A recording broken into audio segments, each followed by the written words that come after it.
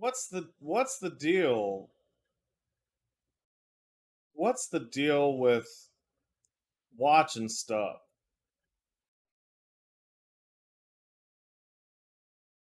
Like what's up with it?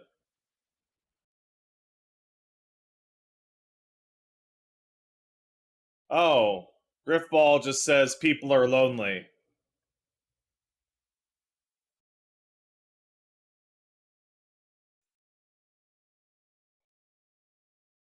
Um, but I'm bald. Do you really want to hang out with a bald person?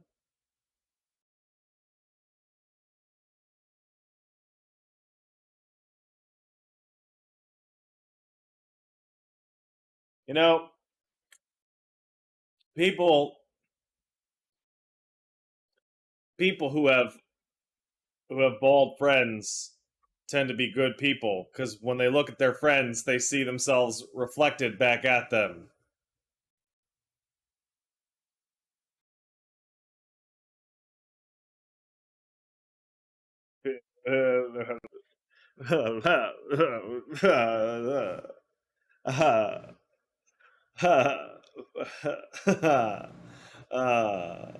Because it's shiny. Where did I hear that? I made it up. I've hit that part of my life in which people go, haha, that's a cool joke. Where'd you get it from? My fucking brain. My brain, goddammit. My fucking brain. Also, sometimes Paige.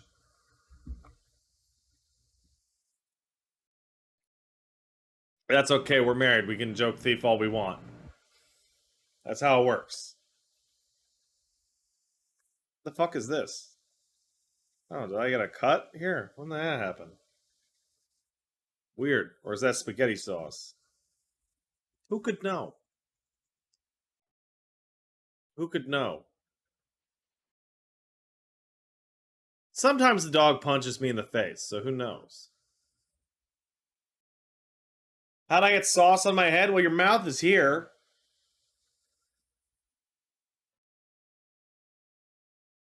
What do you... Duh. Sometimes... Sometimes you're like, oh, delicious food. Oh, total... Right there. Just like that. What, that's never happened to you? Why are people so butthurt over the fucking highlight channel thing being 25,000 points? I'll fucking turn it down. I don't know. I'll turn it back down. I don't give a shit. I don't know where you changed that though. I forgot. Fuck. Where do you stream settings? Viewer channel points. Channel points. Fine.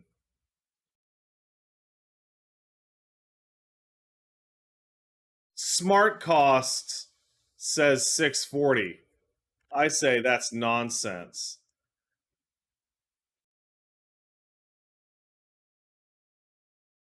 Fucking smart costs don't do shit.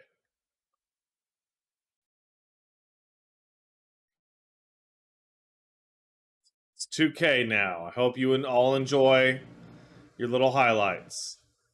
Good chat. Excellent chat. Good job. You're all doing a terrible job. Every single one of you is doing a bad job at this.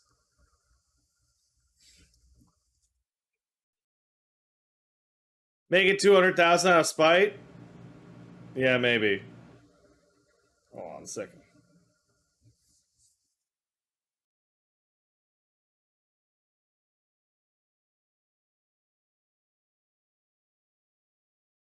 What the fuck is that? Oh, now you're just buying the dip.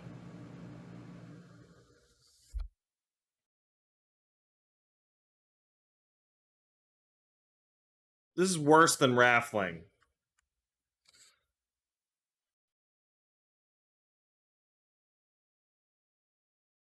This is the worst. Now everyone's drowning in highlights. It's like a bomb went off at a hairstylist's. I don't know what the dip is. Like, you know when I'm buying the dip? What is that?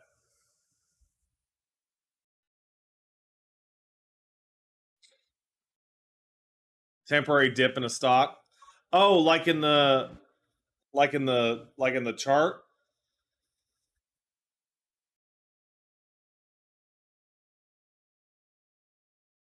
Okay. You know what I mean? Ape strong. No. You remember when you woke me up because you had a vision of all apes strong together on the moon? All my apes, Odo. Oh man. That is one of the greatest. I should retweet that. You should. Oh no! Oh no, my apes! They're all gone! And then Mr. House is there. Oh, that's great. Jack Ripper voice up, thank you. Kagan of Astora kicked in 500 bits. Thanks, Kagan. Pat, I know there's way too many videos to go through here, and you may even have it queued, but check out Iron Pineapple's newest video, where he checks out a hardcore Elden Ring mod called Ascended. It's 30 minutes, but the opening 5 to 10 explain the setup, and you just skim through the rest. Have a great stream. I'm not opposed to watching a half-hour video when we do these things. It's just the vast majority of anything over 20 minutes that was submitted was fucking complete garbage within 90 seconds, let alone a half hour. Let alone. What about 30 minutes of a guy in Ukraine forging Eridan's helmet? I mean, that's cool. Who doesn't like blacksmithing videos? No one.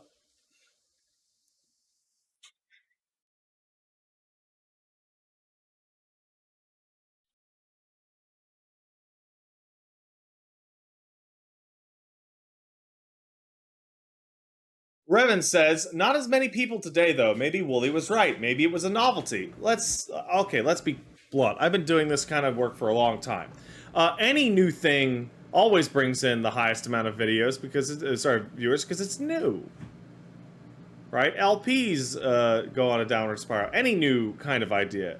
Now, that being said, we're at 1,000 people, and that's 300 more. That's 400 and a half more than showed up for Witcher yesterday. Poor Witcher. It's a good game. It's not a good game, but it's a good game. School started? What? It's August. You don't go to school in August? What? Since fucking when? What?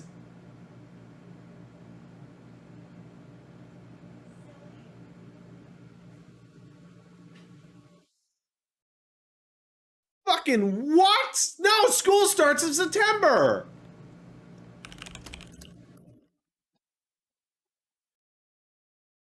September 7th. Wait, no, that's board-mandated anti-racism in service day. No, yeah, it's September. Second week of September.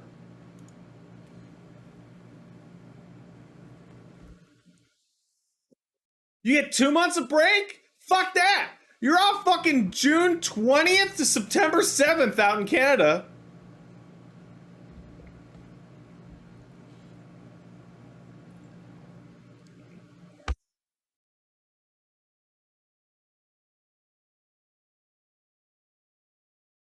May 15th to May?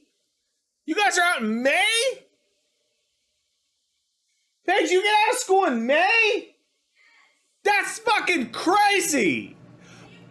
What do you mean, what do I mean? You finished your final exams in like the second week of June.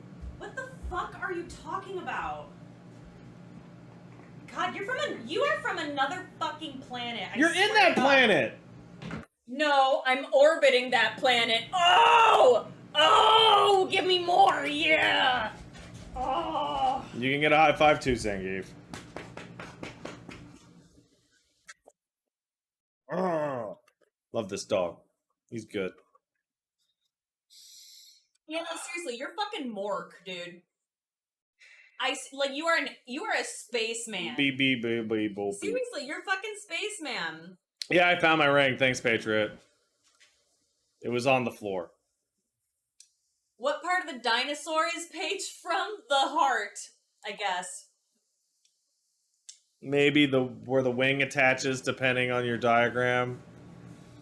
I would have to look at the dinosaur again. Hey, kick him. Oh, it's almost that time for him. It is almost that time, but not before 5. You're the star man waiting in the sky. Your strangeness is more than just the normal strangeness of a Canadian, so I've been told. I have been told that I am...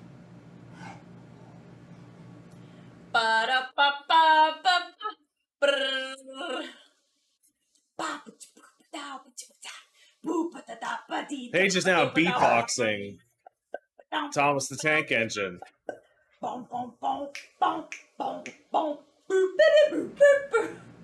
Yeah, I remember when I met you, you were like so done with that song. But now it's like your inner heart album. It came back.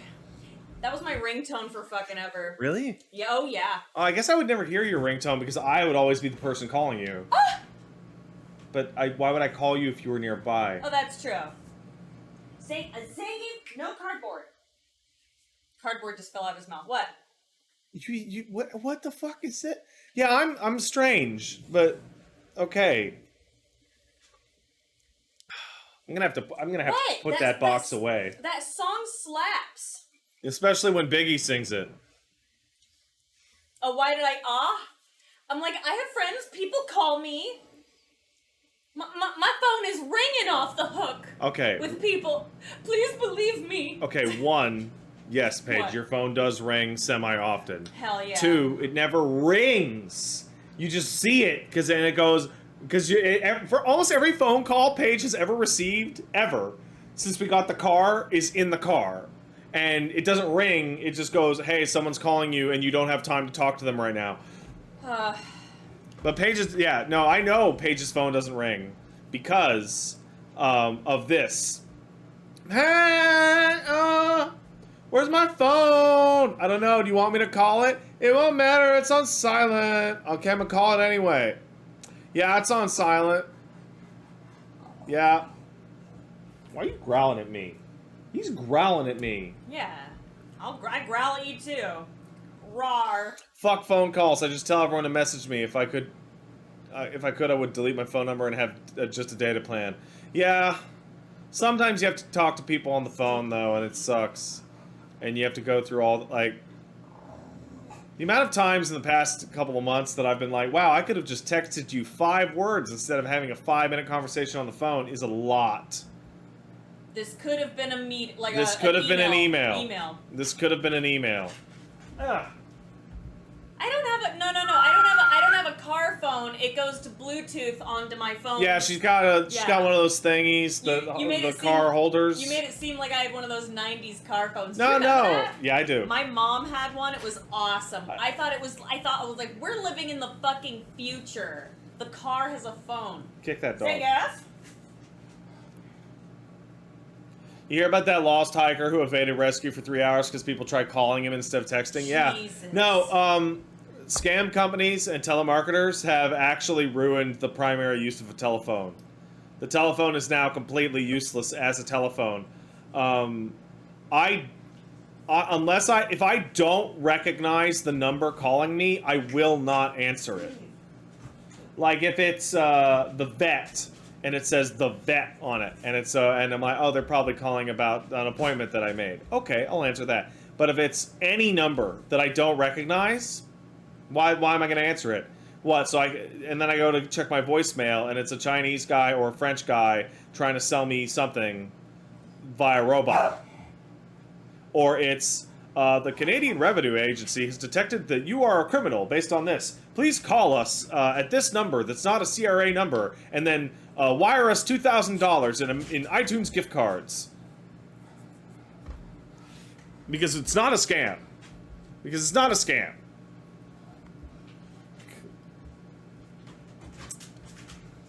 It's definitely, I promise. Promise it's not a scam. I promise. Arwen sub, something something, hug babies, page, all the femin. Huh?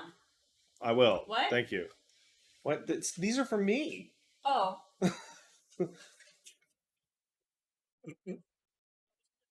Stelmassian sub says, woo, woo.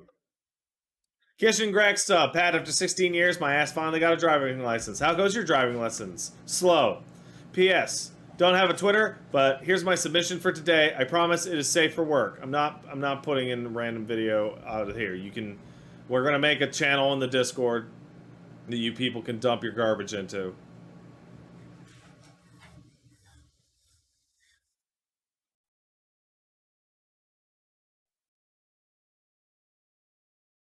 There's a Discord, Queequeg. I know you're in there. I know. Since when? You're in there, Queequeg! Have these videos been screened, or are these Zoomer videos gonna make me want to peel my skin off? I mean, I screened them for disaster, but I didn't screen them for quality. Yeah, we look for boobs, butts, dicks, vaginas, Gore. music. Yeah. And that's kind of it. Pat is talking, but the dog is happening. Oh my god. Quick says he's not in the Discord. You're not? Yeah. Well. It's not gonna work.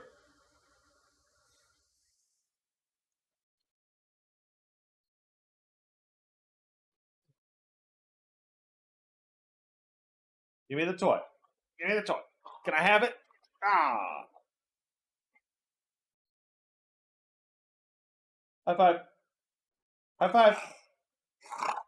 High five. No, high five. You gotta hit. You gotta hit the hand. There you go. Huh.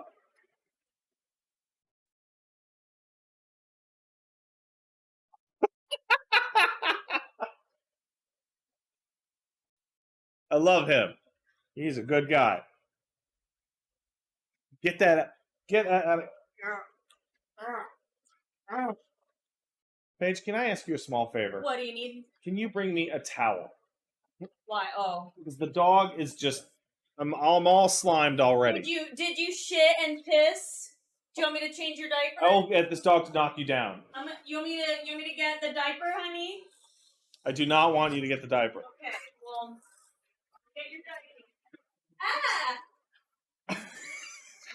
You almost hit me! And you told everyone about my big diaper.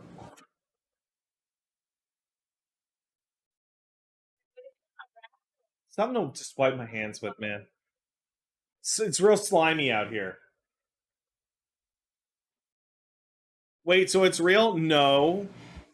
What's real? Pat's stinky poo-poo diaper that I have to change? Yeah, it's real, guys. It's metaphorical. No, Zangy. Yeah. Zangy, no. I can't play with you right now. Guys, I don't know if you know this. Pat. What's the term? Crinkler? Oh, fuck that. Oh, Oh, you're gonna hurt him. I'm not. You're gonna hurt him. Don't show them his pee-pee. Hide his pee-pee. I'm trying, but it's too big. Cover his dignity.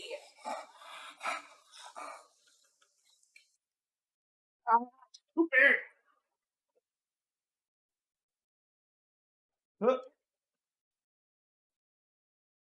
His dognity. I like that.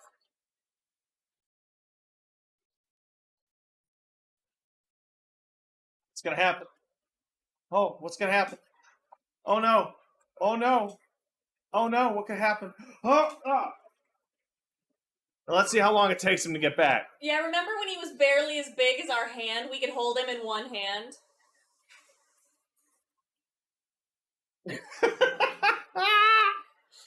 He's funny.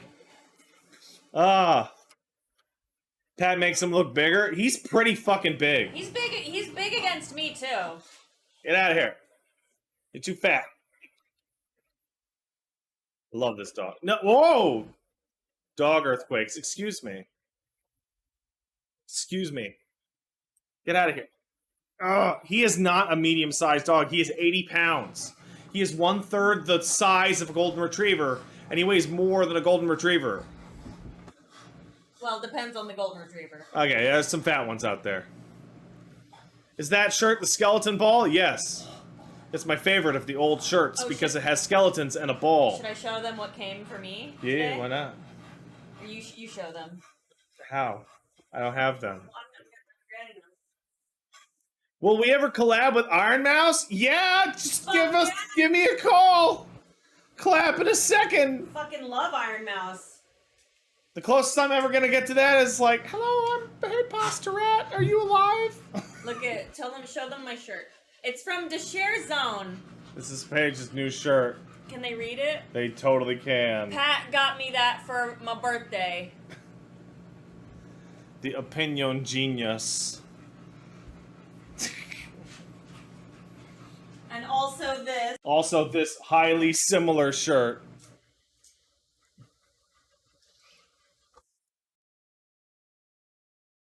The genius. Isn't that great? It is great. Hey, ugly. Hey, stupid. Hey, dum-dum. Ah, he won't listen. Just look at the dog's butt. Just look at his butt. Does Paige know about the new Undyne Nando droid? I do. Of course she does. Looks good. Of course I do. Didn't watch the stream to avoid spoilers. How's Mortuary Assistant? It's really good. It's really good. Hey Pat, are we gonna get giant skeleton? Maybe. Maybe. King Pelias subs. This is time for Garbo. Thank you. Tusk subbed. 26. That's how many years it's been since Resident Evil 1 released. Really? By the way, if you want to know what's going on with the dog, he is done. Defeated. 26? Rashy sub, 58 months of Pat. I was going to save this for 60, but one of my dogs has a pinched nerve in her back, so now's as good a time as ever. I don't have Twitter, so it'd be cool if I DM'd you pics of my dog on Discord. Yeah, totally, man. You can't, but you can put them in general chat and at me and send them and show the mods this clip so that they don't be like grr at you for adding me, because it's against the rules to at me. It's very against the rules. Don't at me, bro. Chance kicked in 1,000 bits. I played through Elden Ring again, and I think now that the hardest boss is now the full final boss fight. You're super wrong. You're fucking way wrong. No.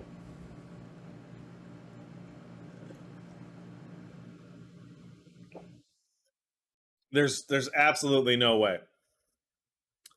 The optional stuff is always harder than the main stuff. NeckDW4 subbed. If you haven't heard it yet, you should look into Streamlabs Media Share. Lets you do fun stuff like set price, second minute, and limit how many videos a viewer can have in a queue at a time. Yeah, I don't trust that. I don't trust that for shit. Also, I don't use Streamlabs anymore. I use Stream Elements ever since all them shenanigans with Streamlabs. And how they ended up being just a bunch of assholes. And tricking people into buying shit they didn't want to. Which was the real deal breaker. Patriot Renegade kicked in a sub. Thanks, Patriot. I appreciate it. Tron kicked in 500 bits to say, with every cell of my body. I think that's supposed to be a cheer, but the emote's not showing up correctly. Cobalt Phoenix sub. Can't believe it's been 2 years. Thanks for the good stuff. Also, what are you looking forward to the most of the new 14 update? Probably Criterion Dungeons. 8-man hard content is one thing, but it's, as Palace of the Dead showed off, it's really easy to get 4 people to do hard content. You can get 4 people on a whim to do hard content. Like, it's real easy.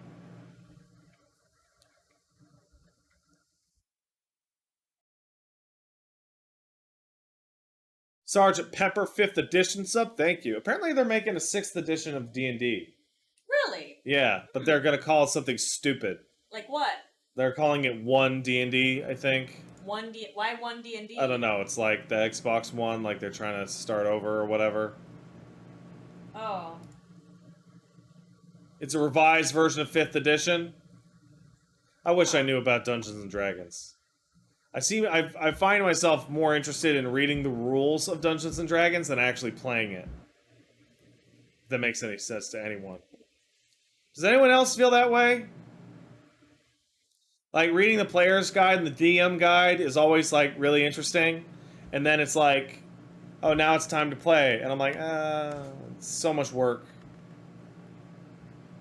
So much work to play. I'd rather just play, like, Temple of Elemental Evil. Dextra Malin subs says, howdy. Ligma Laminsa, oh god, Ligma Laminsa kicked in $5. Pat, check your DMs for a very important video. I promise it's not gay porn.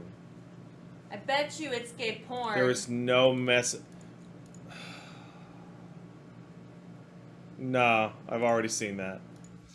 Is it gay porn? It was. It was gay porn that I've already seen. Wait, what? What?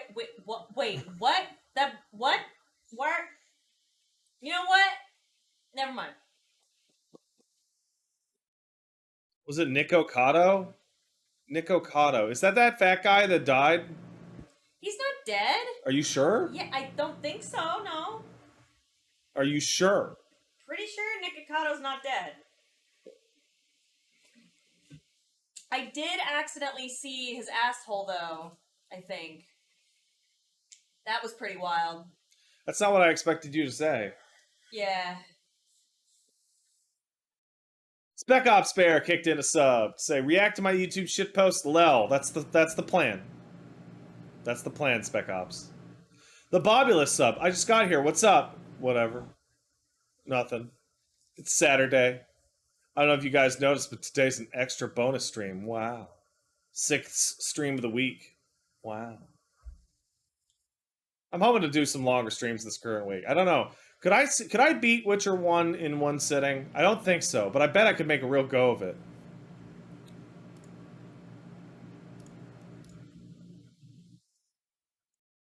Probably not? Yeah, probably not.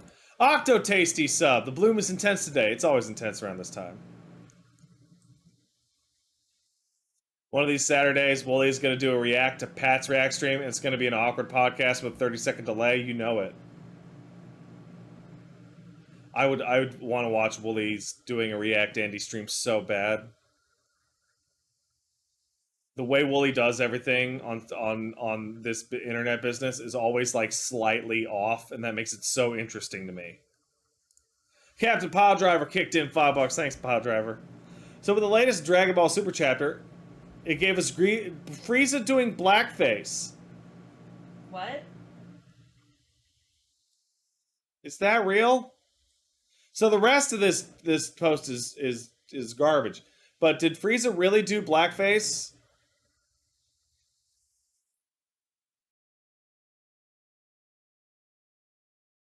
Frieza black? No.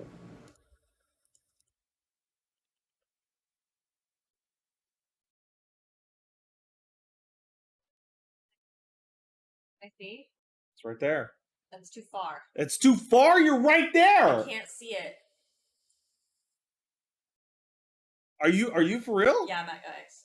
Can you blow that up more? No, I can't. You can't blow it up It's a little full more? screen. Fine.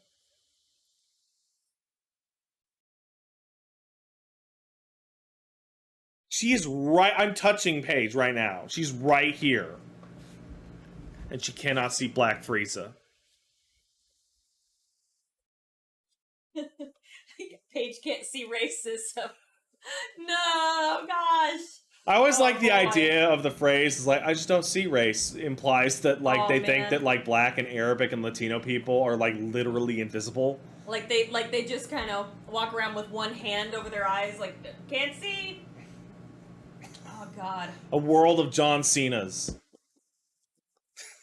What? No, that's. Oh my God. Limonall sub says, hey Pat, hey man. Shadows of Pain sub. Have you watched anything funny or has it all been garbage? That's not to say that garbage things can't be funny. But we haven't watched anything. We haven't even started. Zyfe sub, thank you. I think adding the cat jam and rat jam, better TTV emos would be great. Love you guys, pet babies, blah. I don't know what those are. Jay Gardner sub, entering the era of React Pats ats. I screwed that up so bad. That's not even close. What they said is entering the era of Pat Reacts at. I'm all for it. I don't know why I said it the other way. And RK Binder sub, have a nice one, Pat. Hope you watch something good, like the Noob Guide to Warhammer Total War. Hey, how's Immortal Empires working out? Is that out yet?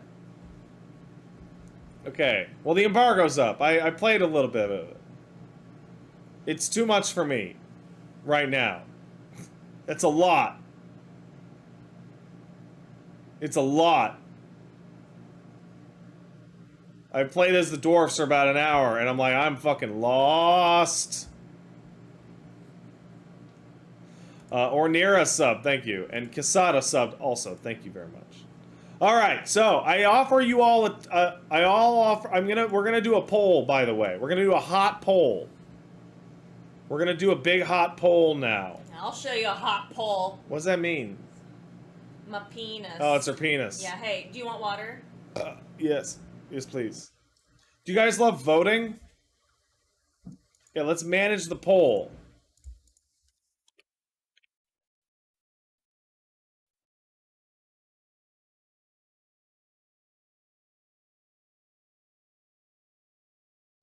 Okay. Here's the poll for React Andying. Yes? Which layout do you guys prefer for your React Andying? Yes? Okay. Do you prefer this layout, the one we were using earlier? Oh, I spilled water on the keyboard. That's good. Thanks, Paige. What? Do you prefer this layout, or don't say it's blue, shut up. This layout. I'm thinking this one is better because I am bigger.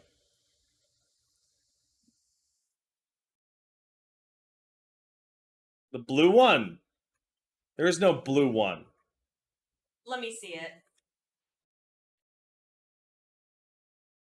That is the bluest shit.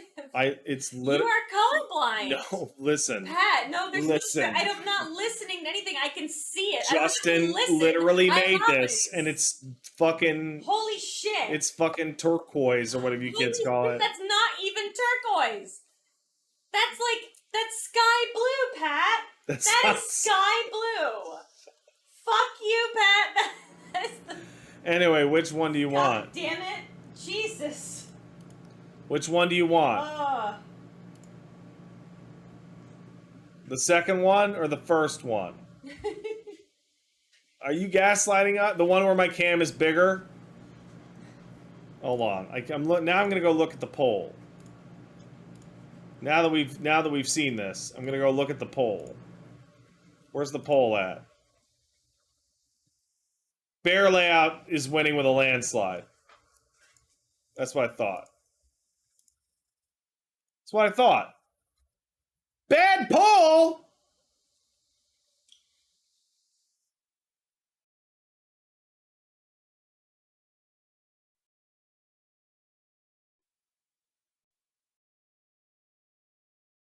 What's wrong now, Pat?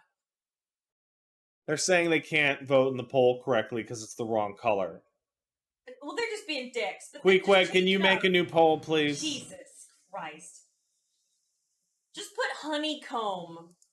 You know, honeycomb, not blue. This one? Or this one? God. Which the one has big Pat, the other has slightly not as big Pat. I thought you would want big Pat for reactions.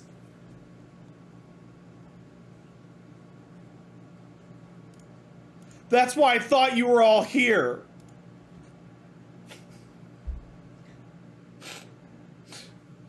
No one wants Big Pat?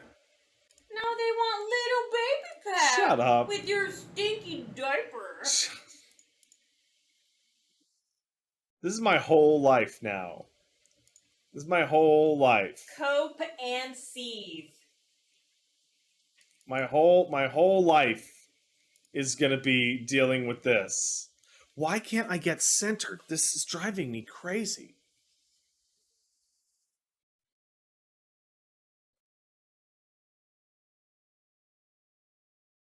I don't like that. That's better, thank you. Queequeg is helping me now. Did Queequeg help? Help me, Queequeg. I need Queequeg help. Queequeg will help me. Hey, Tron kicked in 500 bits. You're a little colorblind, dude, and there's nothing wrong with that. Listen, I've spent... Fuck! God damn it! Oh, that's so good. That's so fucking good. Oh. Oh, it's amazing. Get fucked. Oh, that's good. I spent my whole life, just every couple of months, I find out there's something new wrong with me. And you people have been trying to gaslight me into being colorblind. Pat, they're not gaslighting. And guess you what? are- This is purple. It's purple. Paige! Paige! Pat, I am telling you, that is... Just look at me and look into my eyes and tell me what color that is again. That is galaxy purple. Galactic purple. Oh, you're so fucked. That's... You need to No, be... people have this controller. They know it's purple. Pat, it's irrelevant if people have this controller. What's important is that you're wrong. I'm sorry. It's purple. You might need to be like maybe evaluated because I think It's purple. It's purple. your color like it's not good. Also the poll is like 87% blue. And then 5% voted turquoise, 2% voted turquoise. Chat, you're holding the controller in real life. It's purple. Yeah. Sad. I can take a color blindness test. I win them every time. It's not about winning, you weirdo. Yeah, you win. Also, those are bullshit. You need to go to a doctor or something. Jesus. You should do a colorblind test live. Not now, but maybe like... I don't know how I do that. Well, you would just window and then just do it. I mean, Oh, don't do it now. But Hey, Infinite Ungodly kicked in 10 gift subs. Thanks. What color is the couch behind me? Well, it's multiple colors. It's got a green blanket on it and a blue blanket on it, and the couch is like pink. yeah, it's like it's weird. It's like tweed. Yeah, it's got this is a green blanket Salmon, right pink, here. It's like yellow. a forest green.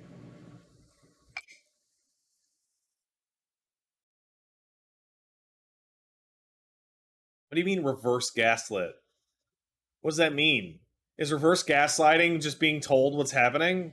I don't know. I don't know.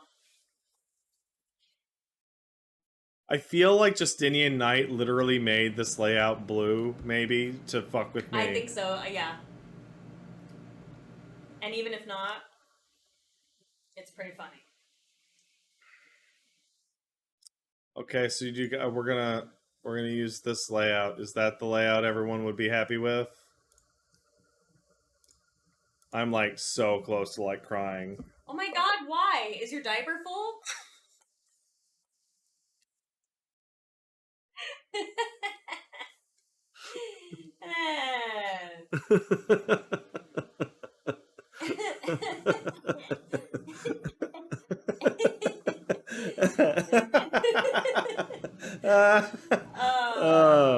Oh, okay. All right. Oh. Okay. Can you guys hear that? You guys hear that? You just hear that? Okay. So before we do this, the very first video, by the way, one of the reasons that I like this layout is that I like to have the name of the video available so that you guys can shut your fucking mouths about what's the video? What video is it? It's this one! Oh my god, Pat, you're gonna freak out the neighbors. We had to like warn the neighbors, hey, if you hear like shrieking and fighting coming from the house, I swear we're just like filming. Yeah. Or filming the pornography in which I punch my wife in the head 10 times. It's all a goof. Don't hit your wife. Alright. Moving on. Before we watch this video, I feel really important. Why did I even ask you which layout you prefer? Because I want to make you happy. I want chat to be happy with me.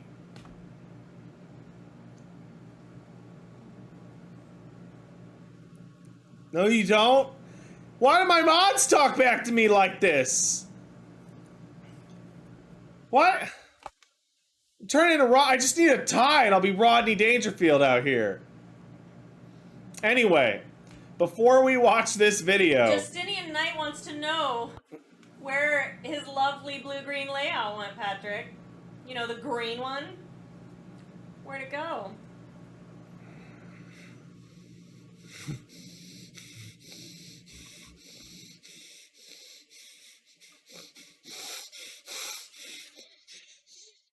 It's scaring the dog. Oh, jeez. Hi, buddy. Hello. Hi, Stinkle.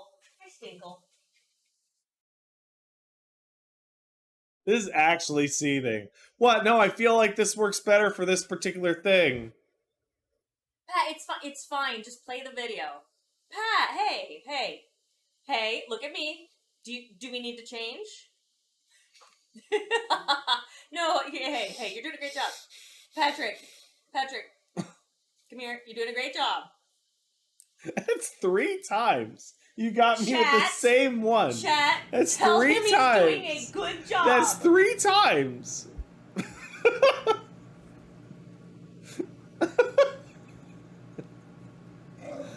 Oh, what's up, buddy? Wait, why is the dog spun out? Alright. Anyway, like I was saying, before we watch this video specifically, I'm gonna reiterate the gigantic warning on the screen. Don't jam your arm into a fucking homemade batch of chemicals. Okay? Don't do that. Alright, don't do that. We will now see why.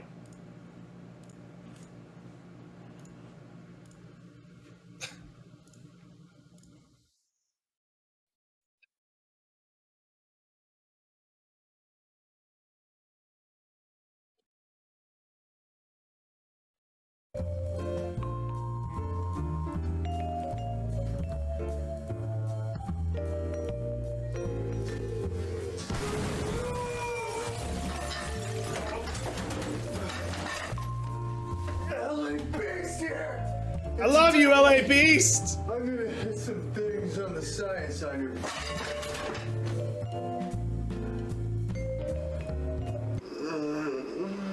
Sorry about that. I hit my head. LA Beast here. Today I've been inspired by fellow YouTuber Nerd Rage, and through his science tutorials I have learned how to make hot ice. And what I'm going to do today is find out if this ice is hot or cold. Now, for those of you who don't know, hot ice is also known as sodium acetate trihydrate, and when you boil it down into a liquid, cool it off, and then touch it, it instantly freezes. Now, in order to make hot ice, all you have to do is mix some vinegar, some baking soda, boil it down into a liquid, and presto changeo, you have some hot ice.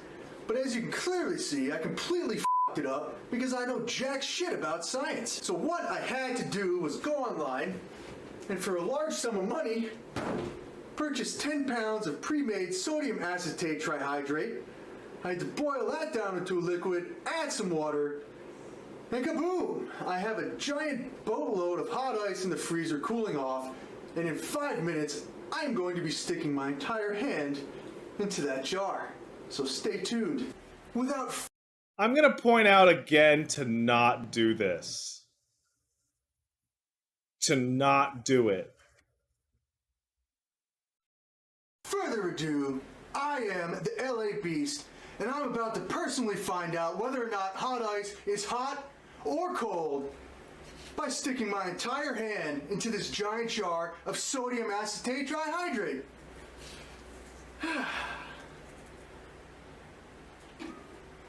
Have a good day. Ah! Oh my God! Ah, this is hot! Ah! Okay. Oh, my head is burning up. Ah!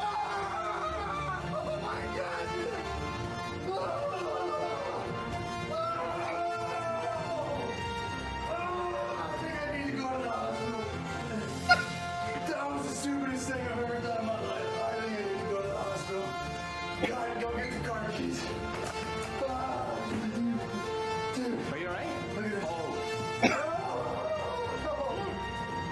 Let's go, dude. Okay. Okay. oh, this is such a bad idea. Let's go. Okay. Well, I went to the urgent care. I told the doctor what happened, and he had absolutely no sympathy for me. He put some burn gel, some lidocaine, I think, on my hand. He wrapped it up and sent me on my way. For some reason, maybe I was overreacting, but when I put my hand into that hot ice, it felt like I put my hand directly onto a scalding hot burning stove. I don't know what Nerd Rage did differently, but I think I screwed mine up. Please, kids, whatever you do not ever try this at home. And remember, only you can prevent forest fires. Have a good day. Why do I find this guy funny? How can you not find LA Beast to be the funniest man in the goddamn world? How can you not think that this is the funniest guy ever? He's a caveman doing cool ass caveman shit. Oh. Oh, fuck. It went terribly wrong. Oh, fuck. Oh, fuck. I'm dying here. Oh. Yeah, they're on top of the fridge. There should be. Yeah. Do you need me to get them for you? They're in that big box and lip. Oh, are we out? Oh no. We're out of greenies for the boy. He's gonna kill us in our sleep now. Oh. Alright. Alright, let's do the next one. Almost every single primitive building channel is underpinned by So this made me feel really scared and sad when I skimmed this video. But then I was not as sad. Almost every single primitive building channel is underpinned by countless different lies, and we've got tons of evidence to prove it.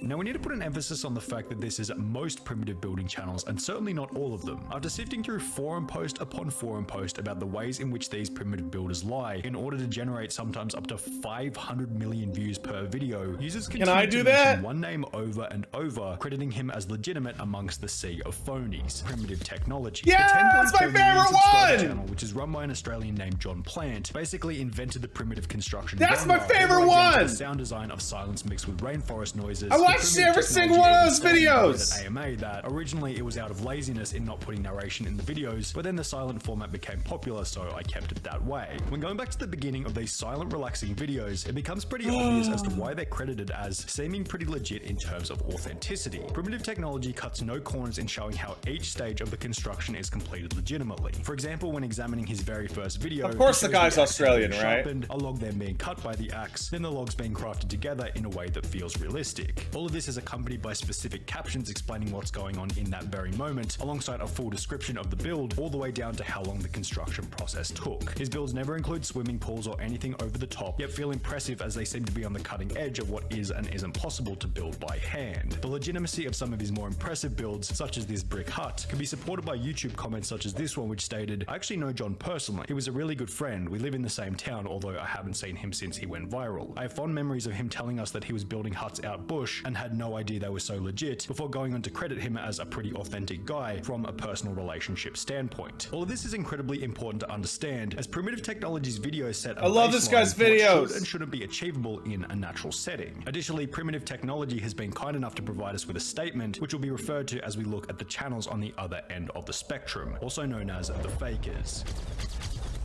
The fundamental problem with the genre is that with so much time between camera cuts, there's plenty of time to set things up illegitimately. And with Primitive Technology's very first video receiving over 44,000 Reddit upvotes and 30 million views, it's no surprise that copycats with less integrity began to pop up left, right, and center. On these channels, the buildings were taller, the slides were longer, and the water was suspiciously more blue. And it's a weird blue colour. Why is it so blue? Probably because the probably putting dye in or something. There's no reason for it to look so blue like that. Even more interestingly, almost all of these channels range from the exact same area, being Cambodia, Thailand, or Vietnam, yet often geotag the United States, claim to be living in the United States, and have their social blade country set to the United States. The overall production and build quality on these channels is arguably far more impressive than the OG Primitive Technology, to the point where you have to ask yourself, are they really creating these structures out of mud and sticks? Well, I don't when think you do so. a little bit of research, the answer to this question is most certainly no. The best evidence for this is found when looking at a 5 million subscriber channel called Primitive Technology Idea, whose failure to cover up the ways in which they fake their videos make them almost comical to watch. Take for example this episode titled Building Underground Water Maze Crocodile to the Secret Underground House and Swimming Pool, in which the first shot shows 2 men digging on the surface, then in the next frame they're in an 8-foot deep trench. Now, if they're digging this deep with sticks, how are they avoiding large rocks and potential tree roots from, you know, the massive line of trees seen just behind them? Are they being assisted by large machinery? Well, we'll get to that in a little bit, but first let's focus on the idea that it's only 2 people doing these impressively large primitive construction projects. If that's what they were attempting to portray, it probably would have been best not to include the clip where a guy in a white t-shirt can be seen working on the project in the background. Yet if it were just these 3 guys, that still wouldn't be that bad. However, further evidence suggests that they are far more help than this. At the start of the week, a community post was made on this channel in the hope that someone who had worked with one of these primitive builders would be willing to share their experience in doing so. We received countless emails which were all super helpful, yet one email stood out as being incredibly unique. That email was incredibly from one of the cameramen who works for one of these larger Southeast Asian primitive channels. His name and the channel he works for have both been blurred out, as it'd be a little unfair for him to get in trouble for simply trying to help out, but the email began by stating, "As you may have suspected, it's not as streamlined as the video would suggest. It is a large operation, as you may suspect, with a large team of us behind it." After he then offered to answer any questions we had about their channel, we attempted to figure out how many different people will work on the actual Probably construction like of the 20 project people from start to finish, to which he would respond, "It is depending on the scale of the project, but no less than 1 dozen or more," before going on to explain that within his team, there is a director for the acting done. There is also a hired architect to obviously make sure the structure will not collapse and will last long enough to film in, and obviously afterwards many editors are involved. Hey, hold on a second.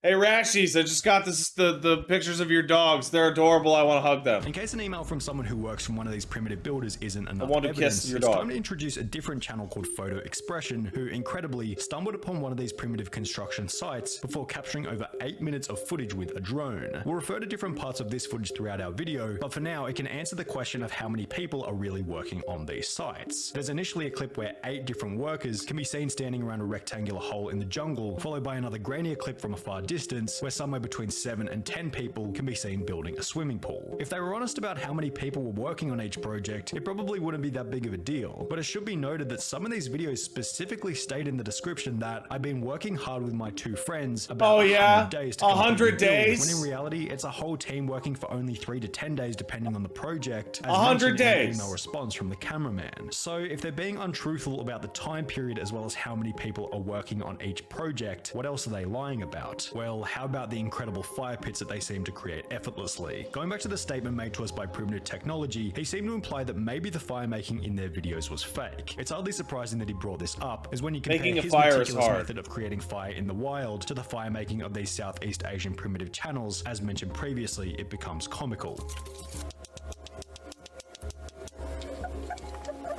Oh, really? They slap That's- a couple of rocks together before beginning an That's explosive doused fire in on large logs gasoline! with no kindling whatsoever. John went on to state that if they've faked simpler things, then they're most certainly faking more complicated ones, which turns out to be true, as when looking at another video by Primitive Technology Idea, it becomes obvious that not only are these guys faking simple things such as fire, these guys are also faking the most labor-intensive exercise of all, the digging process itself.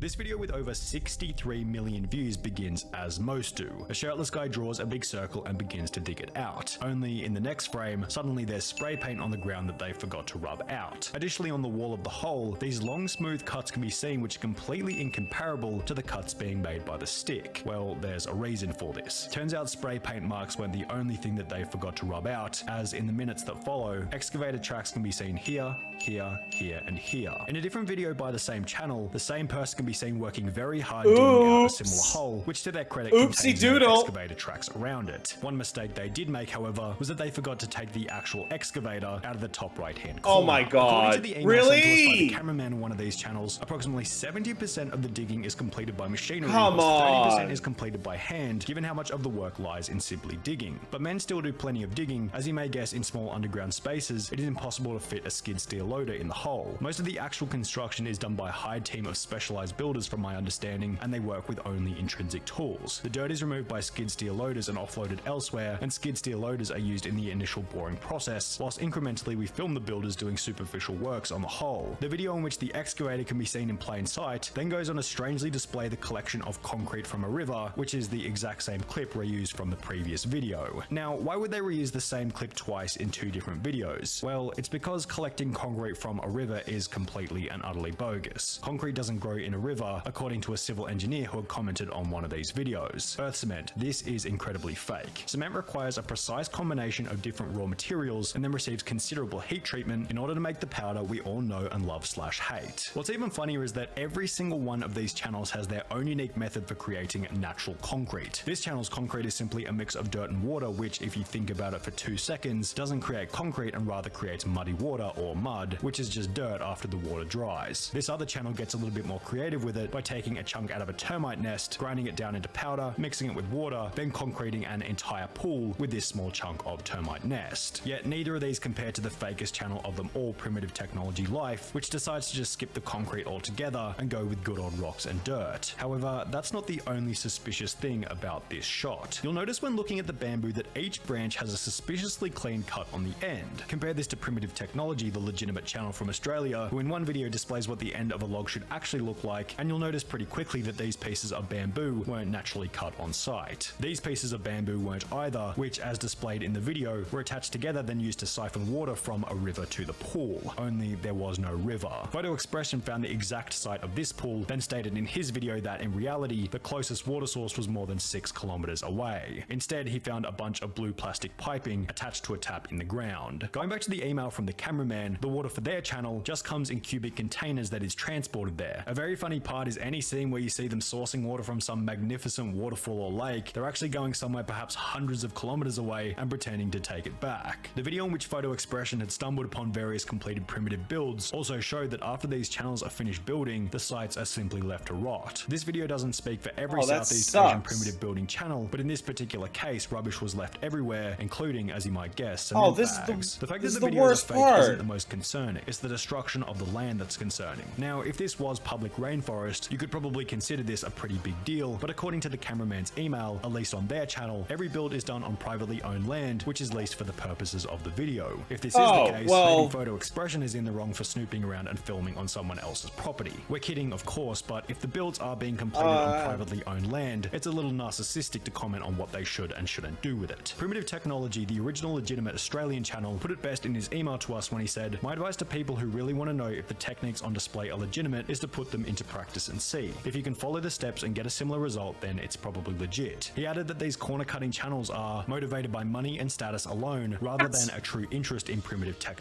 What? Wait.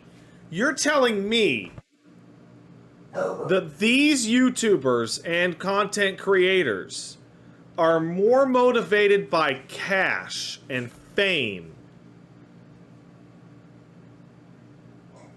than the love of the craft? That's fucking depressing. Excuse me. By the way, Sword or Whip subscribed. Hey, Pat, don't be so blue. There's nothing wrong with having bad eyes. It just helps you match your wife. Thanks, man. Thank you for the subscription. The Winged 7 subscribed. Good night, Pat. How's your bad Aussie accent doing today? It's terrible. Thanks, Winged 7. Thank you for the subscription. Also, Stryton Song and Kythan and Claire Plus Cat sub. Thanks, guys. I appreciate it very much. Now let's get back to these dirty content creators who are just doing it for the money. Shame on them. Technology, but wanting to stay Shame. out of internet drama will leave it up to the discerning viewer to decide what's real and what's not. That was great. That was a great video.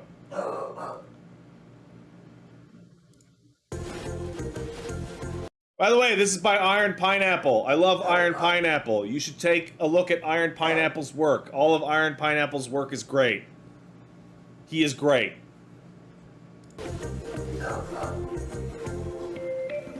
So there's this Elden Ring mod called the Ascended mod that seeks to make the game extremely hard and outright unfair through a series of changes and overhauls to the game. In fact, the mod creator boasts that only the top 5% of players can beat it. So naturally, I decided to not only try it, but I downloaded the Hell mode version of the mod too. Of course you There are a lot did. of changes, and I'll cover them all in the video, but the basics are that the enemies and bosses do way more damage, have way more health, and every single attack they do inflicts extra strong status effects. Holy there's shit. also extra bosses and enemies within the boss arenas themselves. Now, I don't consider myself especially good at this game. I'm decent, but I'm not let's beat the game just by rolling good. And that's the idea behind this video. Can someone like me beat a mod that markets itself as unfair? Let's find Probably out. not. But first, this video is sponsored by Naraka Blade Point, a melee-focused No. all of the starting classes. The gear you start with, as well as the stat distribution, is totally different, but there are still basic archetypes like strength build or intelligence build. I decided to go with Archmage for the simple reason that I figured Support the creators. Listen, I'm a creator, and if Naraka Blade Point wants to send me a sponsored thing, I will do it. I will do it right now.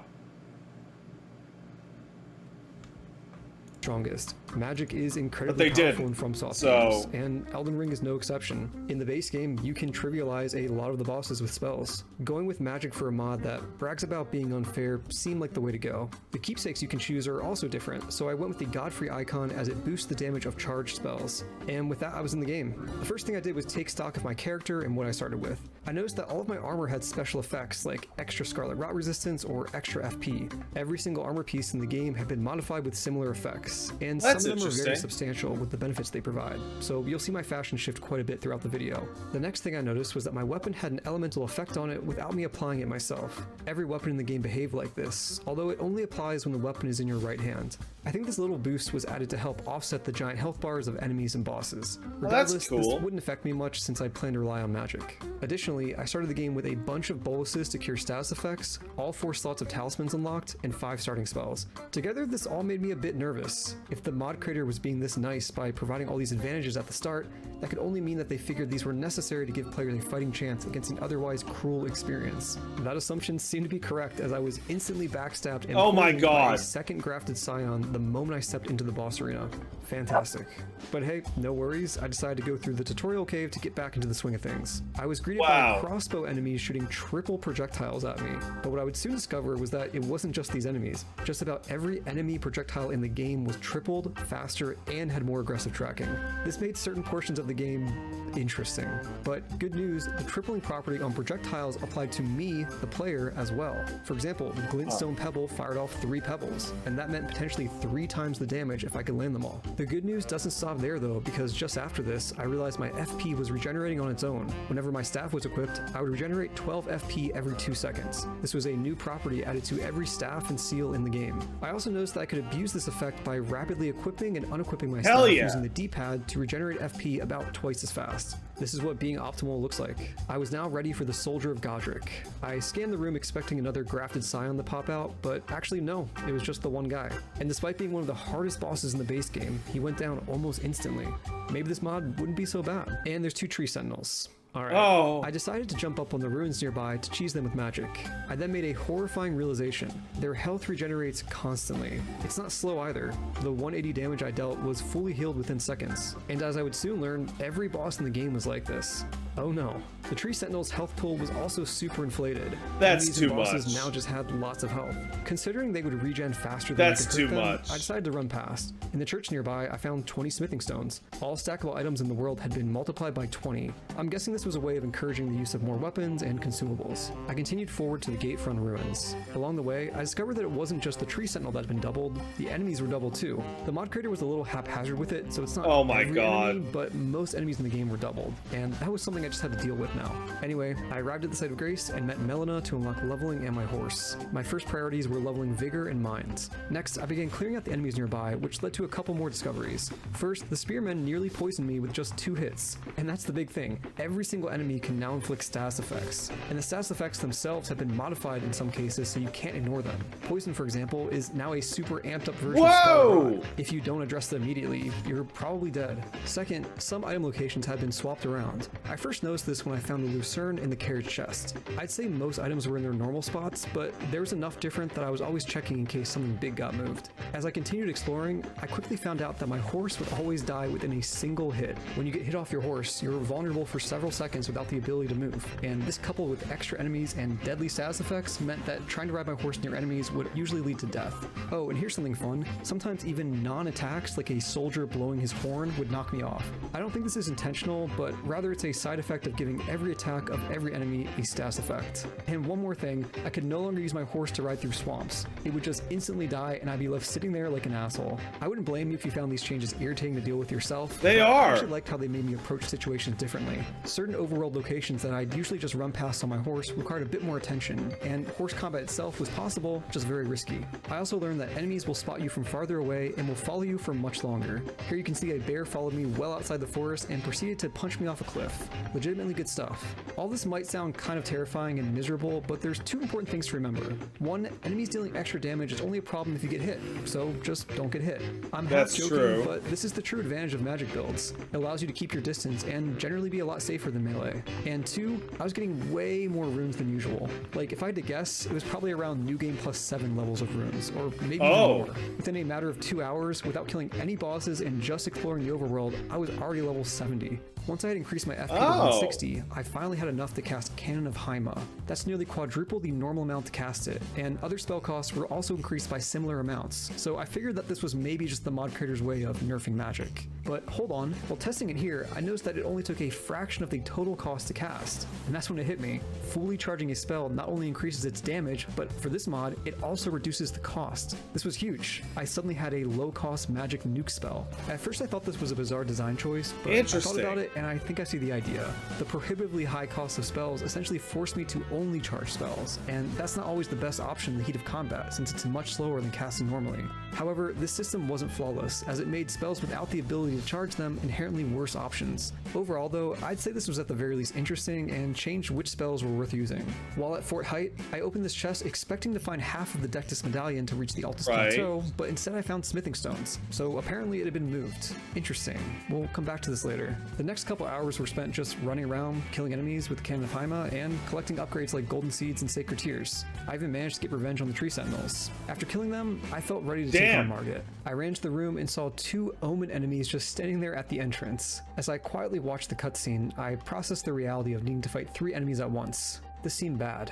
And bad it was. Getting chased Yeah. around the arena by 3 guys was an inauspicious start to the fight. This was coupled by Margit himself inflicting madness with his attacks, which, when procced, would make me stand in place for 3 seconds and almost always lets me getting killed by a follow-up. The mod description hadn't lied. This certainly felt unfair. But if the game was going to play unfair, I would too.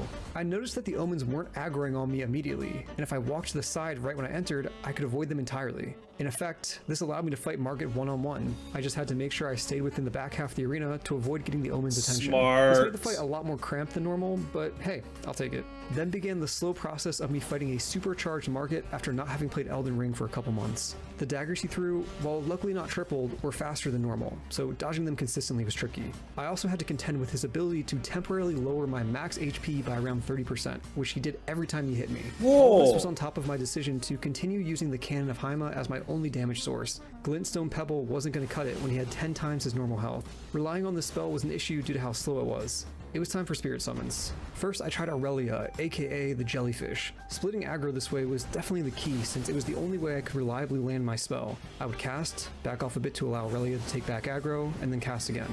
If I was feeling greedy, sometimes I would go for 2 attacks in a row. This worked decently as spirit summons also had constant health regen just like bosses. I did eventually switch to the wolves though, as they seemed to survive longer than Aurelia. The moment my spirit summons died, the fight was basically unwinnable, and to keep that from happening, I needed to pull aggro off my wolves as soon as it went back to them. And as a final wrinkle of difficulty, I noticed my 2400 damage per cast was turning into 1200 damage per cast around the halfway point of the fight. I guess this is something that was just added, but every boss in the game seems to take only 50% damage from all damage sources when it gets to half health. Not sure why exactly this was added, but sure, why not? And after a dozen tries and some patience, I eventually won. One boss down and a bunch more to go. Next up, Stormvale Castle. The first major hurdle was the dark room you get locked in. This time I had 2 knights. I didn't have an answer for how aggressive they were, and I made the fun discovery that Frostbite, in addition to its normal properties, now also functions like Scarlet Rot. Excellent. On attempt number 2, I managed to aggro them from outside, and I killed them through the wall. Again, if the mob wants to be unfair, I'll be unfair too. Up ahead I found Rajer, so this is a good time to mention that all of the NPCs are wearing different armor than normal. Some of them make more sense than others, but it was always fun to find a new NPC and see how they were changed. Oh, that's just silly. Has shorts now. I made my way to the very bottom of the castle where I killed a magic scarab that dropped a rancor call. I tested it out on some enemies and I thought it might be a solid option for later. As I continued through the castle, I found that the grafted scion that's usually patrolling the bottom of this room just wasn't there. This seemed very strange for the mod obsessed with difficulty to remove an enemy instead of doubling it. I sure hope this isn't foreshadowing something. Anyway, time for Godric. So yeah, Godric has 2 grafted scions right at the entrance to the fight, and unlike the omens for Margit, I couldn't avoid aggroing them by staying to the side. Naturally, my first instinct was to try running away. It's a pretty large room with lots of tombstones, and I thought that I could get the scions stuck on the graves while maneuvering my way along the edges. This occasionally worked, but it wasn't consistent whatsoever, and more often than not, they'd get free and chase me. Also, Godric himself was especially bad due to his air blast attack. Just like other projectiles for this mod, it moved faster and had much more aggressive tracking. This made it nearly impossible to dodge as it would actually loop back around to hit me even if I avoided it. On top of this, Godric seemed to inflict some sort of invisible status effect that would drain my health when he hit me. It was similar to the others, but nothing would pop up on my screen, so I couldn't cure it. This all seems kind of ridiculous, so what's the plan? Well, I realized that I could take advantage of the increased aggro range enemies had by getting the attention of the grafted scions before entering the boss room. Then, with the Cannon of Haima, I could kill them through the fog wall. That was big, but Godric was still pretty imposing even by himself, so I decided to take a detour back into the overworld to get stronger. My max health was relatively low, I hadn't upgraded my weapon much, and I wanted better spells. I figured I could fix all of that in Caelid. My first stop would be the giant screaming dragon. This is the classic destination for easy runes, and with how many runes everything else was dropping, I was expecting a lot to drop from this guy. So I'll just take this teleporter over here, and I'll be set to ride over.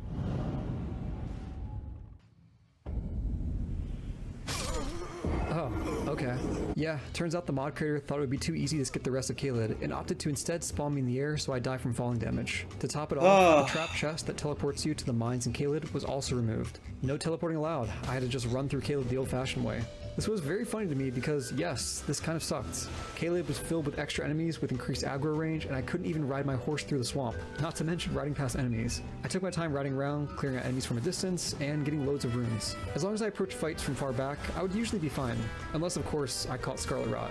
I also made sure to grab the Meteorite Staff and Rock Sling spell for later. Yeah, everybody likes those. Island to avoid the swamp on my way there. But the real challenge in Caelid was Celia, as I needed to pass through here to reach the giant dragon. It felt like I was in a war zone where I had to hide in the trenches to take cover. The amount of projectiles that were just flying at all moments was wild. Nowhere was safe. Even the site of grace nearby wasn't safe. I would get attacked while sitting down. I had to approach the town like a stealth mission by taking on just a couple enemies at a time. I also made sure to grab the Staff of Loss and Night Comet for later. After a bit of invisibility and roof hopping, I lit all 3 torches and continued deeper into Caelid. I was finally at the giant dragon. Before killing him though, I wanted to clear out Fort Feroth. I opened the chest at the top where half of the Dectus medallion was supposed to be, but just like the earlier fort, it was also missing. tracking. I was starting to get a little worried about not being able to find this. Next, I grabbed Radagon's Sword Seal.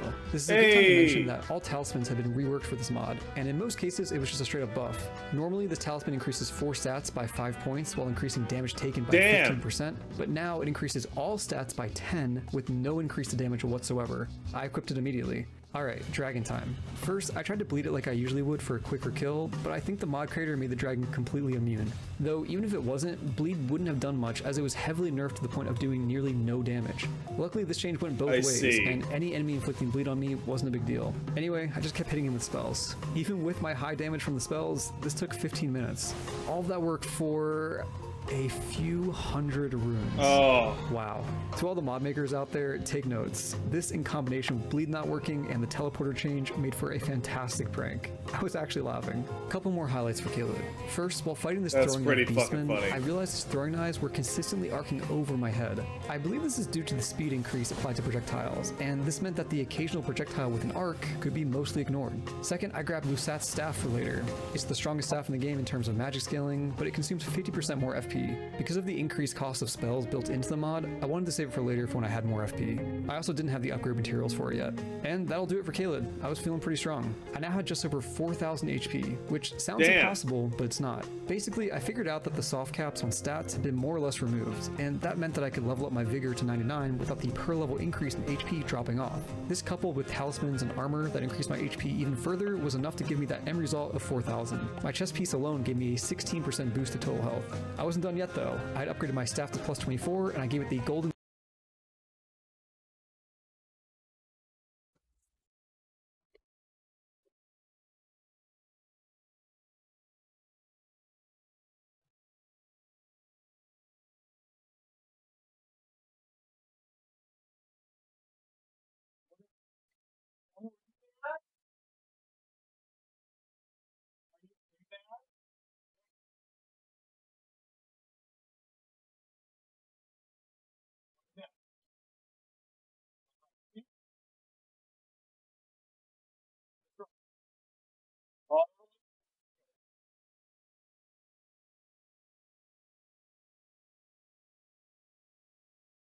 He's having a tantrum. He's having a tantrum. Vow Ash of War. The knowledgeable Elden Ring players out there will know that this normally isn't possible. This Ash of War is for melee weapons only. However, this mod apparently removes weapon type restrictions for Ashes of War, meaning I could put any skill on any weapon, or in this case, a staff. This Golden Vow skill increased my attack and defense by something like 10%. Another weird quirk I noticed is that time limits on buffs were removed, or at the very least they were greatly extended to the point where I never noticed them wearing off. This meant I could cast Golden Vow and be set until the next time I died. It was time for Godric again, with my gross amount of HP, upgraded weapon, and new spells. I took out the Grafted Scions at the door like usual, summoned Nefeli, and walked in. The first thing I did was summon the Rotten Stray in hopes of inflicting Scarlet Rot. This did not work since the dog died pretty much immediately. All good though, since I had Night Comet. This spell is incredible. The speed was good, the cost was good, the damage was crazy. I could not find another spell that excelled at all 3 categories as much as this one.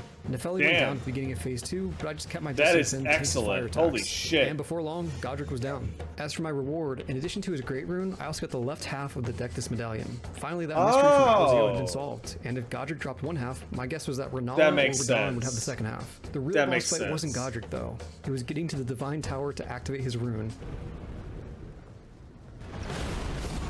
Okay, got it. This was easily my favorite section that got changed due to extra enemies and triple projectiles. It's just very distinct from a normal playthrough. My strategy to beat this was to make frequent use of the alcoves to the side. When positioned correctly, the giant archers would hit the wall, but I could arc the cannon of Haima over the wall. For the final section with 3 giants, I watched them for a minute to figure out the rhythm and then chose the perfect time to run for it. And it worked. I made it. I activated the Great Rune, and instead of getting +5 for every stat, it was +10. Also, because the quantity of consumables was increased across the board, I had 250 rune arcs to activate whenever I wanted. Time for Liurnia. Before heading straight to Raya Lucaria, I made a quick stop at the Academy Crystal Cave. At the end of the cave, the duo Crystallian fight had been modified to a trio plus a Godskin Noble. Fortunately, the Godskin Noble didn't have much health and went down quickly, and the rest of the fight amounted to running laps around the room while using Rock Sling to break the remaining bosses. For those of you who don't know, if you hold a staff with a passive effect in your offhand, you'll gain that effect even if you're not casting from it. So in this case, I was holding the Meteorite staff in my left hand to get a 30% damage boost to gravity magic while actually casting said magic from my plus 24 astrologer staff. The Staff of Loss works the same way by providing a 30% boost to invisibility magic, and I could have paired this with Night Comet earlier. However, I didn't realize the Staff of Loss did this until a few hours later, so that's why you're not seeing me use it yet. Anyway, I beat these guys so I could get Terra Magicus, a spell that would give me a 35% boost to magic after casting it and standing in the circle. On to Rhea Lucaria. Now here's a real gamer moment. You see me dodging. So I've tried to play some Elden Ring with sorcery stuff, and I end up always going back to incantations. I just like them better. Back and forth until they finally get me. There's no time to heal and no time to cure the frostbite that behaves like Scarlet Rot. So way too many of the spells in Elden Ring are 85 different versions of Magic Missile. So I made the calculated decision to open the door. Throughout this entire animation, I'm invulnerable, but the neat part is that the timer on the frostbite is still ticking down, and the animation is long enough that I survive. Do I immediately die after? Yes, but the point is that I was almost cool. On attempt number 2, I made it. After taking out a few more mages, I found the Graven Skull Talisman, which provides a 15% boost to sorceries, a very solid boost from its usual 4%. The Red Wolf of Radagon was up next, and he was joined by the Demi-Human Queen, who deathblighted me right away. The Red Wolf, on the other hand, had moves that caused poison and frostbite. Lots of stats. Jesus Lord. In the end, it wasn't too bad though, and I took them both out with Night Comet on my 4th try. Fun fact, extra bosses respawn in this mod, so that meant I couldn't rest at the site of grace in the boss room without immediately being forced to stand up due to my proximity to an enemy. Next, I grabbed the Radagon Icon Talisman, which is one of the few talismans that appears to behave the same way as it does in the base game by increasing. That's one of my favorite talismans. I love that talisman. But if it was, I couldn't tell. Before tackling Renala, I made a trip back outside to kill the Erd Tree Avatar in Eastern Liurnia so I get the Magic Shrouding Crack tier. When you drink it, you get a 20% boost to magic damage, and just like Golden Vow from earlier, it appears to last much longer than its usual 3 minutes. Alright, Renala. This fight was rough. To begin, the books that fly around the room now inflict sleep, and just a single book was enough to do it. Is this a joke about how books are boring and put you to sleep? Maybe, but the real issue is that getting sleep inflicted on me was bad. It would stun me and drain half of my 400 total FP. That might not sound too bad since I have constant FP regen, but recovering all of that takes a long time. And wait, you don't need to kill them? You just need to hit them? Since Renala has very high magic defense, my only option for dealing damage was Rock Sling, since it counts as a physical attack, not magic. So sleeping aside, phase 1 wasn't too bad. Then I got to phase 2.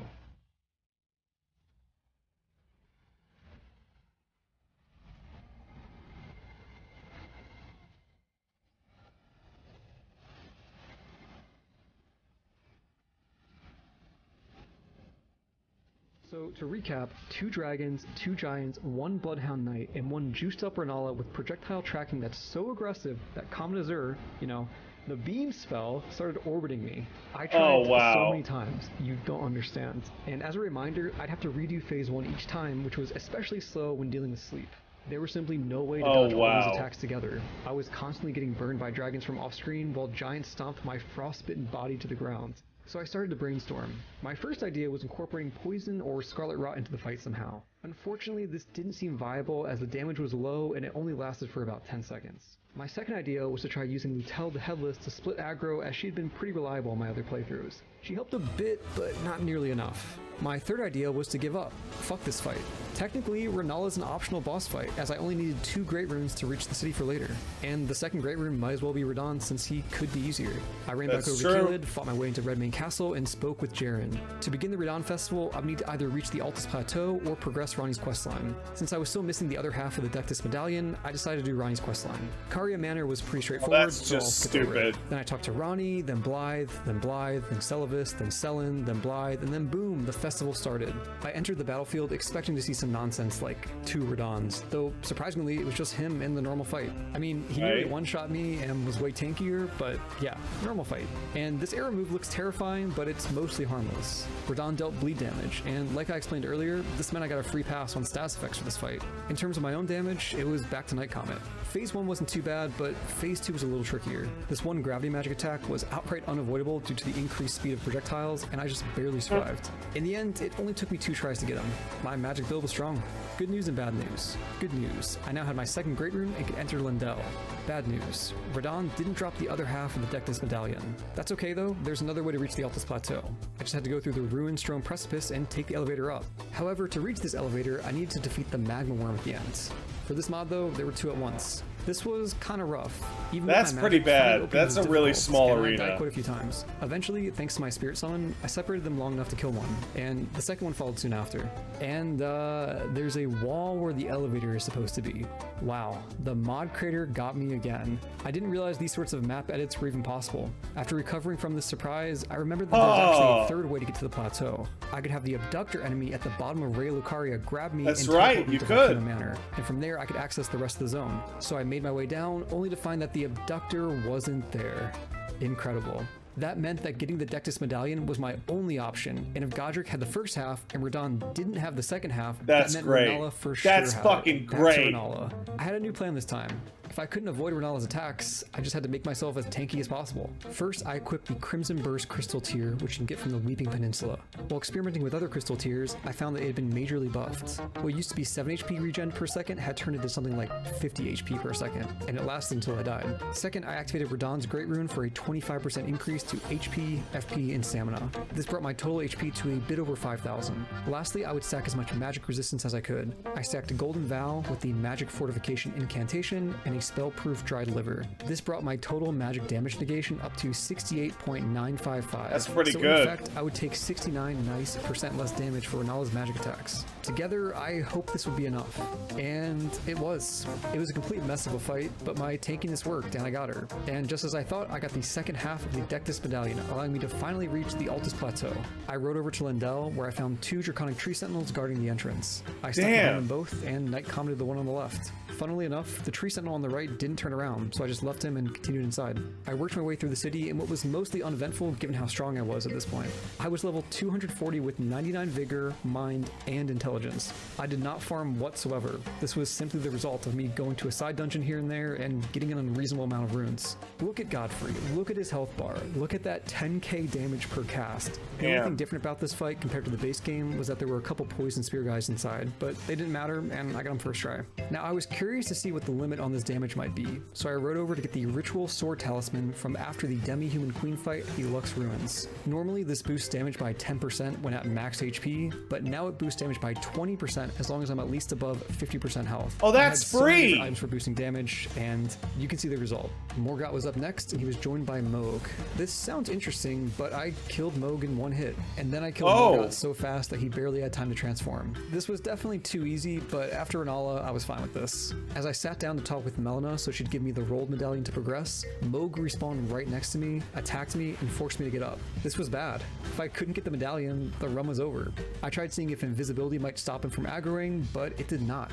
Was this the end? Nope, because fortunately this isn't the only site of grace where Melina will speak to you. I went to the Queen's Gate Chamber and got it there. I took the medallion and rode up to the mountaintops of the giants. But hang on, the moment I arrived, I heard stomping.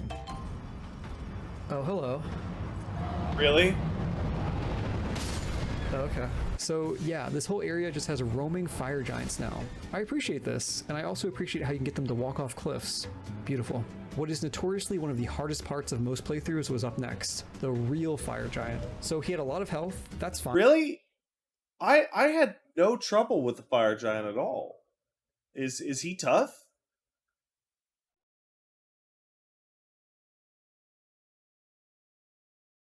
Depends on the build? Ah, okay.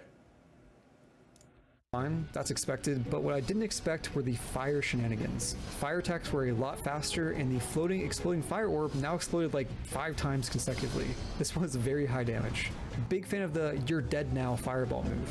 I kept going back and forth between making an attempt and going back into the overworld to look for more tools. First, I grabbed Common Azure. I was curious if this would be any good in this mod, and I was pleasantly surprised to see 3 beams at once. I wasn't sure if it would actually do that, since it's not really a projectile. The FP cost was massive though, so the next thing I got was the Cerulean Hidden Tier from the Ulcerated Tree Spirit near the Volcano Manor. I went to test it out expecting to get infinite FP for 15 seconds, but instead it did nothing. My FP was being depleted like normal. At least that's what I thought until I noticed my passive FP regeneration was now about 3 times faster. So that was the new effect. FP regen instead of infinite FP. That makes sense. That Common Azure wouldn't be useful here, but this faster FP regen would be, since it would allow me to rely less on fully charging Night Comet and go for quicker back-to-back casts instead. And lastly, I decided to stack my fire damage negation just like I did with the magic damage for Renala. I used the Flame Fortification Incantation, Fireproof Dried Liver, and the Flame Drake Talisman +2. Together, this brought me to 79% fire damage reduction. Even with all of that, the fire still killed me.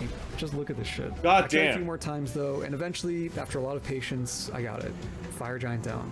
On to Fair Missoula. The Godskin duo was up next, and the main change to this fight was that they were both given enough HP to survive the whole time. So I could no longer defeat one to fight the other by himself for a bit before the first was brought back. That's interesting. I think this was poorly thought out because it actually made the fight easier. They're most dangerous when they're individually at half health and enter phase 2, but they had so much HP that I only had to briefly deal with one of them being in phase 2 near the end of the fight. Basically, their health bar at the bottom of the screen was a lot less than how much they had in total together. Night Comet wins again. Rolling up to Malekith, I saw that the Draconic Tree Sentinel wasn't outside. I sure hope he's not Where could he be? Oh, hey. Right away, I realized this guy had a large enough health bar that it would be an issue.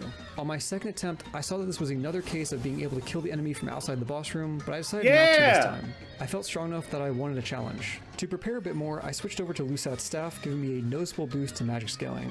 I also ran over to the consecrated snowfield to grab the Graven Mass Talisman from the tower there. This gave me a 20% boost to sorcery and stacked with a 15% version from earlier. And just to really be overkill, I ran down the Nokron so I could grab the Mimic Tear.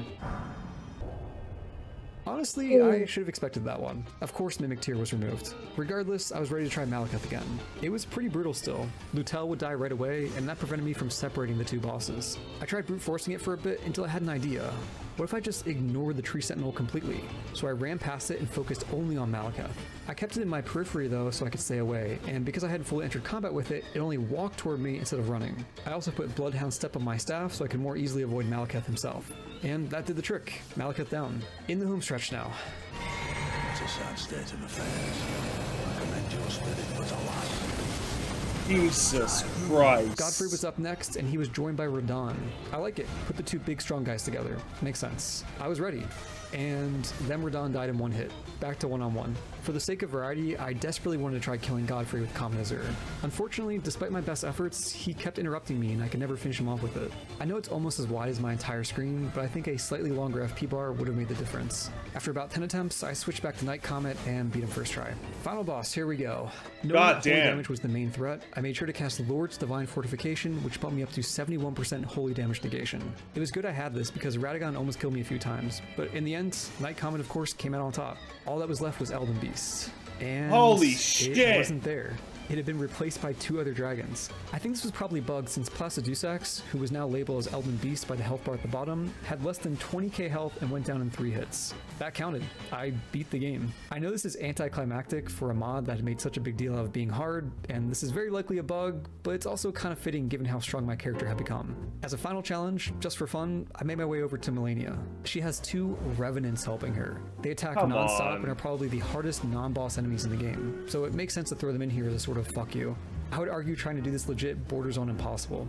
However, Revenants can teleport, and their aggro range was so wide that they teleported onto me while I was outside of the boss room without me even trying to bait them. So I got them stuck in the doorway, killed them, and fought Melania one-on-one. She seemed to have her healing ability removed, but that nerf no longer made sense without her helpers. Predictably, I beat her pretty easily. She could have had a lot more health and it wouldn't have mattered. I think this final fight encapsulates the difficulty of the entire mod, with encounters jumping between impossible to very easy through a combination of cheese and bugs. Striking a good balance that feels somewhat reasonable is tough. So that was the Ascended mod for Elden Ring. Overall, I had a fun time, and the creator should be proud. It wasn't the most consistent experience, but there's a number of silly fucking mod that meaningfully changed the game, and I'm excited to see what other mods people make down the line. Thank you very much for watching, and have a good one. What an absolute silly fucking mod. That's just silly. I wish the game ran better on my computer. It still runs like shit. By the way, GameJoy kicked in $5. Thanks, GameJoy. Pat, you're doing a big good job. Been a while since I could catch a stream live. Keep up the orb work. Also, the layout was blue, but it's okay. The bear one is best anyways. Pet babies do big react Andes. Thank you. I don't get the Andy thing, but okay. Hacks Metatron sub. How do you suggest videos for this thing? There's 152 videos in the queue right now. Usually I do a Twitter thread. But we're gonna have a Discord thing as well. Andy Filter sub, thank you. Boris Makarov sub. Pat does that out of love, especially for me. We all know this. It's true. Thank you, Boris. You're one of my favorites. Zethio subbed. Ads means renew sub. Renew sub. Renew sub. Renew sub. Why, thank you. And Reese Clark subscribed. Thank you very much. All right. That was a really excellently produced video by Iron Pineapple. Now it's time for garbage. 19th on Fox. Welcome back to the Glutton Bowl. I'm Mark Thompson. With me in the booth tonight, the chairman of the International Federation of Competitive Eating, George Shea. George, let's meet the champion eaters for this round of competition. From Wisconsin, New York, a pizza-eating champion weighing in at 421 pounds. Yeah, the audio's a little low. That's okay. Cookie Jarvis.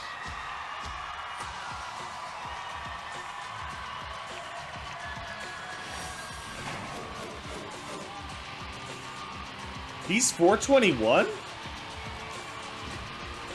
winner of the first annual matzo ball eating competition from Howard Beach, New York, weighing in at 219 pounds, Bruce Bubba Stock. Oh, it's Bubba. Bubba's gonna do it. He's 44. He's a post office man. Our third competitor, a pasta eating champion from Pearl River, New York, weighing in at 235 pounds, George Garbage Gut Plum. Garbage guts.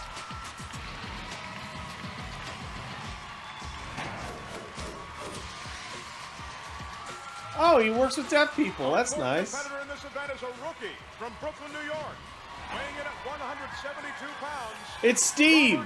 Wilbur Field. It's just some guy named Rob.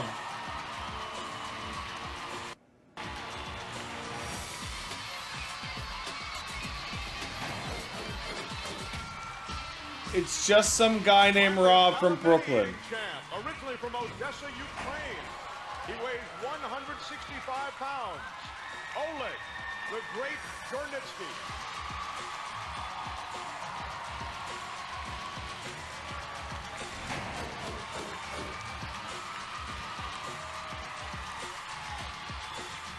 There they are, but are they up to the challenge? It's time to find out what they'll attempt to wolf down tonight. There's so much production on this stupid thing.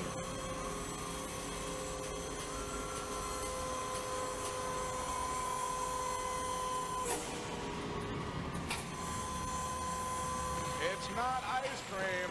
It's not yogurt. That's 60 gallons of mayonnaise. Now, I know people who can't even stand a teaspoon of mayo on a sandwich. Now, other than personal taste, what are some of the challenges that these guys are going to face? Mayonnaise is going to be much more difficult than people think. Remember, it's not a food, it's a sauce. Competitors are going to have to spoon it very quickly, but they're also going to have to suck it. They cannot let themselves try to chew. Well, with that said, it's time for our competitors to show us their stuff. Okay, our competitors are on their marks. Let's do it.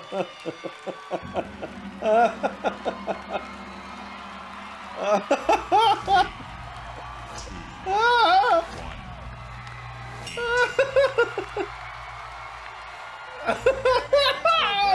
would think all kinds of unique challenges. We see these people not really so much eating or chewing, but actually scooping it down, sucking it down. Bruce Stock with it to his face.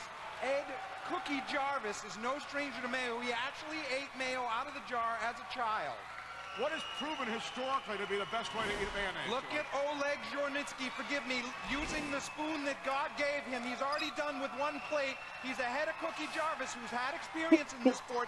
Oleg Jornitsky, another rookie. He's out of the Pellemeni circuit, but he wowed them there. He actually beat Hungry Charles Hardy and Don Lerman in that contest. He is well ahead of Cookie Jarvis, who everybody thought would lead this race. Well, when you look at the stage, Cookie Jarvis is the biggest guy. He's 421 pounds. You're thinking he's going to inhale the mayo. But the reality Oh my God, Oleg is crushing it. Jornitsky, who is here by way of the Ukraine. How can he do this? He is leading this competition, and he, as you look at the stage, is the slightest of the Hey, shut up! You couldn't do this! You couldn't eat 2 pounds of mayonnaise! And Cookie Jarvis is really going to have to move and up his pace. If you have just joined us, Oh no, we're not doing this.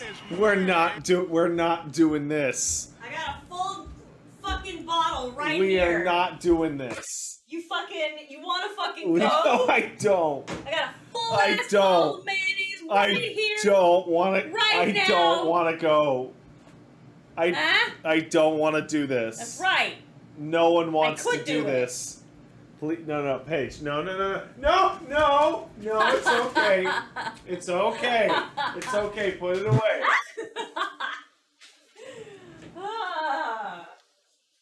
That's right.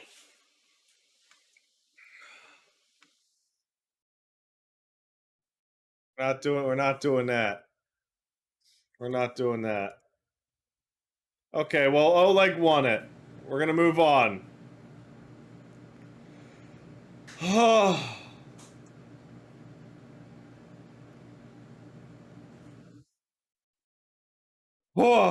All right.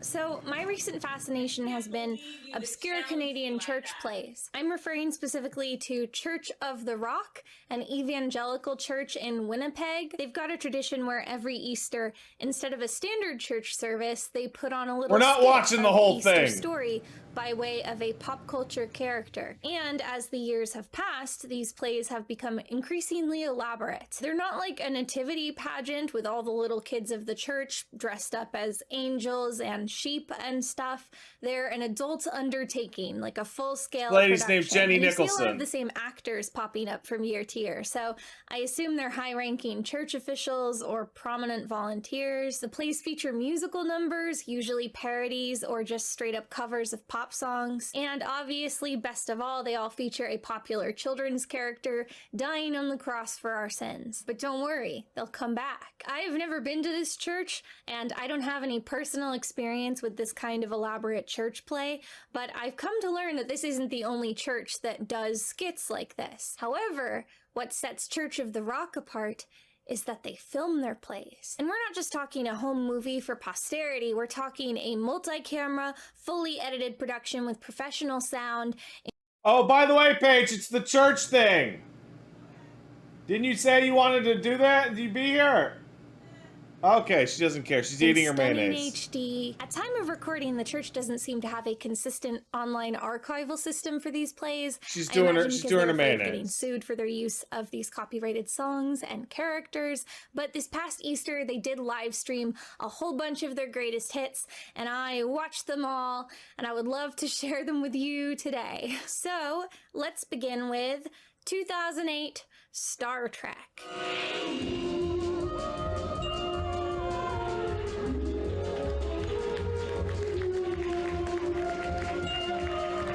This is the first production I have access to, but probably not anywhere near their first production ever. I'm just saying that based off like the complexity that you can already see at work here. It's probably not even the first production that they filmed because the camera work and the editing is already pretty sophisticated. Dang it, Spock! I'm a doctor, not a worship leader. Like, it's lower resolution, but they're already using multiple camera angles and cutting to other media on the screens. And look at the set they've built, it's crazy. But in many other It's a ways, really I would good consider set. this one a basic prototype. The energy really drags, there's a smaller cast, and many more awkward pauses. But there's also a really charming earnestness to it. The performers are hardcore struggling the entire time, trying to get the audience to sing along, get on their feet, cheer, anything. Perhaps if the entire Starfleet would stand with us. The entire Starfleet would stand with us. Even in productions this early, we've already got live musical performances, which I guess isn't a far leap for evangelical churches. I think they tend to have like Christian rock every week. For the first song here, they've even written custom lyrics, which I always love. Lived a certain man in the Bible long ago. He was sent from God to the earth he did go. People heard him speak of hope and of love. And when he told a story, people couldn't get enough. Rah, rah, let us sing to the great almighty King. He took our sins and he paid the cost. If you see me using a lot of clips from this song, I just want you to be aware that this musical number lasts over 4 minutes. One major difference between this play and its successors is that the actors are forced to physically pass around these 3 or 4 handheld microphones. In every other production, they're upgraded to either headsets or lavalier mics. There's not much of a plot to this play, to be honest. The setup is the Starfleet's captain has been lost inside a nebula, and the only way to free him is to open up the heavens with songs of praise. According to the sacred book, from the lips of children and infants, you have ordained praise to still an enemy, an Avenger. Praise to still an Avenger? That would seem highly improbable. So the character's mission is to preach or praise or whatever, so each character just takes turns being like, on my home planet, this is how we praise. If you really want to open the heavens, you get yourself a set of bagpipes. And then they all do musical numbers like one after the other. The cast of characters is mostly comprised of racial stereotypes, so we get an Easter cabaret of racially charged songs. Anyone else? Sir, this is how we do it from where I come from.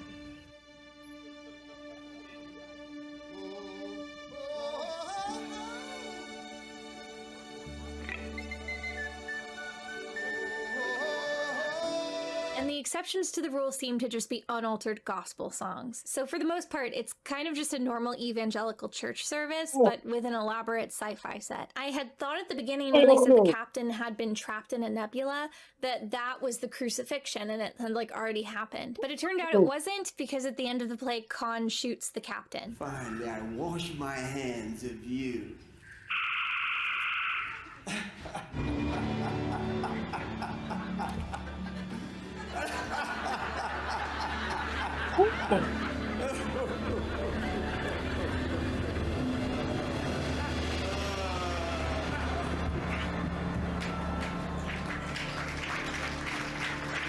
So that was meant to be the crucifixion. Then the captain is resurrected and the play ends. Captain, even for you, coming back from the dead would seem highly improbable.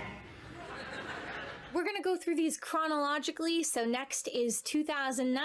All right. We're going to watch one more. Here's your choices.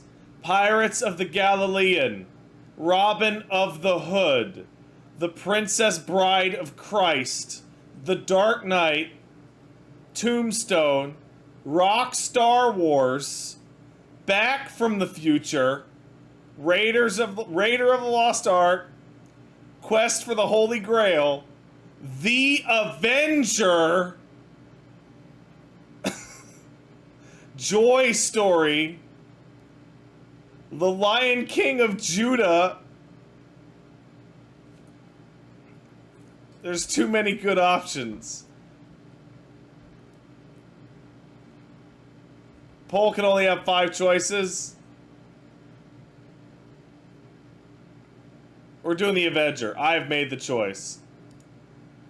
2018 brings us The Avenger. This one is one of my favorites. Now we're getting into the big leagues. Most of the previous productions have felt like self-indulgences on the part of the older members of the church because it's a lot of like nostalgic 80s fare. By 2018, it definitely seems like more millennials have power over the decisions because we get a lot more films that are like current or at least known to modern kids. So here we see a beautiful culmination of everything we've been working toward. Now we have a topical concept, we have the longer runtime, we have the higher production value.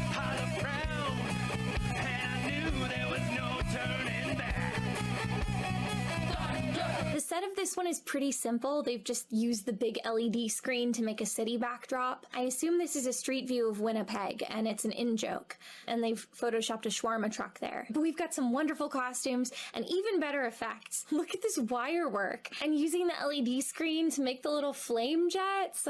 Inspired. I do love that he's descending for a really long time while the audience is meant to applaud, and I think they were probably, and there's just no mic picking up the audience sound, but it just comes across on the recording as dead silent as he slowly Okay, I want to point out this is the prairies. Okay, this is what the prairies are like. floats down. Whenever these productions involve any kind of stunt, I can't help but wonder if they've like cleared this with their insurance, hired a stunt safety coordinator, because it kind of seems like they've just stuck a winch up in the rafters and are now hoisting this guy around on a chain. I need you to reach back there and unhook this new experimental arc reactor.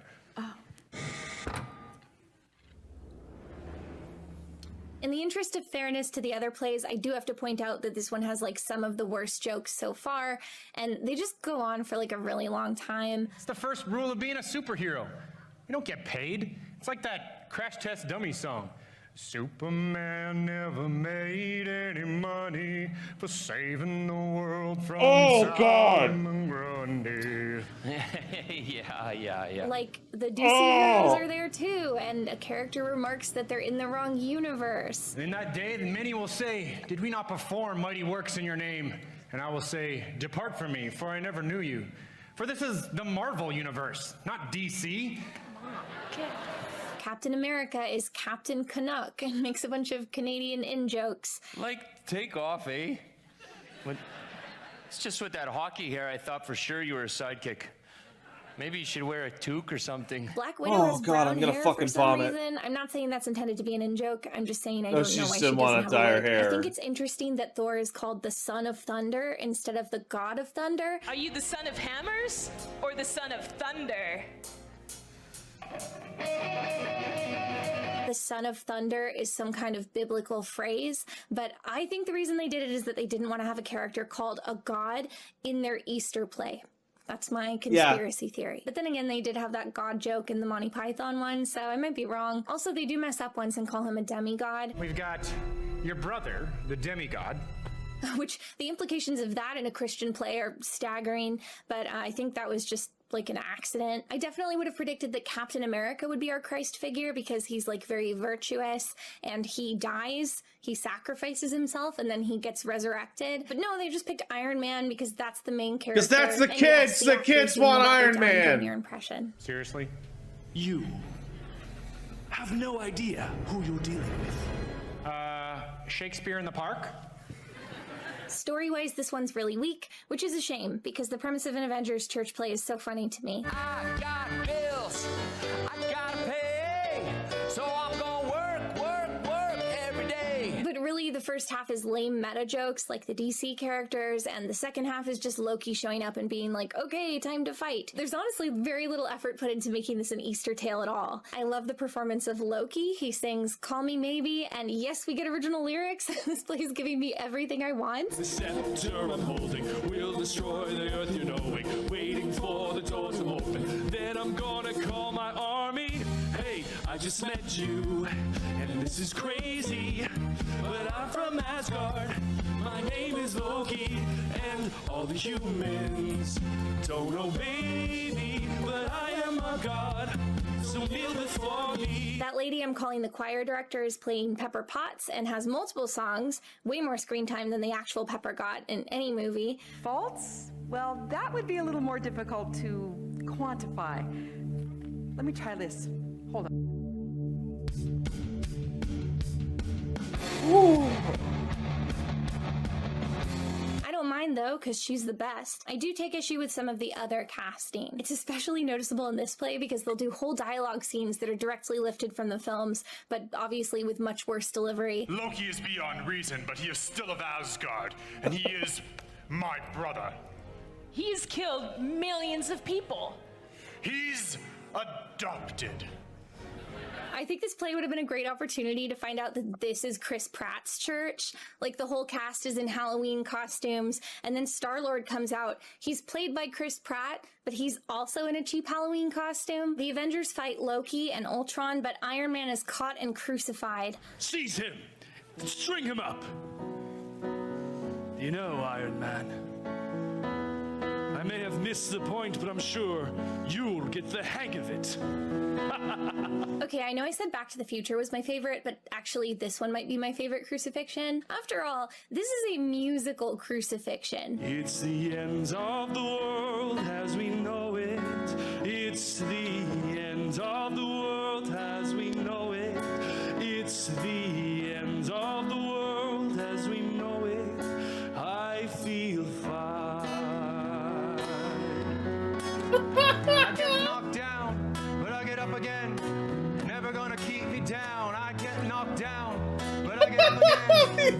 This is her being crucified! The mashup, the steel girder, the winch, yanking Iron Man up into the heavens. Incredible. I feel fine.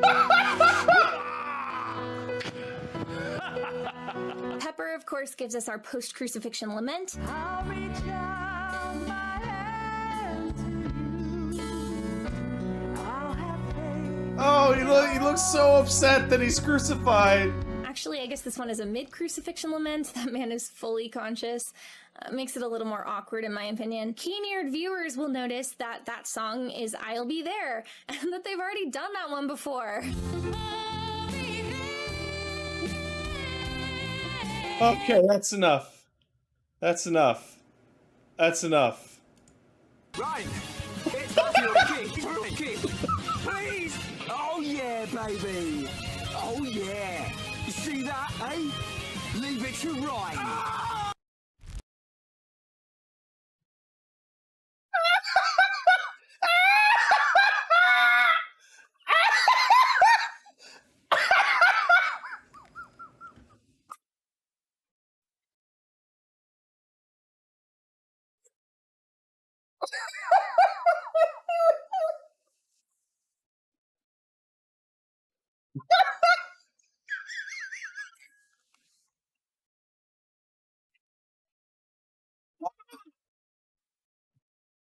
Ugh.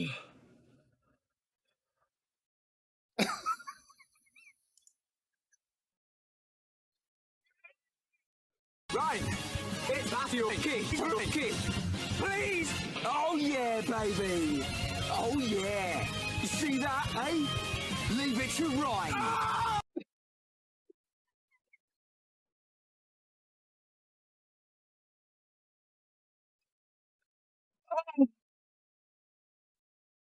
Oh.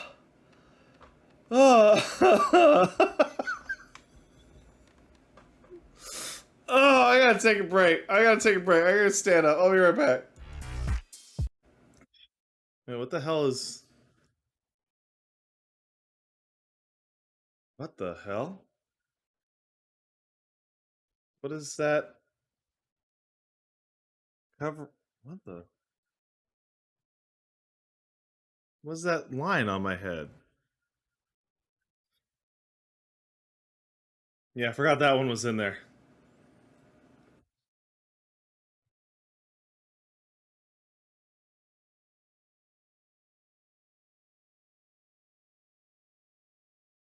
All right.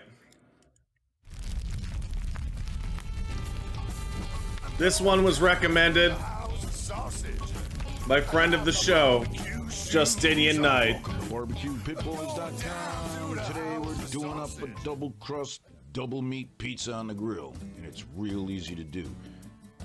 Here you can see I've got some chuck beef It's burgers good. and some sausage patties, and I got some veggies. Anything you want for your pizza, like garlic, some onion, bell pepper, mushrooms, and of course you gotta have some. Yeah, I'm playing Pit Boys. Well, you're not gonna be able to hear. Plug me in. I'm not plugged in. You're not? No. Oh. No. No, I don't want... It's fine. No, it's too late now. I've already changed it. It's too late now, Paige. I didn't... It's too late now, Paige. You've already Sorry. ruined the delicate audio balance of the stream.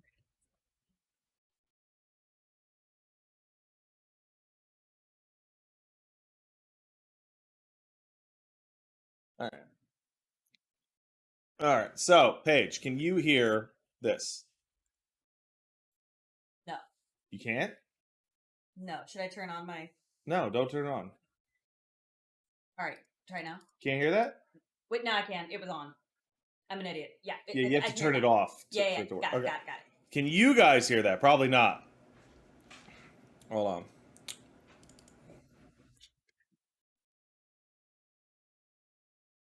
Okay, you can probably hear it. Now, there we go. All right, excellent.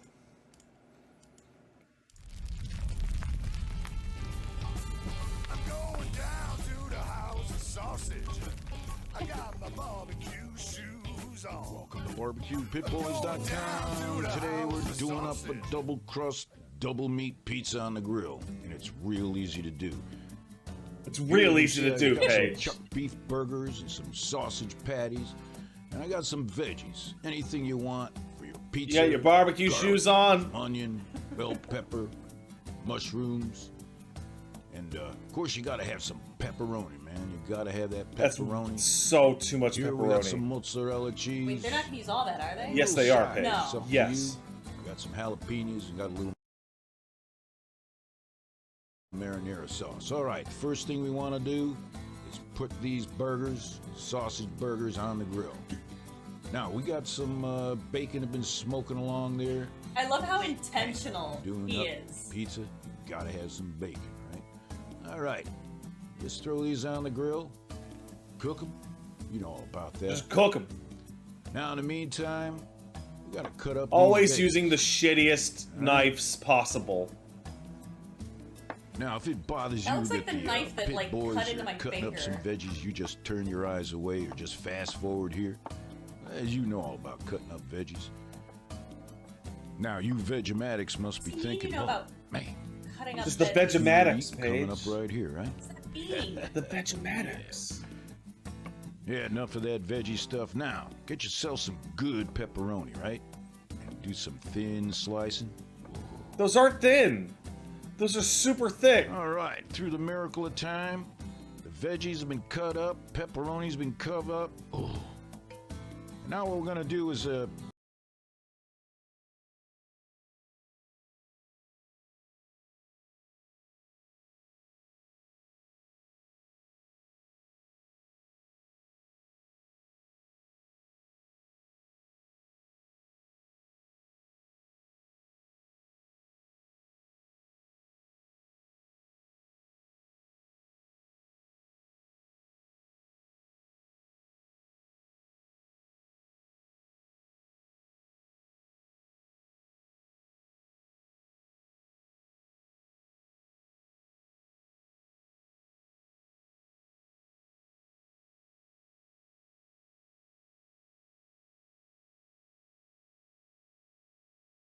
let's just heat these right now. That's his hair. It's old man hair. That looks like my hair. It does. What looks that? Why is that my hair? Oh yeah, Is that me? It's you, honey. bacon has been smoked. We'll just put this aside just a bit. Now we're gonna cook up these veggies and pepperoni al dente. You don't want to overcook. You just say el dente? Yeah, he did. Time to order a couple pizzas.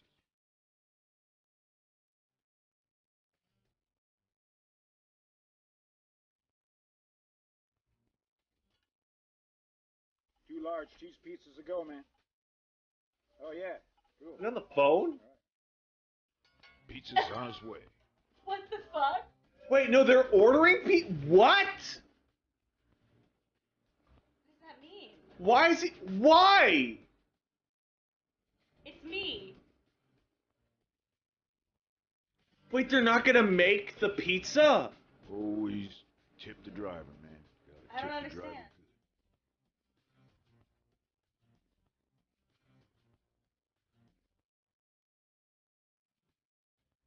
They're just adding. All right. These veggies and pepperoni have been sauteed up a bit, just about right.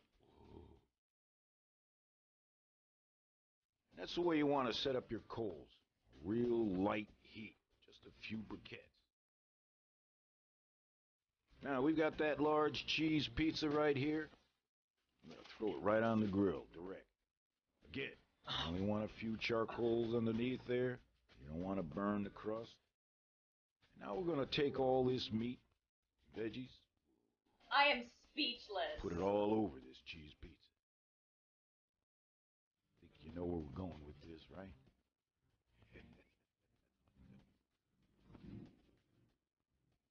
You like toppings?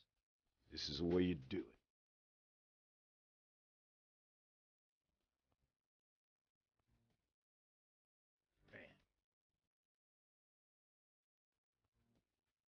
Now I can The fast fuck? forward this part of the video here, but man, I kind of like doing this.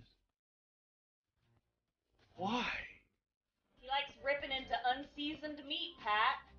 You wouldn't understand. You're a Vegematic. I guess I'm a Vegematic. Man, are you getting hungry or what?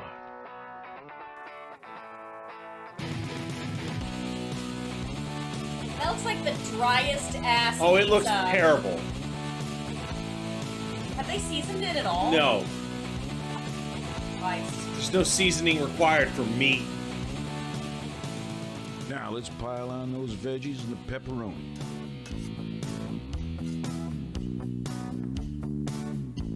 No cheap takeout pizza here. But it is.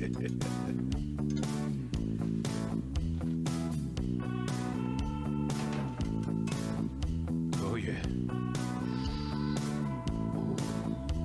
You're gonna.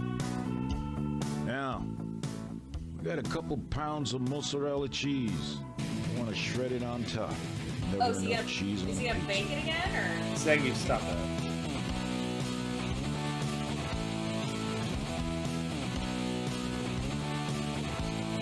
Yeah, pounds. Like 2 pounds of mozzarella. Really nothing more to say about this now.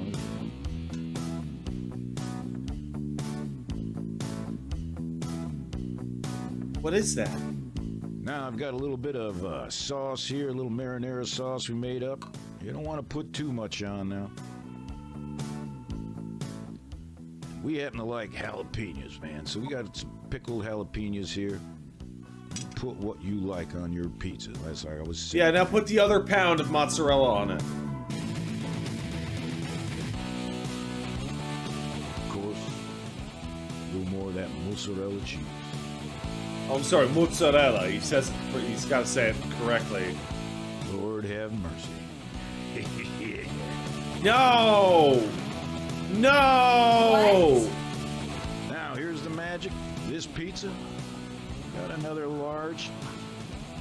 We're just gonna put it right on top. Just like that. Put the cover on. We're just gonna wait for that cheese to melt. How do you get it out of the fucking... Oh, yeah. I say it's time Are you to just gonna eat. take the whole grill?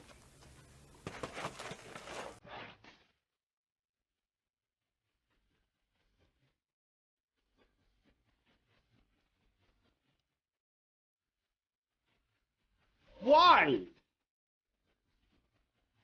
Now, grab yourself a knife. Get that cut. Oh, yeah.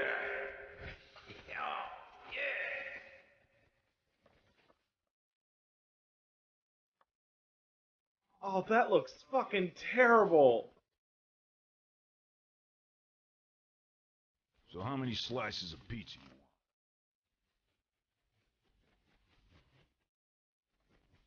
Jesus. Hey! Yeah.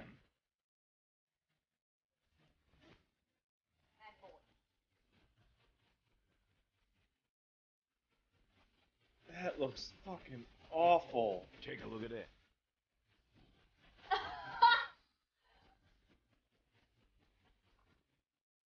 Of course, I do apologize, but I'm gonna have to eat some of this. Is he shitting? No, this is his mind voiceover. Pizza guy's back. Oh yeah. No, it's not. It's the same guy that you got to hand you stuff.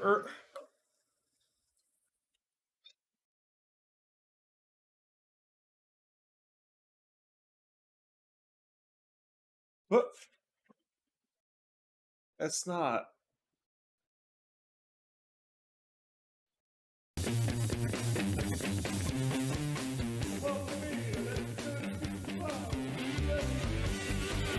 Yeah. You understand that at all? So the next time you're looking for a recipe for your barbecue, you can check out barbecuepitboards.com. Do you want me to make that for you sometime? No, Paige, I do not. I do not. I do not want that. God, I fucking love barbecue pit boys. God. Oh yeah.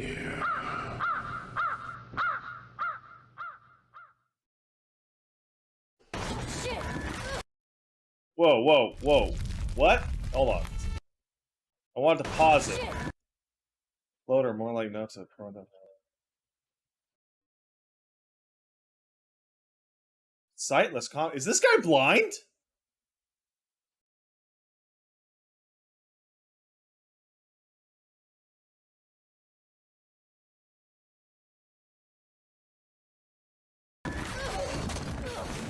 Right. We're gonna run. When it gives us control, which he does about now. Wonder whether you fucks were in Seattle. Navigation assistance will lead you away from enemies in this encounter. Molotov 3.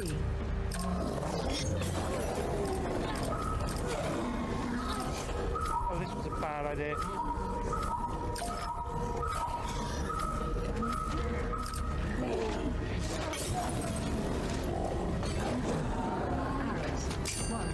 That wasn't what I wanted. Shotgun ammo.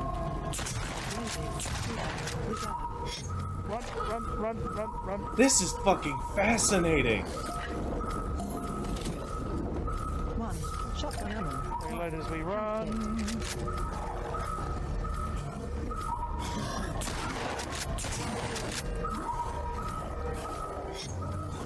Oh god. Semi-auto pistol.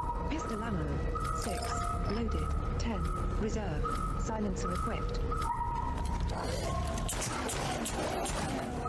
Cool. This is so cool. Pistol ammo. Yes, we did it. Got you, asshole. Maybe you can beat Last of Us now, Paige. Oh, fuck you! But actually... It's kind of a bummer because Last of Us 2 has the most insane accessibility options I've ever seen in anything, and it's in Last of Us 2. Also, how do I turn off autoplay? I don't know. I don't know It's how. probably fine for now. There. Whoa. No. It's probably fine for now. I literally don't know how. Let's do it later.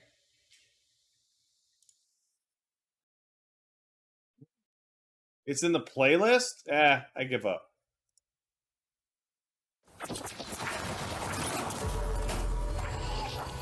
I feel really bad. Just for something to be so No, I don't like you.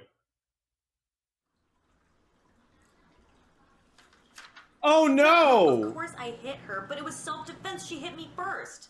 Who is that stunning this beauty? trash creator? Who is that gorgeous creature? No, she wasn't pregnant. You know she's barren.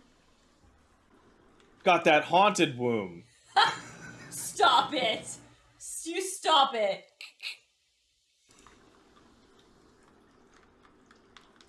God, this feels like 100 years see you ago. there. I was just playing a video game. I am Peach Saliva from the Ruby Weapon Hour. Paige, you have the best vacant stare in the Oh, business. look, my McDonald's has arrived. Oh, we'll never have to see McLean Raison ever again. McDonald's. Yeah, I high mean five. McDonald's, because that's for women.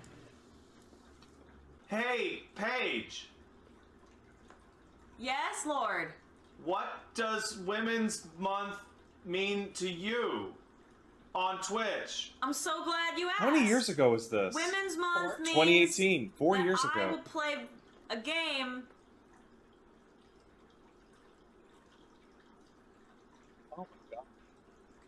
That's crazy. Hey, what does International Women's Month mean to you? Oh, that's right. We threw the tampons at you. Because tampons. Hey, Peach. Why weren't you in the Twitch video? Could you not go because you were on your period? Okay, that one was for me. I'm such a woman. I spell women with 2 Y's. I don't even use a W. I just put 2 V's real close together. You sure do. I don't know, Paige. I think there are other reasons as well. Weird reasons. Like what? There it is. Oh man, I wasn't ready for that. It's so awful. Well, everybody, I have to go. I have a lot of video games to play. I hope you enjoy International Women's Day. Whose idea was it for you to just eat the flower? Mine. It was just like, because it ended up being much harder than you expected. Yeah. Because the flowers were old.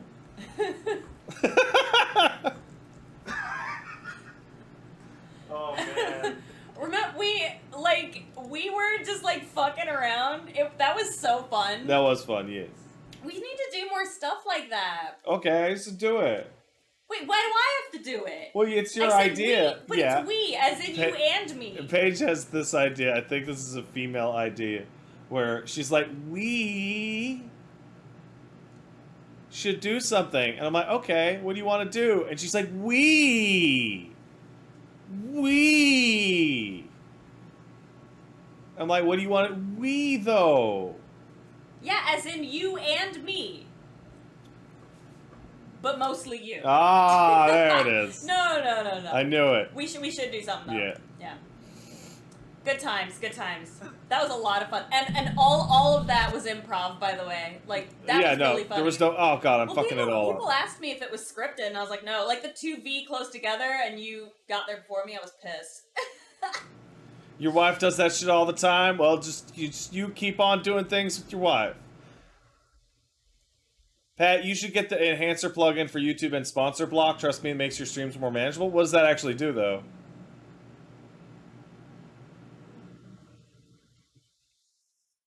I think I saw you say that earlier, but I don't know. You don't actually say what it does.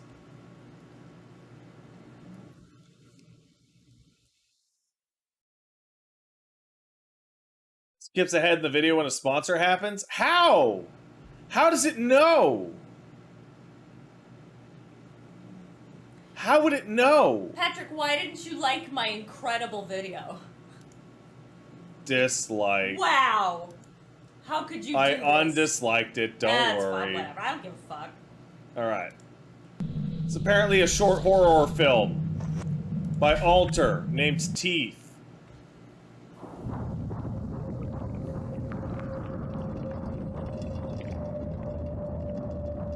Sure this isn't gory?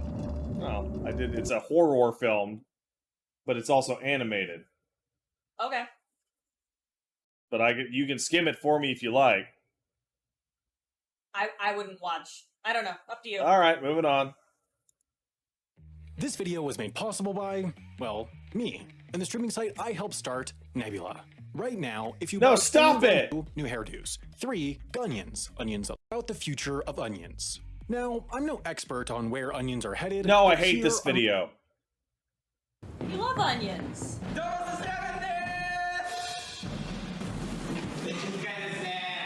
This is a bad idea. 7500cc の巨大扇風機なんですけど、なんとですね、馬力の方がですね、原付バイクが5馬力のところ、430馬力あります。This is a great idea. Dude, you have the subs on? No, I do not. I didn't think you needed them, Paige. You fucking weeaboo. They are asking for them. 今日はこの巨大風船の威力がどれくらいなのか身をもって体験していこうと思います。行くぜ I like how the fan operator's like, this is stupid. That's already really strong. That's way too much!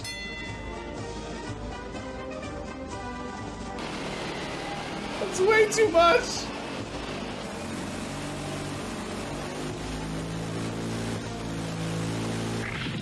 Oh!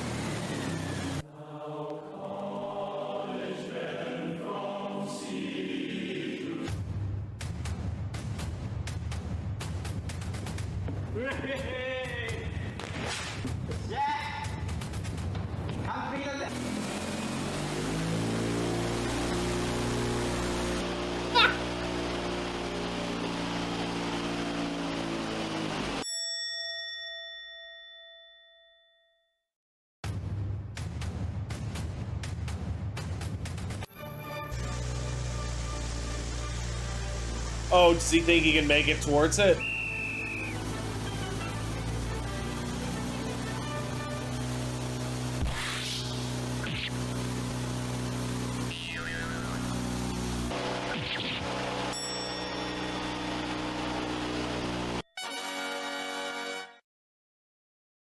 He got pretty close. He probably could have touched it.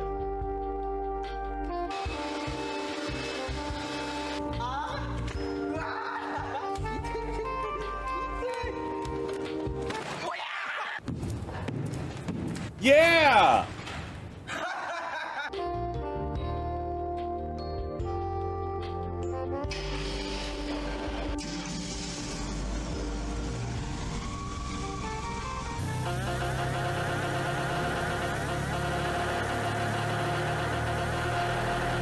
Oh my god, that's gonna pop. Oh.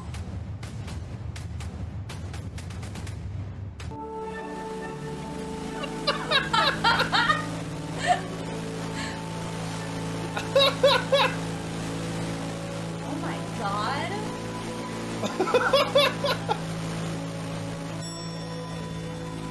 Oh.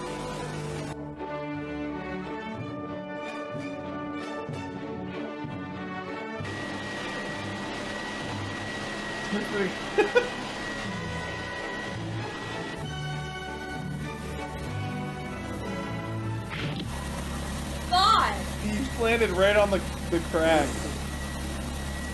He did not fly.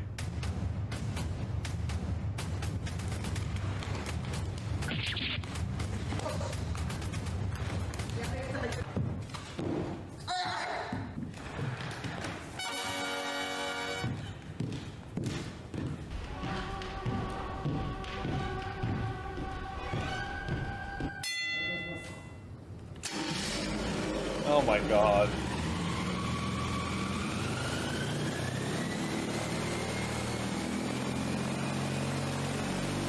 This is such a bad idea.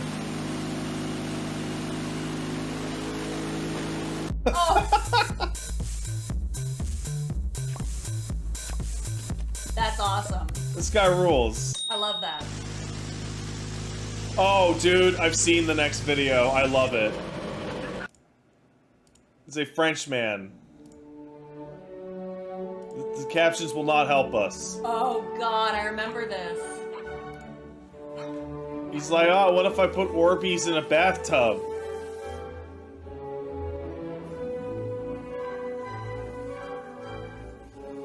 This video was confirmed fake!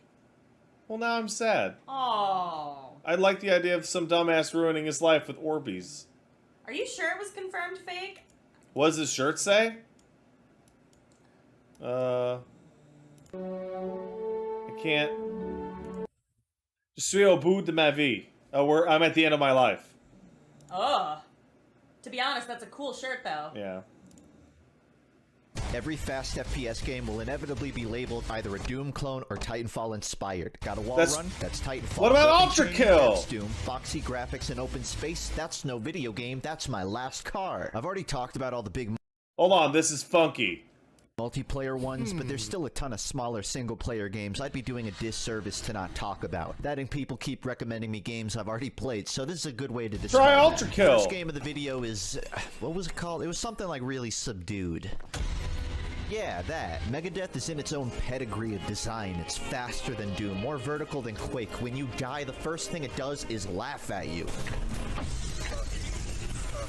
Ultrakill! There's a gun, right, where you flip a coin and shoot it, and it fucking ricochets towards an enemy. You can flip that same coin, switch to the rail cannon, and then combo them together. This game is all style, all substance. It's got slide hopping, ground pounding, a literal style meter. Go look up devilmayquake.com and tell me where it leads you. I remember playing the first demo where within 5 levels I knew this would be a masterpiece. Oh, hello, boss room. Where's the boss? Can anyone see it? I'll let you in on a secret, summer child. The stage prop is the boss! Oh, did I mention there's 2 of them now? Wait till you see the second phase. When you first encounter a new enemy, they're the hardest thing in the goddamn world, but then 2 levels later, you meet the harderest thing, and suddenly that boss from 4 seems like a warm-up. Some enemies are bullet fodder, but then there's street cleaners who spot dodge your attacks, drones who kamikaze themselves. One boss might chase you down in close quarters, while another is so big all it can do is throw long, slow punches. This continuous ramp-up is so I gotta get back on goddamn Ultrakill. Feel like it's padding for time. They'll introduce a concept, play with it a bit, and then subvert their own concept. You start finding skulls which open doors, right? And eventually you need 3 different blue skulls to open this particularly big door. But I can't find Wait, the 3rd I'm one in anywhere. it? Wait, what?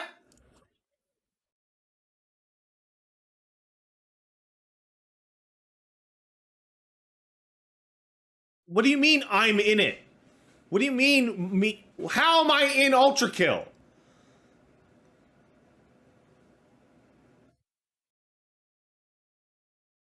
My skeleton? How do you know it's my skeleton?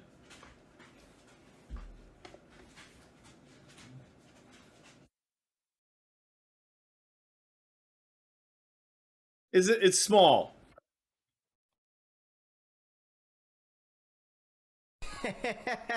This is how you actually get inside. I'm so cool. That's not impressive. Wait, what? You know, that's you just made Wait, a mess. really? It's you just made a mess. Oh, cool. Find the 3rd one anywhere. This is how you actually get inside. I'm so. I did not know that. Zangief, what are you eating? Hey.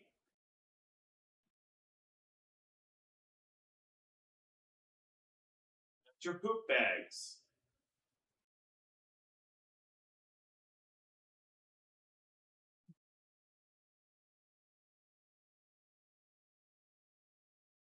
Hey, Paige, am I good to unplug your headphones?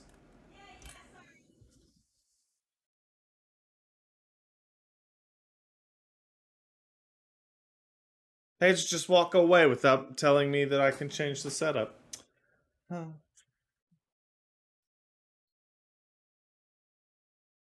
How does everyone but Pat know about the Pat skeleton? I don't know. I don't know. Oh, I talked about it. I just forgot. Sorry, guys. I'm an old man now. I don't know if you guys can tell.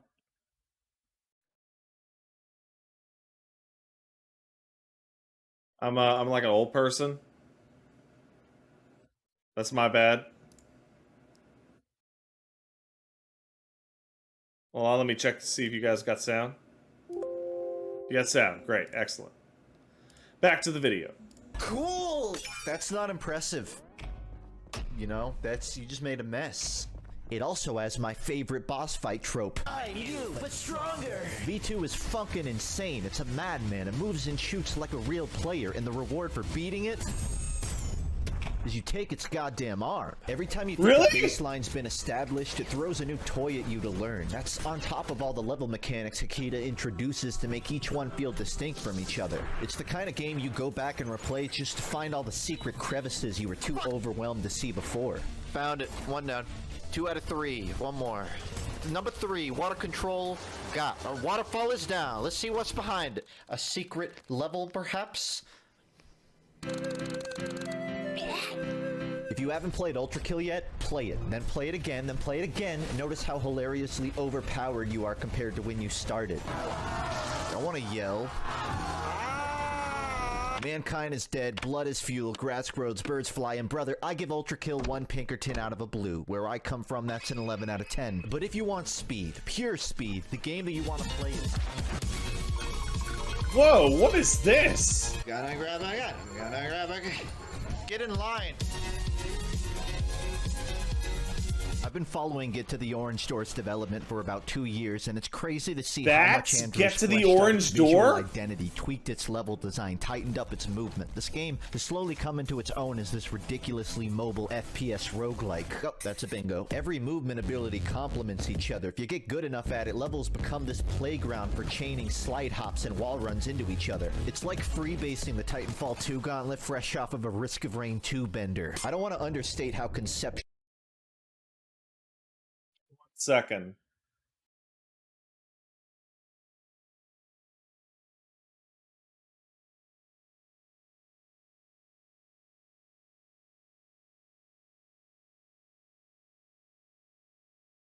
get to the orange door.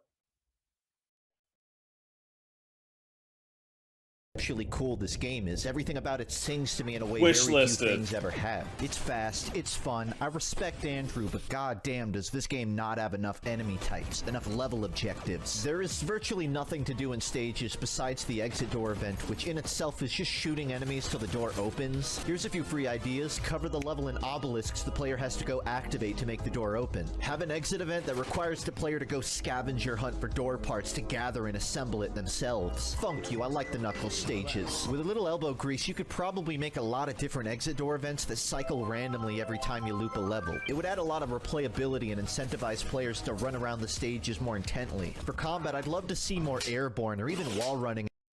I saw a comment that hurt my soul. It's Wooly's turn to recommend something you ignore. I don't ignore any recommendation from Wooly. Wooly likes to ignore every recommendation I've ever given him for 10 years. Then he pretends like he found it on the floor, like some holy grail. Halo? What? There was a game about Jesus shooting wow! Enemies that can keep up with the player's top speed. The game getting a speed boost is a welcome addition, but goddamn do these Halo 2 grunts give me whiplash standing there menacingly. The game nails all of its fundamentals, so it really comes down to just getting more meat on its bones. It's only got one boss, and after 2 loops that becomes more of a road bump. I recommend this game with a citation that until it's more developed, you're mostly getting a reputable IOU in place of where an actual gameplay loop should be. No Yakuza, whatever. Oh, wait, what about this one? Oh, I gotta play all of them. You don't have to do that. No, I'm gonna do it. You're not going to do that. Oh, clue what to rate it. I rated half Maladroit, half Rock and Roll Part 3. Good luck deciphering that. The next game is a bit more fringe, and so by extension, really deserves a spotlight to be seen by more people. I found this demo for a game called Enchain, best described as a Souls-like platformer. Your lamp functions as a grapple, but can only attach to wood surfaces. There's wall running and diving, which all add up into this bouncy, slippery platformer. But I haven't even mentioned the best part yet. You can chain grab enemies and shake them down for ammo. If you hold them into a dive, they become your skateboard. The Souls-like part of it seems to be the lamplight bonfires and one-way doors you eventually open to create shortcuts to and from your spawn point. Put simply, the game is non-linear. Any direction you move in will eventually circle back towards progress. I'm ridiculously excited to play the full game when it's out. As it stands, the demo's pretty short, so I'm holding my... and chain.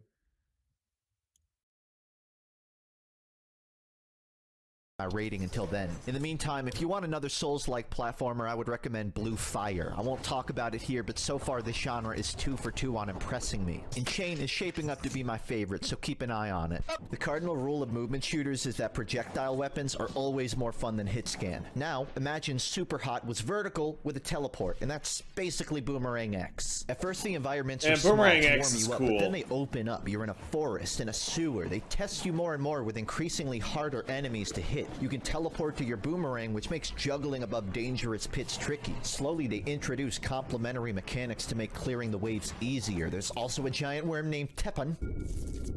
I like Teppen. My only complaint about this game is that it's too short, like 3 hours short. Even Oh, with that means I almost beat to it. cram in all this content. They somehow fleshed out an idea while still only scratching the surface of what could be done with it. Some levels are super vertical. Some enemies have sweet spots that they try to hide from you. The final boss of this game was really good, but it also conceivably could have just been the first of several. I'm hoping they release some more content down the line because I could easily clock in a dozen more hours. I don't know what else to say. This game's fun. White Album. I know I'm kind of stretching the definition of a shooter by mentioning a melee-based parkour game, but it might video me go fast. Really didn't like Clearing a level using Ghost just your Runner. sword and 2 feet is pretty novel. There's the obviously intended ways the game wants you to kill things, but if you're clever, you can come up with more efficient routes to accomplish the same moment goal. that The they whole game added is an shield adventure in this enemies, sort of I problem just solving. Mobility my is brain super just high, but turned there's also right off. limitations that funnel you towards particular objectives or enemies. At its best, there's a combination of evading death while moving towards the end of the level, but At Like, its you worst, can't you're kill these standing enemies still because you have to solving kill the logic shield puzzles that generator. very Just, I clearly don't only want it. exist because someone took the soft versus loud Don't want chorus it. rule a little too seriously in music theory. There's a system for sorting your upgrades like a Resident Evil inventory, which puts this interesting limitation on what you can use at any time. I didn't find myself touching it much after I found the ones I liked, that's what she said, which I don't mind since it meant I could run through the levels uninterrupted. It's the kind of game where they try pretty hard to convince you the bigger plot is important and interesting while being totally aware nobody cares and I just want to run around slicing shit. What you end up getting is a comedically railroaded generic sci-fi story about morality and picking sides, which you don't actually get to pick a side on,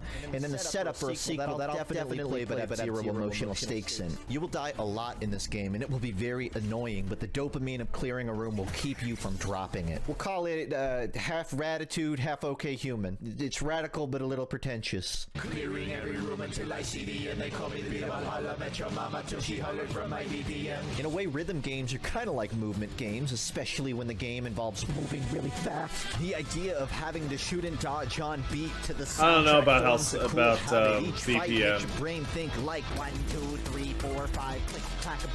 Like, it's a really cool concept, but the fact that every You can single only have one level is item like a in each single slot, shade which of means you color have to really make a certain bothers me. decision, like whether you prefer infinite jumps or projectile-based shots. As if it's even a contest. Certain weapons Like, it makes have the whole funky game, like, reloads that viciously end up being ugly. really tricky to fit onto the rhythm. 4 shots, 4 cocks, 3 reload beats. Okay. Pajama Slammer says these are all games Wooly thinks he made. That might be the funniest thing I've ever seen in this chat. Excuse my math, but that doesn't sound divisible by 4. Thought this game was metal, not jazz. The soundtrack hits every note and weaves between build-up. Hold on, I gotta reload. And done. And payoff so well that I never got tired listening to it. Once you get a feel for this game, it becomes addictive. For such a conventional roguelike, this rhythm element really fits in and gives the game a unique identity. Dodging bullet hell on low health while also staying on beat is way more stressful than doing it indiscriminately. This game funkin' slaps. Everything will be alright. Easy. Don't read the video comments. This album is good. Hey! So I said I wouldn't It's talk good old about Dusk. but I finished this video and still felt like it was missing something. Quake-likes tend to get grandfathered into the movement shooter genre. They're fast, but not necessarily designed around intricate platforming or dashy wall-running combat. Likewise, Dusk rides this line between a horizontal speed shooter and vertical clay pigeon shooting range, all depending on where you're at. The most free-range levels can become claustrophobic in a matter of minutes. Some levels involve platforming, while some are all combat. One level, you walk outside and there's a goddamn hurricane barreling towards you. How long you stay in these levels comes down to how fast you can clear it. Bunny hopping is ingrained and at regular intervals it introduces wall climbing, bounce pads. The level Homecoming is so mind-bending I don't even want to explain it to you. You'd have more fun just playing it. On your first life it's hard to tell where to go, so when you inevitably die halfway through a level you'll end up having to speed run back to where you were from the start. This means in the beginning you might tiptoe around, but by the end you're freaking zipping through it with no regard for the enemies in your path. The enemy types are pretty diverse too. There's an alligator boss who has a sunulator fight, flaming sword knights, Big John, and what I think is a quadriplegic capybara. Dusk isn't super flashy or quirky. It's not trying to butt It's chug cool. your adrenaline with relentless subversion, but it's well paced. An evolution of boomer shooter that builds on the formula without abandoning the principles. I feel like that made it Dusk work in is the first the place. the Game is boomer good, shooter. white with a pinch of blue. Now stop recommending it to me. Justin's calling the key. Sam! Sam! Sam! What you doing? You got a hot dog, buddy? That dog had a hot dog. Sam had a hot dog. Did you see it? 着いたぞ桐生 Welcome, welcome. 着いたぞ桐生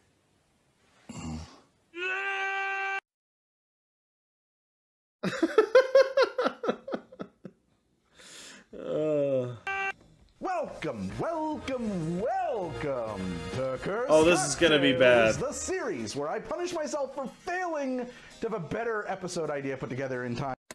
Okay, how do I tell? Okay, people keep saying how to disable autoplay. How? You don't tell me how to disable autoplay. You just tell me to do it. I can't stand that. I can't fucking stand that.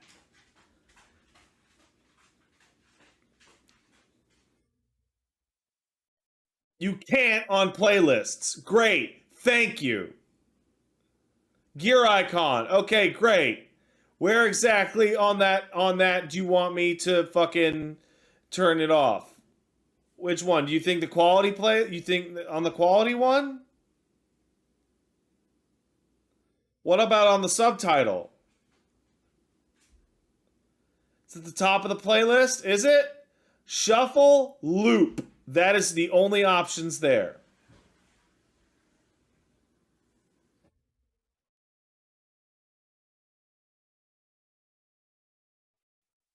Right-click the video. Okay. Oh, good. Great. Okay, good. Oh, excellent. Good. Great. Oh, that's very helpful.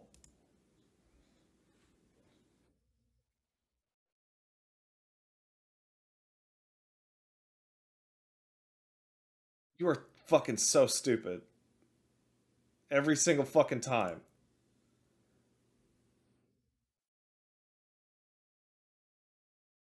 Time for the shoot. So yes, I deserve this. If you're keeping Every track, every this is single volume fucking time. 3 of Cursed Cocktails. We did the original about a year ago. Volume 2 was when I did DuckTales from the Venture Brothers. And now here we are at long last at Volume 3. And as much as I would love to keep monologuing here so that I could avoid what is coming for me, I'm all out of things to say. So let's just get on with these drinks. That green one looks real bad. Or whatever these things are.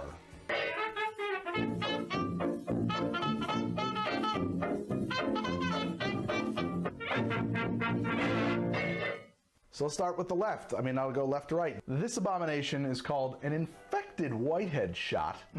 It's made by placing equal parts vodka and Bloody Mary mixed together and then topping it up with some cottage cheese. The thing about that is that I actually kind of like cottage cheese, and I'm using just a commercially available Bloody Mary mix. We're using the Murph's famous Bloody Mary mix. As long as it's got some serious horseradish in it, and it does. Why? This might actually be good, as stupid as it sounds. Like Bloody Mary mix, tomato, horseradish, and cottage cheese. Doesn't sound like a terrible combo. And then there's also some vodka in there. All right, well, it does take a minute to get the courage. I should have had a shot of something else first. You know, like a little Dutch courage for my Satan's courage. Oh yeah, you can really see the cheesiness in there. That's What's the so appropriate toast for this? Fuck my life.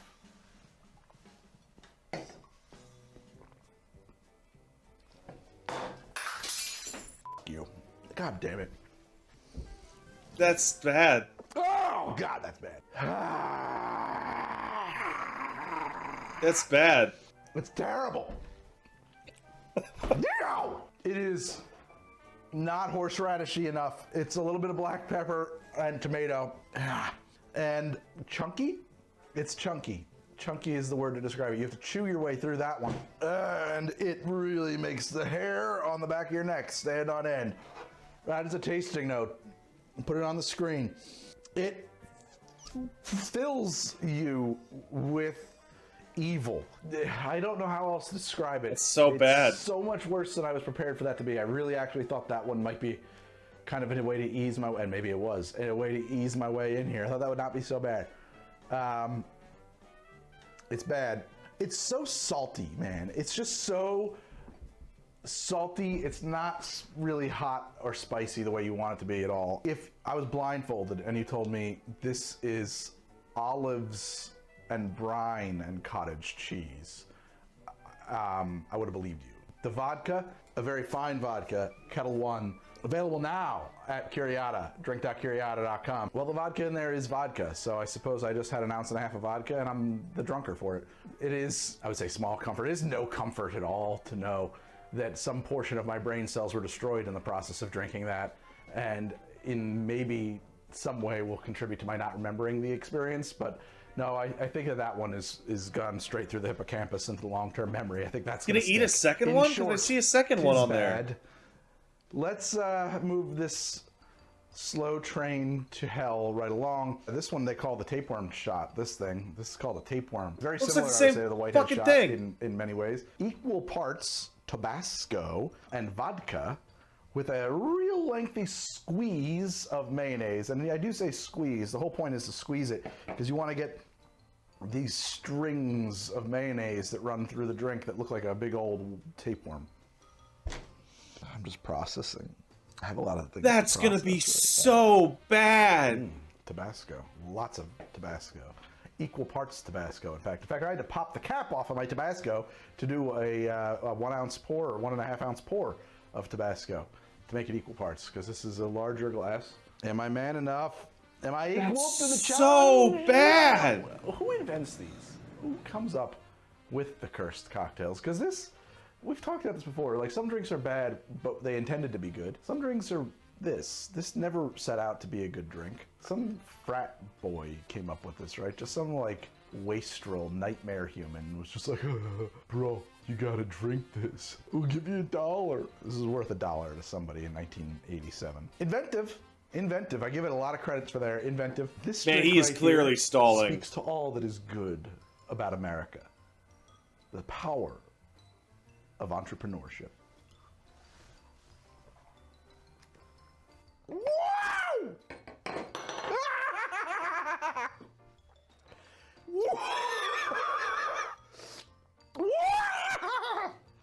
Oh, baby. 1.5 ounces of Tabasco sauce.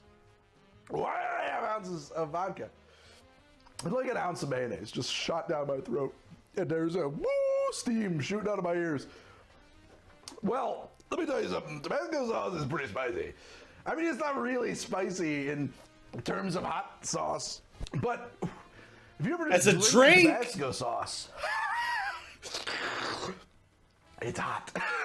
It's very hot. Once again, vodka, you're not gonna taste that. Mayonnaise, you get a sensation of it. There's some chunkiness of this drink as it slides down. It's really a visual garnish. You see it, it freaks you out. It gets in your head and it puts you way off. But when you're drinking it, you don't even mind it. Don't even worry about the mayonnaise. It's gone, man. It's not part of the factor here. But 1.5 ounces of Tabasco sauce, that's hot. So there's a lot of vinegar in this and also a lot of capsaicin. Enough capsaicin that my mouth, throat, nose, face, chest, neck, you know, all of it currently on I'm fire. on front page with this trash. Are you serious? Unpleasant. With this garbage? Wow. With this fucking garbage? Watching this fucking poor man drink these drinks. I don't even have to drink the drink. With this trash? This website sucks! This thing, you know, my sinuses have been whoosh obliterated, kinda, but also like my throat might be closing. So we gotta watch out for that. It's painful. Most drinks aren't painful to drink. This one actually hurts. It is physically painful. I'm sweating profusely, just like absolutely just drenched. Real spritzing over here. I kind of want to lie down, but I got 2 more of these little fuckers to go there. Don't you dare say congrats on the new job. Don't you fucking dare, Rusty. I should fucking ban you right now for that shit. I should throw you the fuck out of here and hope you fucking get eaten by fucking beavers. You fucking piece of shit. You fucking asshole.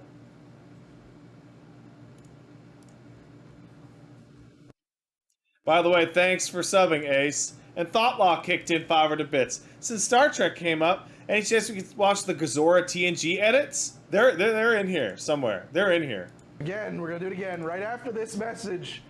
Fuck.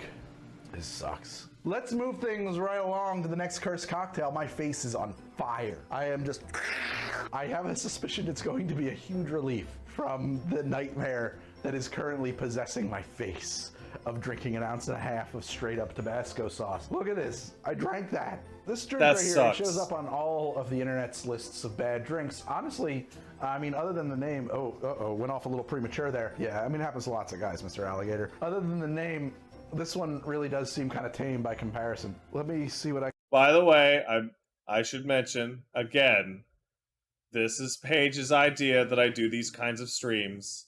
She has mentioned this for quite a while, and I was like, people hate that. She is very smart. It's 1/2 of straight up cool. Tabasco sauce. Look at this. I drank that. This drink right here, it shows up on all of the internet's lists of bad drinks. Honestly, I mean, other than the name, went off a little premature there. Yeah, I mean, it happens to lots of guys. What's Mr. the name of Alligator. this? Other than the name, this one really does seem kind of tame by comparison. Let me see what I can do with this here alligator sperm. I should point out, this is like 10 ounces. I'm not gonna be able to shoot this, nor would I want to. Alligator sperm. Sperm from the alligator.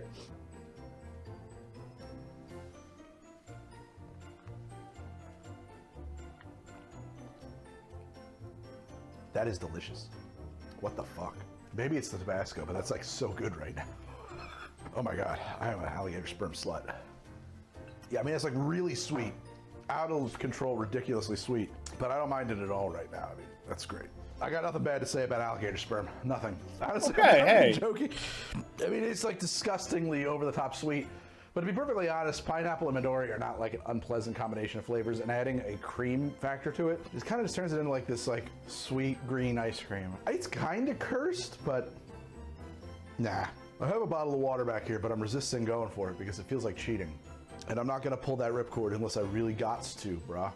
I will say this, something about the Midori and pineapple combination is now attacking the wounded parts of my tongue from this. Although I feel much Yeah, that relieved makes in a sense. lot of ways. I have a new kind of pain happening around. By the way,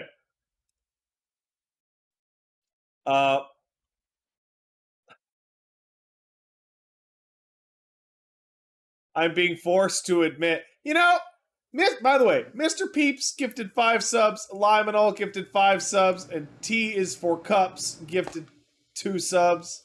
Thank you so much, guys. However, I am tempted to think that these subscription gifts are timed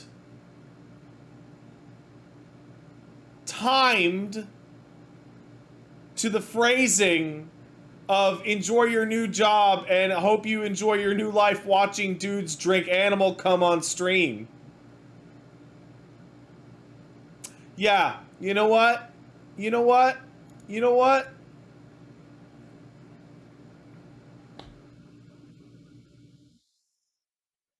Sneaking suspicion. By the way, Infinite Ungodly kicked in 5 tier 1 subs. Thank you. And then Tron gifted 5 subs. Thank you. And Cassowary gifted 5 subs. And Anonymous gifted 2 subs. Don't mind me, just came into the room to gloat about how incredibly right I am. Why aren't you watching the guy drink animal cum? Do you want me Why to did the watch dog run away over?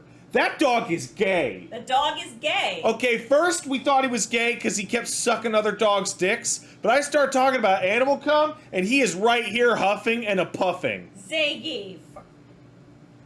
Be polite. That is a gay dog. He gay. We named him well. He did. Breakfast Sampler gifted 5 subs. So did Kodak G and Ivan the Adequate. Thank you, kindly. Hey, Pat. Would you drink alligator cum for the views? I'm so... Why is there a pause?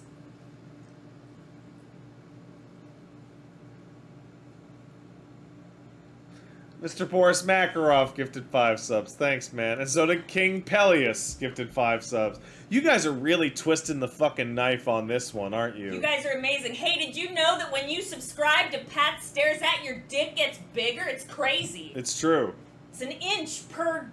I don't know what I'm saying. Inch per dollar. Subs. Inch per sub. And mine gets smaller. Weird. Oh. Maybe I'll finally be able to walk like a normal person. Jesus Christ. Alright, back. Pat hates bio damage. You're right. You're right. I'm so upset. Back to the cum. My tongue. Not my whole tongue. Figure that one out, medical science. Doctors of the internet, help me out. I'd love to know. It's a question for you. That was alligator sperm. Maybe there's a commercial here now. Thank you. We will see who would be interested in sponsoring this little. Okay, no, so many people are subscribing that I must take away from the animal cum. And actually thank you people so I can catch up. There are many people subscribing because of the cum. Am I being fin-domed? Pat. Is this Findom? I think so. And I think you're the little piggy. And they want you to oink. Now oink, piggy. Wee. This is E clowning. I like that. I like that. And Boy Manuel kicked in a sub. Okay, Pat, has anyone posted Germa content yet? Because that baseball game was great. Somewhere in there, yeah. Optimus Maximus sub says, "Oh God, the React Andy thing wasn't a bit." Hey, listen, hey, you guys want to fucking really? You want to go real hard? You want to fucking? You think you're twisting the knife on me? You think you're twisting the knife on me? I'm gonna fucking... You keep subbing and hitting me with gift subs and bullshit, and I'm gonna send my total analytics over to fucking Wooly right after this stream.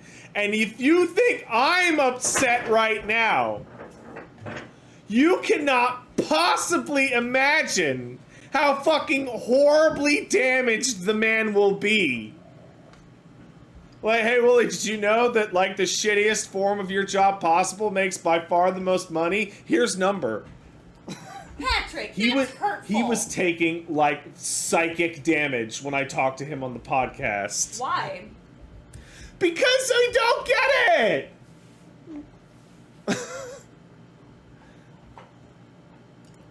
The algorithm! The algorithm!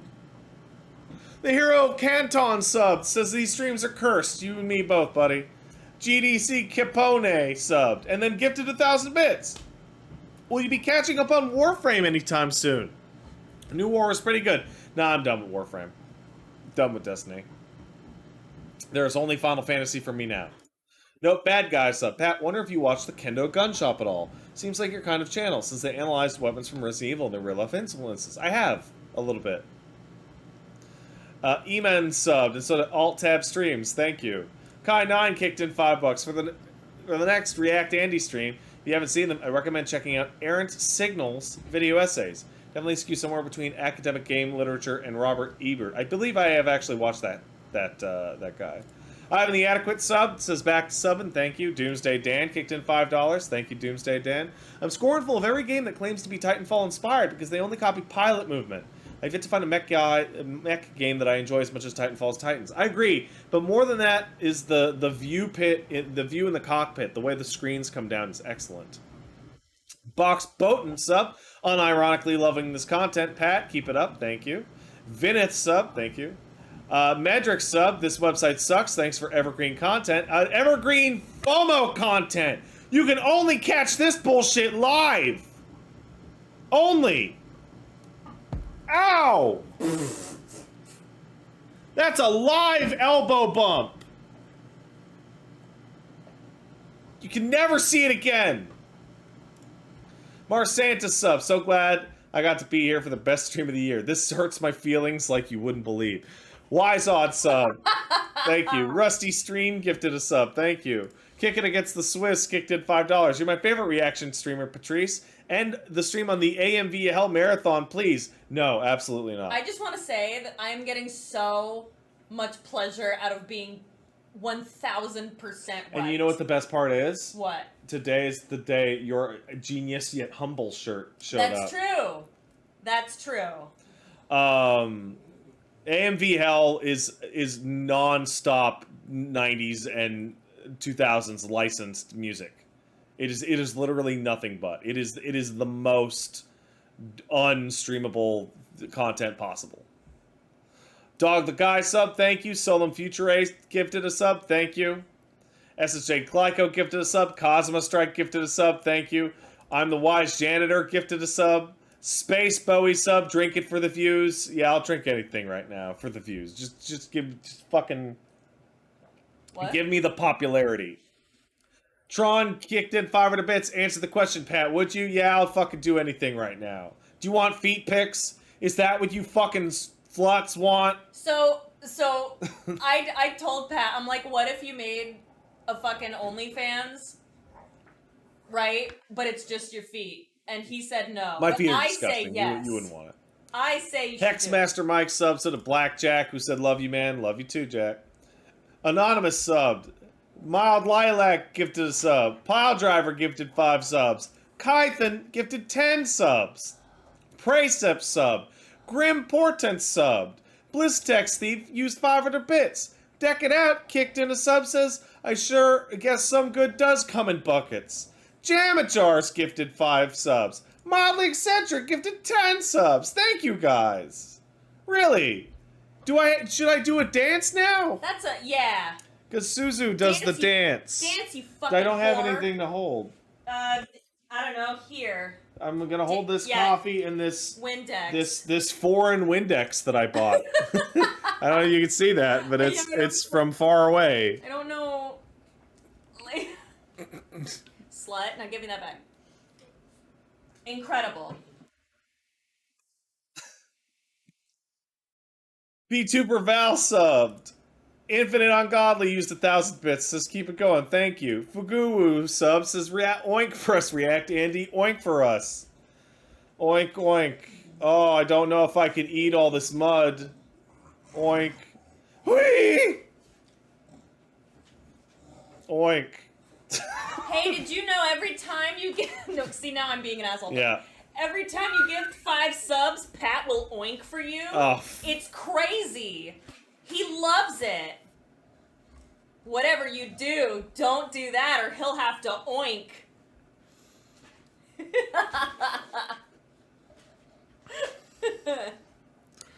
Oh, God. Okay. That's a fetish, apparently. Yeah, no okay. shit. No shit. Okay. No shit. Yeah. Hey, Boopas. Come here, Boopas. Come here. Come here. Ah. I'll fight you. I'll fight you. Ah. Oh, my God. Uh-oh. Oh. Is that 5 subs I see? Oh, my God. Can you make Zangief do an oink? Ah. Ah, he's killing me. Oh, no. Oh, no. Oh, he's chewing me. Ah. Patrick, I'm seeing 5 subs Oh, everywhere. no, he's oinking. No. Ah. The dog can oink for both of us. I love him. Do you guys love him? Okay. Oh. Oh. Fatty pig dog. Oh. Yeah, that dog wants to, like, just chew on your neck. It's real weird. Yeah, he likes to suck on ears. It's uncomfortable. Game Shark subbed. Colezilla subbed to say this is amazing. Space Bowie gifted 5 subs. Oink. Kai9 kicked in $5. Watching you become a React Andy feels like I'm rereading Shindo Hell's Metamorphosis. Thank you. Meekest and Lotus Latora subbed. Kagan Historist gifted 5 subs. Oink. And Mildly Eccentric gifted 5 subs. Oink. Oink.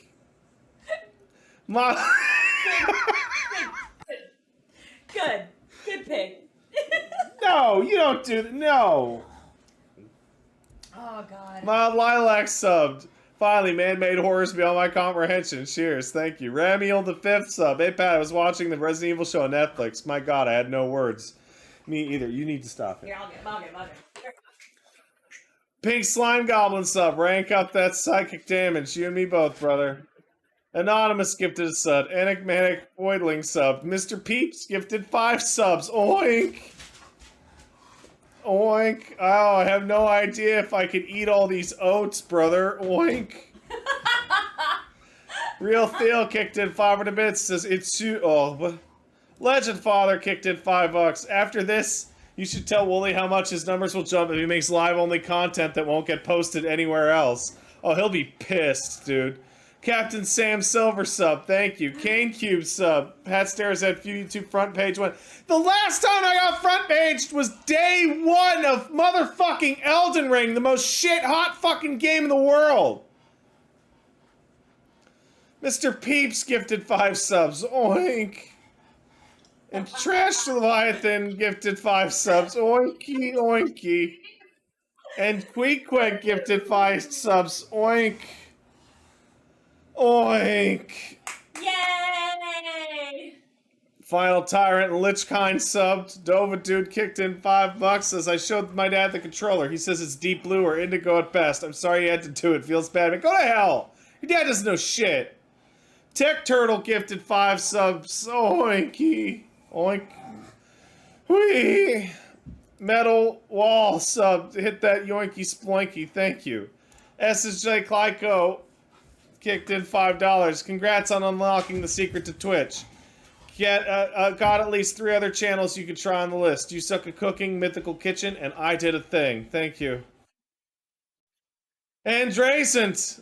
Andre Resistant. I've never seen your name in my life, and you're here gifting 5 subs so that I oink. Oink. Hell yeah. Oink for new person. Oink. Oh my god. Turtle gifted 5 subs. Oink. You are a bitch. You are a piece of shit. Jesse and Parsano sub. Thank you. Necty W gifted 5 subs. Oink. Oink. I gotta get a fucking Pigman emote now. Yeah, you do.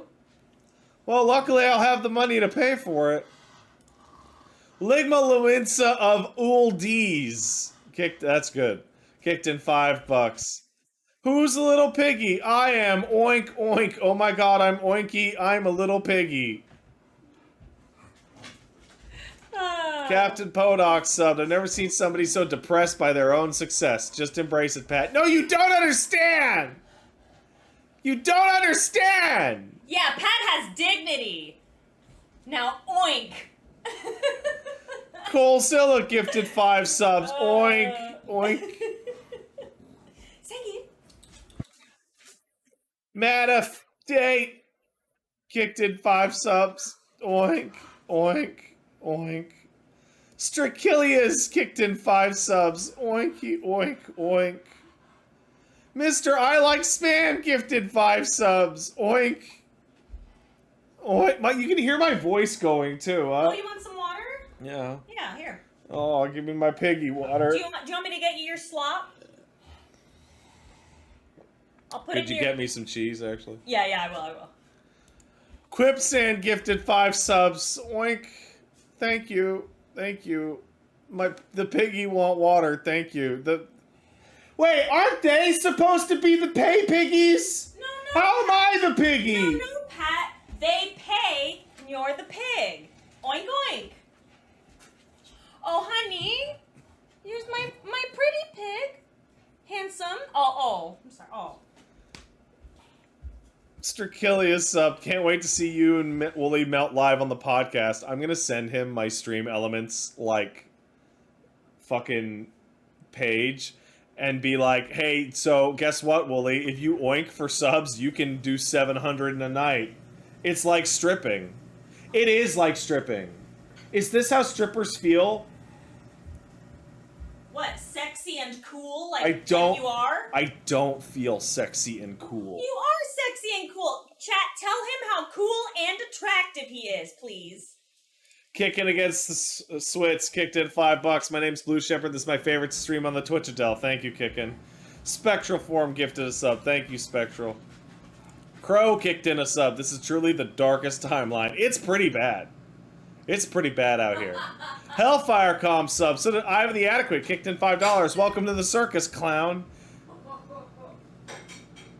Are other people's, like, subs like this aggressively, like, shitty? Like, not necessarily you, Ivan, but, like, I feel like when I go to other people's streams, there's less dance for the money, you fucking piece of shit clown energy. Yeah, but Did I cultivate this? that's not as fun, Patrick. I feel like I cultivated this. The cassowary kicked in 1,000 bits. Glad to see the new job going swimmingly. Thank you. Box Boatin gifted 5 subs. Thanks, man.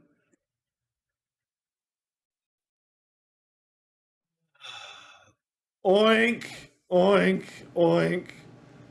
Josh Manvici kicked in 500 bits. I love how unhinged this has become, and we can never prove that it happened. Well, I do locally record these just in case. Barracuda kicked in 500 bits. The most insane thing I've seen all week, and I was forced to buy a girl panties 2 days ago. Oh, thank you. Now I have blueberries and cheese.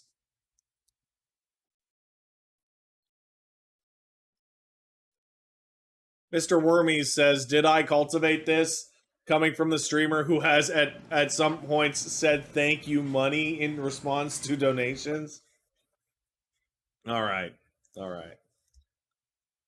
Okay. What does that mean?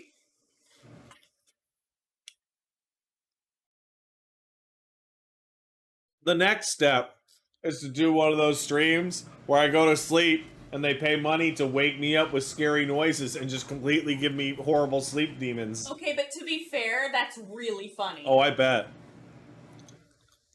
I bet that's fun. Next is VTuber. But doesn't that rob you of like the anguish? Right? Doesn't that like I guess it depends on how accurate it is to your actual expression, maybe. to the tracking? Male VTubers don't do as well? Yeah. I can never be a cute anime girl. I didn't say that. Yeah. I can hear him doing some shit. Hypnotoad used 1,000 bits. Pat, did you ever find your wedding ring? Yeah, I found it. Space Bowie gifted a sub. Thank you. Velia sub. Thank you. Spider-Man kicked in $5. When's the hot tub stream for more viewers? Oink, oink. I don't have a hot tub. So I'll have to get one. That would be fun, though. Have a hot tub. Yeah, that does sound good. Ligma Momensa gifted a sub. Thank you, Ligma. Kaiman Ixiri sub. You've changed, man. Maybe a little. Moral K sub. What the hell is happening? I don't know. I don't fucking know. Pars Anno kicked in 500 bits. Hey, Pat, why do cows have hooves instead of feet? Because they lack toes. You're welcome. Yes, this is my bit. Go, go, Golem tried that joke 3 fucking days ago. That joke is old.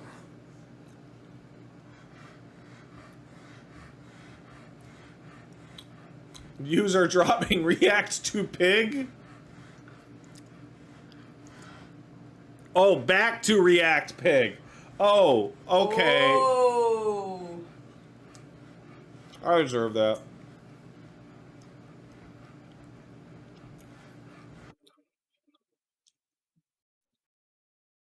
Parzano, fuck off. A guy named Frank kicked in $5. Congrats on becoming a bacon stripper. What's this about alligator sperm? It's a drink. The guy's drinking it. Is it actual animal? No. Oh. It just looks like it. Oh. I thought he was actually... What, were you disappointed? No, I don't know.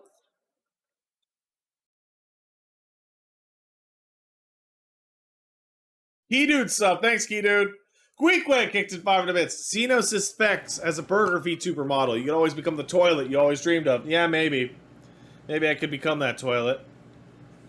And Tron kicked in 500 bits. Pat, it's 3 a.m. Why is Pat oinking on the internet? Because he's lost control of his life. That's true. And now, back to Andy. Slice of heaven. Right here. Alright, so here we are to our...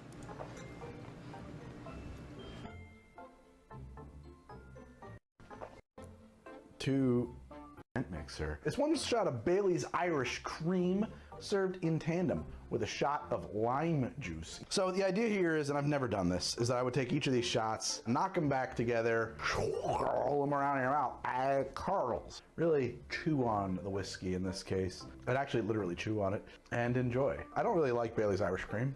I don't have a whole lot of uses for it. It shows up on the show once in a while because of a drink that calls for it. But I do love lime juice. I hope this doesn't ruin lime juice for me. I just like to drink straight up lime juice. You can do this. I mean, Okay. Come on. Well, that's not so bad. It does leave a weird kind of crusting dryness. Is there another one? No, there is not. We're done. Yes, select again. Bible for 400, please. During the second plague, these amphibians came out of the water. Stephen. What are frogs? Right. What are frogs?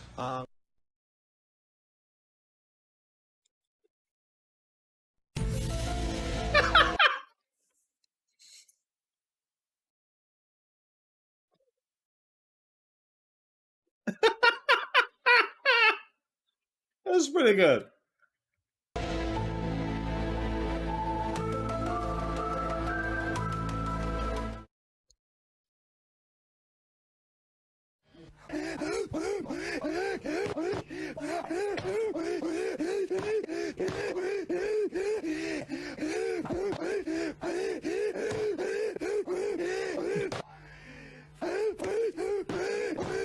I hate this.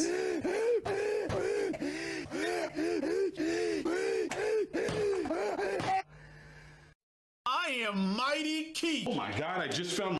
Hey, hold up. Mighty Keith fucking rules. If you don't follow Mighty Keith, fucking go check his shit out. This dude's great. Every video I've ever seen he's made is great. You check him out. My GameCube controller, bro. Hell yeah. Hey. Super Smash Bros. Ultimate? Yeah. Hell yeah. Items on high. Hell yeah. Wait, am I not even subscribed? Oh, I should. Oops. Smash is on, and we're gonna go to any random stage that we like. Hell yeah. Wow, somebody sent this to me on purpose. What y'all about to get into? Oh, we're getting ready to play some Smash Ultimate. Sephiroth just came out. It's gonna be amazing. A word. Shit, I'm about to play some Super Smash Brothers Melee. What? I didn't know you still had a GameCube. You hear this guy? I'm not playing Melee on console.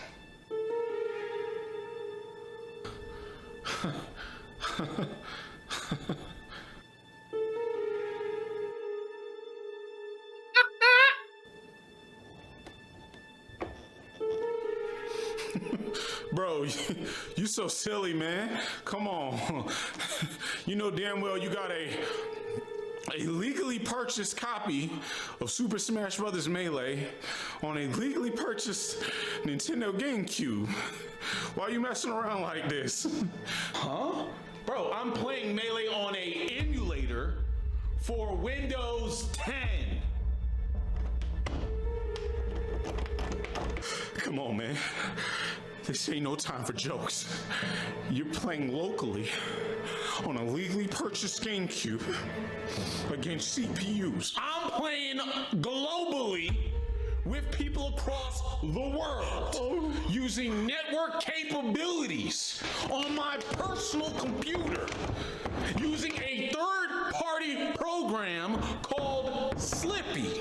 That's how I'm playing Super Smash Bros. Melee. Hey man, don't talk so loud, man. Come on, man.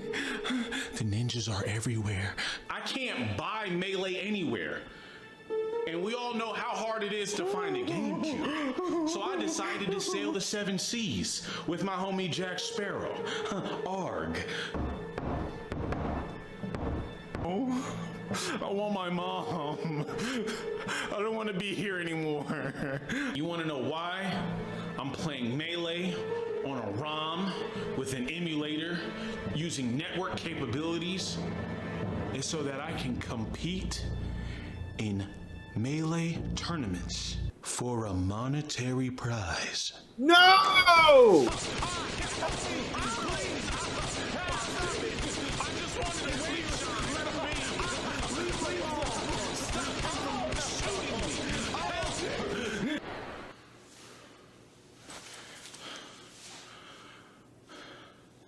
Cease and desist, bitch. How could you have done this? Boy, that's just crazy. I love this guy's videos.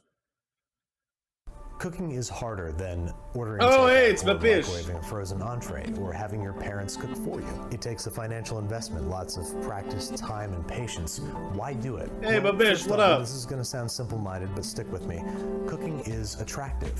Like playing guitar, it demonstrates your prowess with your hands, your sophisticated knowledge of an art form, and is a demonstrable value to look for in a partner. Nah, this ain't no But it goes ads. This is deeper just than that. this Cooking is binging a with shared Babish, man. experience, a way to express yourself to someone you care about. That someone can even be yourself. Cooking is a physically and mentally healthy outlet and hobby. This might Just teach me like how to boil learning water. guitar, It's possible. You're not going to be a rock star right out of the gate. You need to learn the how and why of what makes a great meal, why one flavor works when another fails, why food behaves the way it does.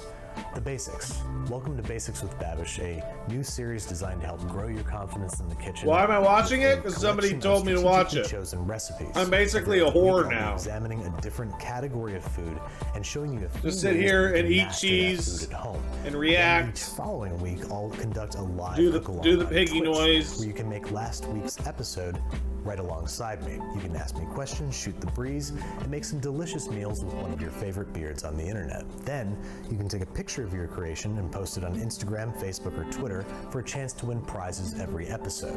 It's a new kind of interactive cooking experience, one that I hope will help ratchet up your skills. Oh my God, whether it's just your get to the first time fucking in kitchen or cooking. your tools that are going to make cooking in any kitchen. No, a whole I'm lot done with you, easier. Babish. You took too long. Little Golden Books. Wooly the Liar Stole My Yay! Pie by Tabs from Tumblr.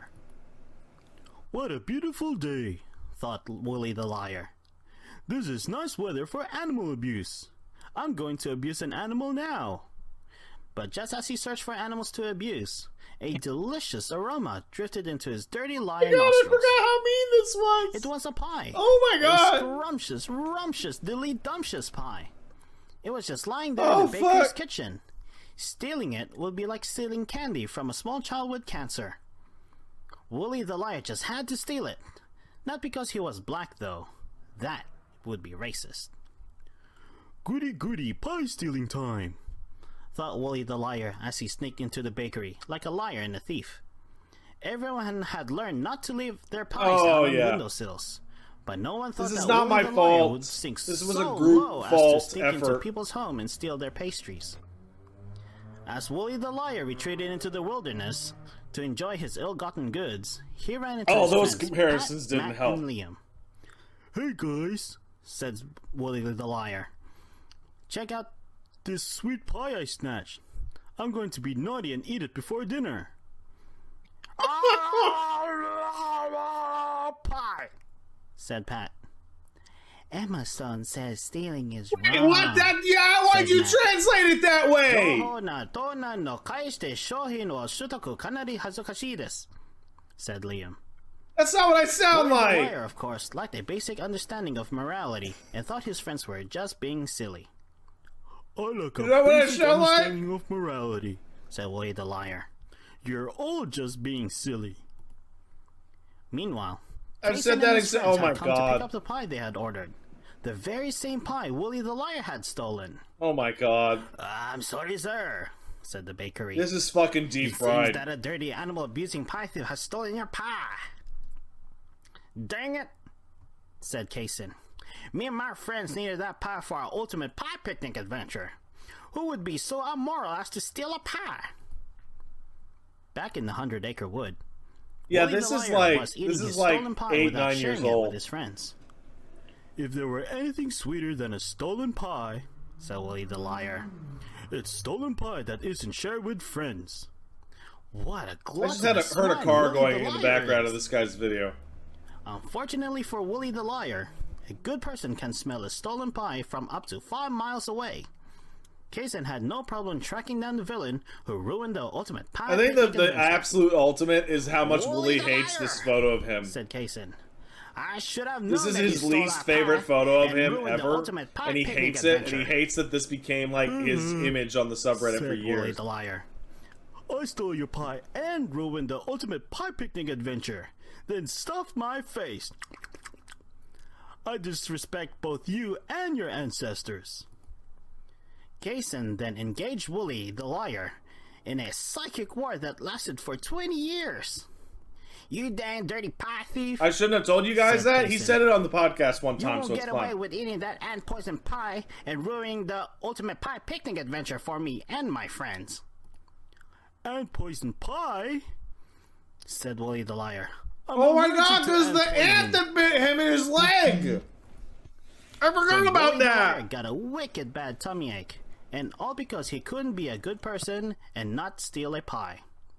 The end. That was Little Golden Book's Wooly the Liar Stole My Pie. Yay! From Tumblr. If you want to see the original Tumblr page, just go up to tabarisms.tumblr.com. This was read by Fox McCloud, Peppy, Falco, and Slippy are the mercenaries known as Star Fox. They are indisputably Cornera's greatest heroes. What the Star fuck is Fox's this? superiority comes from their sacrificed legs. Without legs, Fox is less likely to black out while performing a barrel roll. I would praise How Star old Fox is for this? the brave strategy if it wasn't completely pointless. Did you notice that I left someone out? while Who's sending me listing the members of 21 Star view Fox? videos? Let me introduce you to the pilot of the Great Fox, Rob the Robot. Not the one in Smash Brothers Brawl. This guy. Rob is the guy that sends you power-ups and repairs Slippy's ship when it is shot out of the sky. Rob proves that Star Fox has access to a pilot capable of maneuvers that would in history by not realizing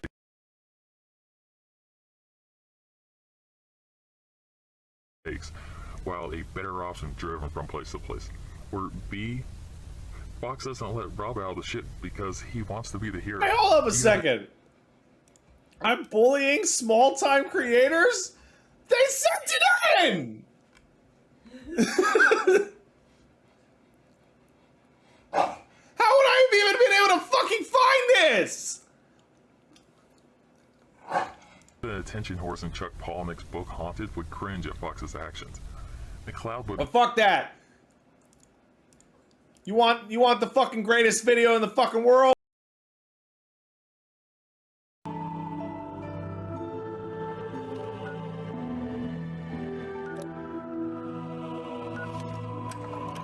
Yeah, I don't need to tell you who made this. This is clearly an internet historian video. It's a good one.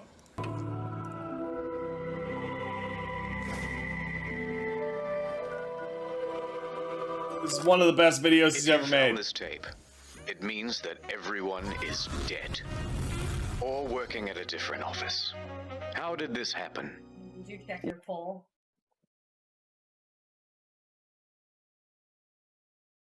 I want to spike your fucking phone into the dirt.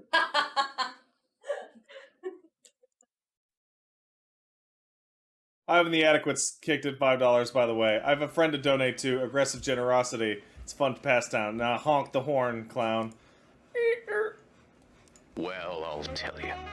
Oh, by the way, I sourced this video when I talked about Fallout 76 sometimes on the podcast. Up, buckaroos. Today's lesson is the misfired launch of Fallout 76. June 2018. It began with everyone getting just a little hyped up. Have we waited long enough, guys? Oh God, yes we have, Todd. I think we have. Fallout 76, Bethesda's biggest game yet. Oh, it's gonna be so God, big. It was exciting, and they promised we'd know more at E3. E3 hype You know what? time. Crimeark, you're completely right. I actually totally agree with you. If everyone, including Pat, has already seen this, there is no real reason. I'm skipping it. We are now watching a very weird video about cats.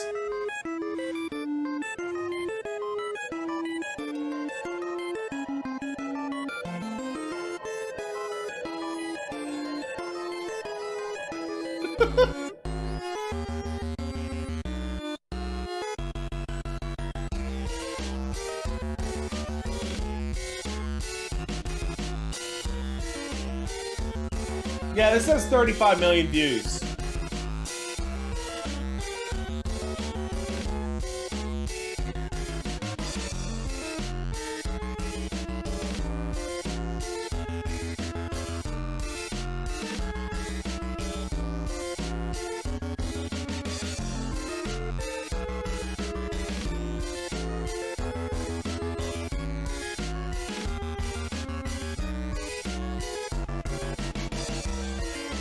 Oh.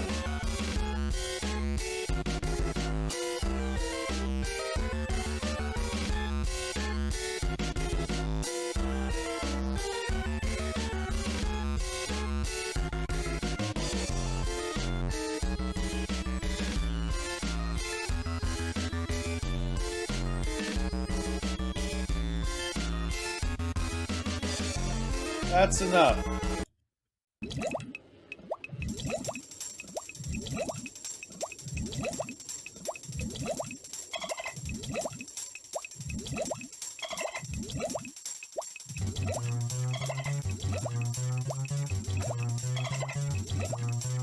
Hold back forward slash. Back forward heavy slash. Hold back forward slash. Back forward heavy slash. Hold back forward slash. Back forward heavy slash. Hold back forward slash.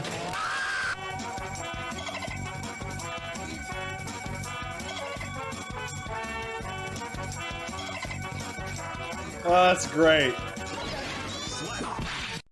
Hey, it's Oh, nice it's- to meet you. This world is imperfect. Ah, it's good old Pro CD. Wipe away the impurities. Is anybody else listening to this? Make it as beautiful as me. Lysanderoth, you are behind all this? Yes, it was It's I. true. My machinations lay undetected for years. We were just talking about Lysanderoth on the podcast. So who has world record for this category? I do. Wow, really? Yeah, got it on the EDQ grind. Nice. Wait, so are you just doing these arbitrary rules because you have world record and what you say goes? No, I'm pretty sure it's fine, so. As we're getting ready for Mirror's Edge with Black Belt Ginja Ninja. See you around. I'm Proto Magical Girl here with Matchbox Matt. Keep enjoying Oh, Summer this Games is gonna done be quick. this is gonna be So cringe, this is isn't it? Mirror's Edge glitchless. So 3, 2, 1, go. Good luck. This is gonna be cringe, isn't it? I've played this game before, so I'm gonna four, and now we're off. You want to explain the premise of glitchless? Yeah, so there's a couple major glitches that aren't allowed. There's the kick glitch. There's a glitch that lets you jump in midair. There's a glitch for skipping animations. That's not allowed. Outbound stuff. That's not No, allowed. I can't do it. I'm There's also skipping it. putting objects. I'm skipping it. Oh god damn it, it's weird now! Hold on, I gotta see what this looks like. Alright, this is gonna be weird.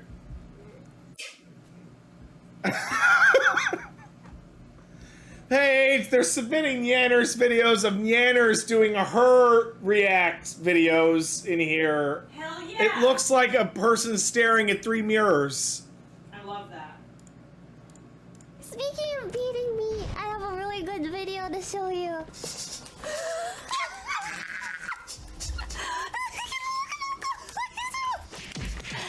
Stop beating the meat! Stop beating the meat! It's already dead!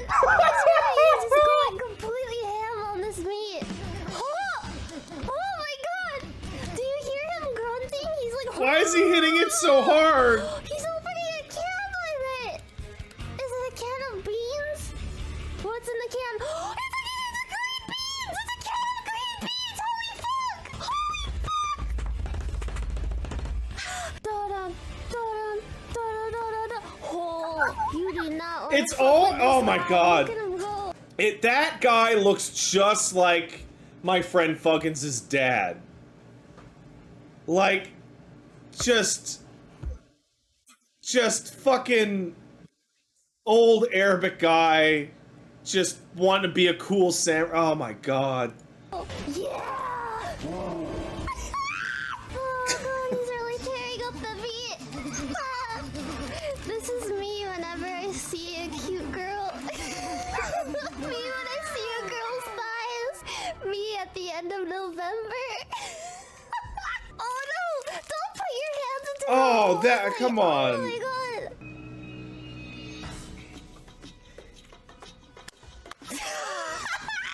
It always looks like accountants.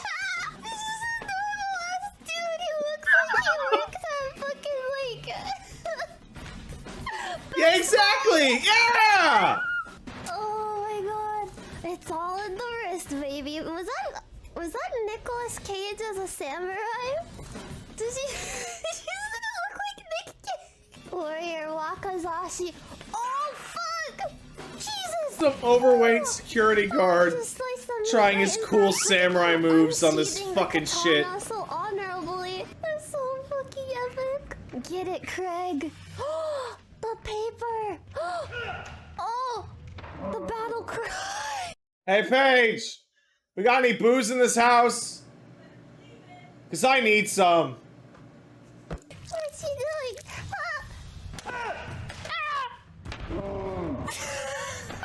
You want the pink stuff or the red stuff? Give me the pink stuff. Too powerful. Oh, Jesus. Oh, God. I'm sorry, but the like grunting noises. The grunting noises playing at like half speed. No, not the Gatorade. Look how far I can bend. Oh, you could bend it like 45 degrees. 55-degree angle. 55 degrees? I think she's drunk when she watched this, because this is a high level of activity for her. People could have eaten this meat. I hope that they like Wait, hold up. You don't like Nanners? Fucking who said that? Whatever. Nanners is great. She's great. salvage the meat from when they like went to town on it with a fucking samurai sword and you have to face these men. Imagine having to fight these men. You would be I would just die. Yeah, you're right. Oh my god. That's a good question.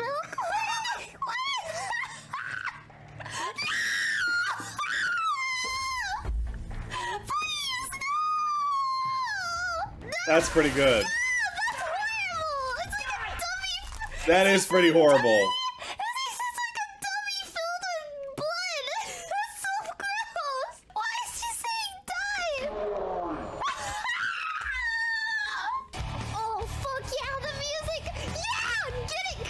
Some fucking Mortal Kombat character.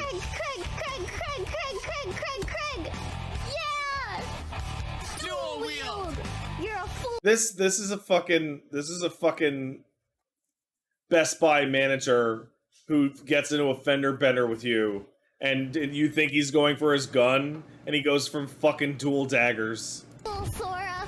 Oh, fuck. What's David gonna do? Oh, shit. Get it, David? Look at the pose, the stamina, the grace. Oh!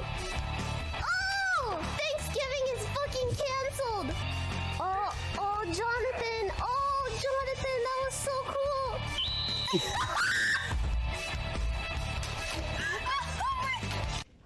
These Cold Steel videos are fucking ridiculous. Alright. Alright. We're now moving. I'm gonna skip the next one that I have in the list. I have one that I put in the list. I saw it on YouTube, and I specifically did not watch it.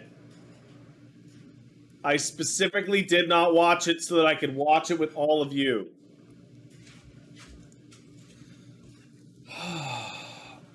Fellas, how's it going? So over the past weekend, I got to go to Super Smash Con. It's one of the biggest Smash tournaments of the year. It's a big convention celebrating all things Nintendo and Smash Brothers. By the way, ignore these guys. They're stuck in the stream dimension. I just ended stream. You should stop by sometime. Twitch.tv/Coney. Look at that guy. He's so sad. No! Anyway, I got to go to Super Smash Con, which is a great tournament that also has a ton of fun, casual things. And I thought, what better place to get into the mind of the average Smash player? Not just a competitive tryhard, right? Not somebody who plays seriously, but somebody that just likes Mario and Kirby. So I went to Smash Con with a question on my lips and a slideshow on my Google Drive. I wanted to see if the average Smash player could name one fighting game character. The results might surprise you, or maybe they won't. I'll leave that up to you. I learned something. I'll tell you that. I hope you like it. Oh, and by the way, if you did like it, please. You believe Paige made me this incredible drink? And that would mean a lot to me. Because if I hit a... Hold up. Can you believe Paige made me this incredible fucking drink? Look at this fancy fucking drink. It's got blueberries and basil and shit. What's in this anyway?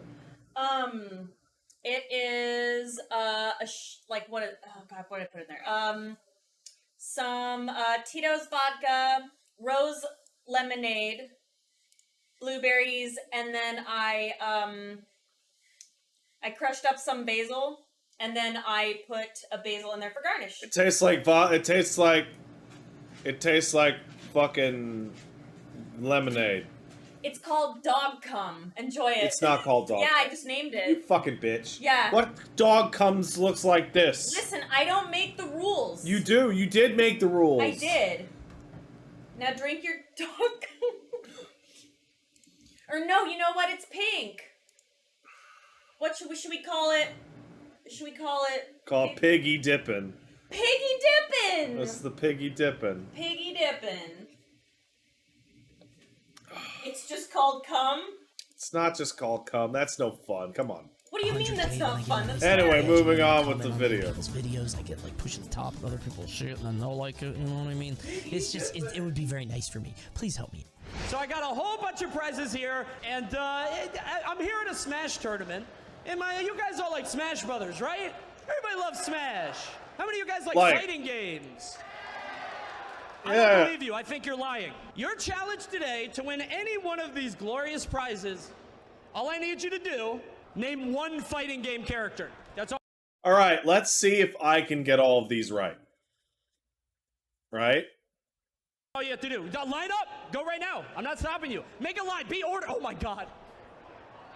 Orderly. Wait, let's be.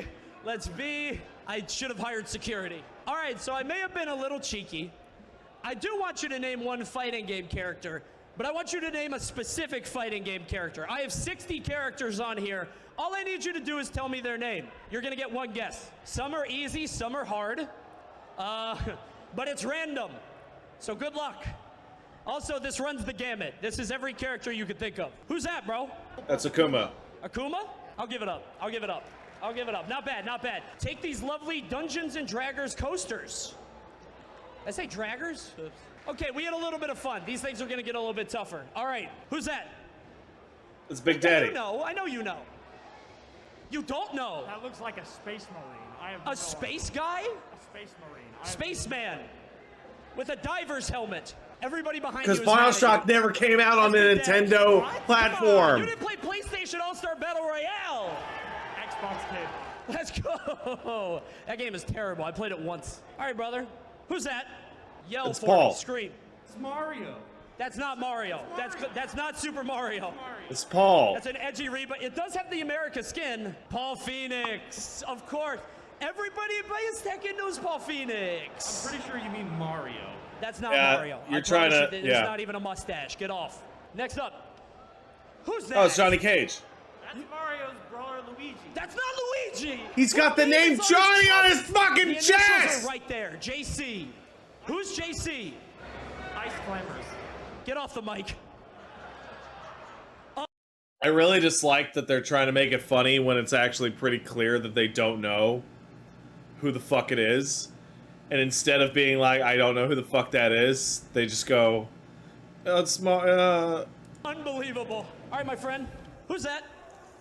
Chop Chop Master Onion. Him. Yeah, I'm gonna go with Bowser. Bowser. You guys really only do know Smash. Could you take a guess? Look at what he is. Take a guess. What kind of food is he? That's his name. Garlic. Garlic. Yeah, that's what somebody said. Say onion, okay? Onion. No, not yet. What kind of food is that? Onion. Be a little bit more specific. What is he? An onion. Chop Chop Master Onion. Get off the mic. Who's that? That's It's easy. Jin. It's you, Coney. You know what? I don't know enough about this character myself to make a funny joke out of that. Like, I am also a Smasher.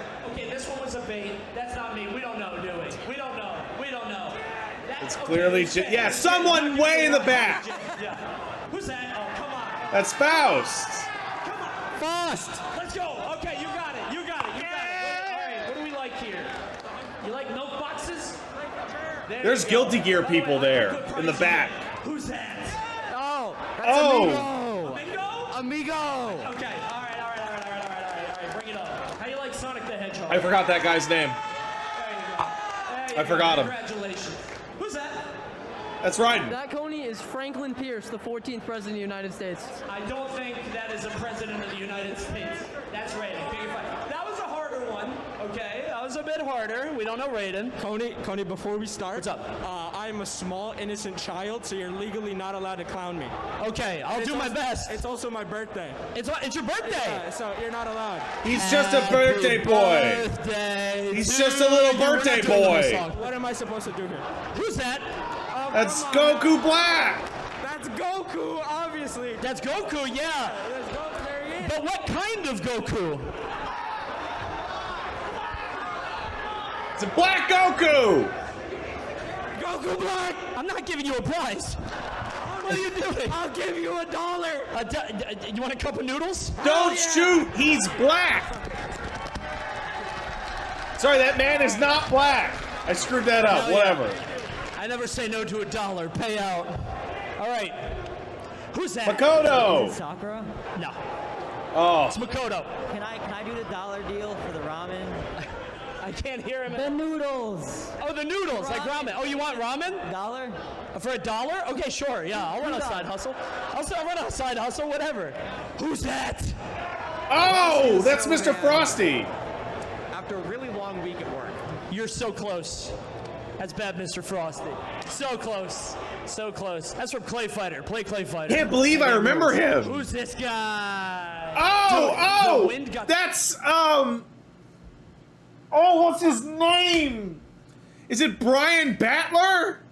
Sucked out of the crowd for that. None of you know who that is, do you? Raise your hand if you know who he is. Seriously. Be honest. No. No. Okay. No, I don't. It's Brian Battler! Yeah! Brian Battler? Duh! Come on. Who's that? That's DJ. Come on. That's my little cousin Anthony. That's not your little cousin Anthony. That's a very large man. That's DJ. I did not look at chat. I looked away from chat. Chat is here. I've ever seen. I don't know how I found that. Who's that? It's Dan. Danny Miki. Yell it out. I need you to yell it with confidence as loud as you can. Do not tell him. Just name a guy's name and you might get it. Dan Bachi. You win. You win. It's close enough. But that It's was close an easy enough. one. So I'm going to give you these Mickey Mouse cloth face masks. Congratulations. It's close enough. All right.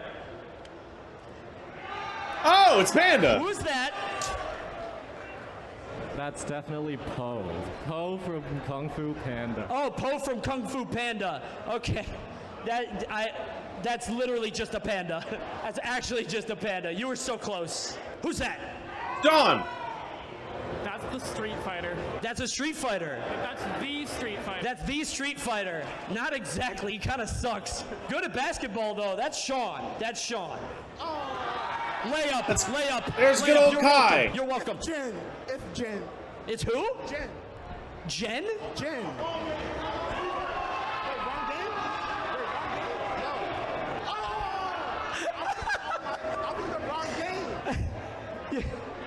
You missed the Ryu of this game. I know.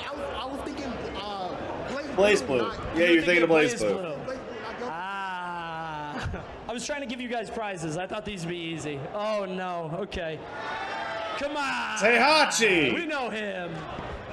Is that Heihachi? That's Heihachi. Yes, it's Heihachi. I'll give it up. And you're going to get this lovely Legend of Zelda keychain. There you go. Congratulations. That's my dude. Dr. B. Dr. Paskanovich. Dr. Wiley. That's the guy who's the assist trophy from SimCity? The guy from the assist trophy from SimCity. Pretty good answer. It does look like him in HD. No, could you take a guess on his profession? He's a lawyer. He's not a lawyer. He has a doctor coat. Smashers don't know fighting game characters or jobs. Who's that? Oh, fuck. You really don't know. I don't know. Who those are. I haven't played ARMS in like a year. I don't know who that play is. ARMS every weekend? Does anybody know? You guys know. You guys know. All right. That's my main. That's Bite Mark, baby. That's Bite Mark. Best game to come out in July of 2017. Best game. Best game. Who's that? It's Cyclops. Cyclops. Yeah, that's Cyclops. You got the gimme. You got the gimme. And for that, I'm going to give you these lovely underpants. Here you go. Here you go. You got Cyclops. Congratulations. You want an easy one? I love one. Okay. Too bad. Duck King. That- Okay, we're walking up. Hey, hey. Not only is that Duck King, that's King of Fighters 11 Duck King. Hey, Lightning Ryan, you don't know it. You don't know it. Barry Von Kovac. No, go. Go on, try it. Die? No, it's not die. Close. I'm pretty sure that's Rat King. No. Fuck. That's Duck King. Duck King. Oh, did you have it? You didn't know Duck it. King. Who's that? That's Vega. That's so easy. That's so easy. There we go. I would have taken anything. Who's that? It's Geese. Geese Howard. Geese Howard. Hey, there you go. That's crazy. You like bullet bills? Take a bullet bill. There you go. Congratulations. Who's that? Bro, It's Jackie Chan for Jackie Chan's Fist of Fire. No, good night. That's Kung Fu Master Jackie Chan. Come on, bro. Okay. What do I give you for identifying one of the most popular celebrities of the 90s? I'll give you a little fire flower. How about that? Who's that? That's A Bean. lot of Sonic fans here today. Ugh. Bean? Name a food. Chicken. Actually, you know what? Is he a duck? Probably makes more sense. That's Bean. Who's that? That is Jeffrey Dean Morgan. I think it is, right? That's Walking Dead man. What's the character though? I know that character going. Negan. He's on the Bat Lucille. Negan? He's playing. Yeah. And so we know his name too, right? We definitely know his name. Now, Yeah. You know I got this. You And know I'm we're good right for about to this. say it, because I need you to say it in like 5 seconds, right? 5, I'm letting you down. I'm gone. 4, 3, 2, 1, 0. That's Negan from the hit AMC show The Walking Dead. 8 o'clock on Sundays. You didn't know I never shit. watched the show. The look of shock on your face. Oh, is it's truly Steve. dismaying. Name 2 Minecraft Smash characters Steve. together. You're done. You're done. That's Steve Fox. Steve Fox. Who's that? Oh, that's fucking Kano. The Terminator. You know what? Kind of close. He's in the same game as Kano. It's Kano from Australia. Oh, Kano. It's May. Okay, I looked away. See, I gotta leave some easy ones to see if you guys get tripped up. And because you identified the most popular Totsugeki, character everybody. in Guilty Gear Strive, I will be giving you a cup of noodles. Congratulations. Totsugeki. Didn't even have to pay $1. Who's that? Kind of looks like my dad. Your Is that dad? Nightwolf? That's not your dad. I don't think. Snake Man. Snake Man. Nightwolf. What version of Close, Nightwolf is though. that? Kind of. This is going way worse than I thought it would. I swear to God, I was up at 11 p.m. last night. Like, this is too MK11? easy. You guys Jesus. don't know anything. Who's that? Darius. That is is fighting. bullshit. That is trash. That is not fair. That is not fair at all. We don't know who that is? You're better off for it. Yeah, it's not Nightmare, I can tell you Yeah, that. wait, Nightmare? Kind of. That's Darius. He's from Project L. It isn't out yet, but honestly, the fact that you didn't know who that is probably means that your soul is pure and clean. Who's They're that? just making me drink my water. Hey, it's good old Bridget. Bridget? Okay, did you know that before this past week? Yes. Yes? Okay. Right. Okay, all right. For knowing Bridget, I'll give you Good old this brisket. lovely Smash mug. Congratulations. Well done. Who's that? He's moving. I didn't tell him to do that. I put in a PNG. I don't know this Go dude's with name. Monster Yeti. Monster I don't Yeti. know this dude's Does name. anyone know this guy? That's Blizzard. That's Oh. Blizzard. He's a monkey and he pees on people. It's Yeah, Primal this game Rage is Player gross. 1. Don't play Primal Rage. Who's that? Raiden. I don't play MK. You don't play MK. You don't know who that is? Yeah, I don't. Is that Raiden? Hold on, I'm gonna react to what you just said. I play good fighting games. I'm sorry. Thanks for the thumbnail. Oh. We don't know Raiden. I said Raiden. Oh, you did know Raiden. Did he say Raiden? I almost said Sub-Zero, and I said. Oh, you almost said Sub-Zero. Okay, all right. You know, for Raiden, you're getting the noodles. You're getting the noodles for Raiden. You got to catch him though.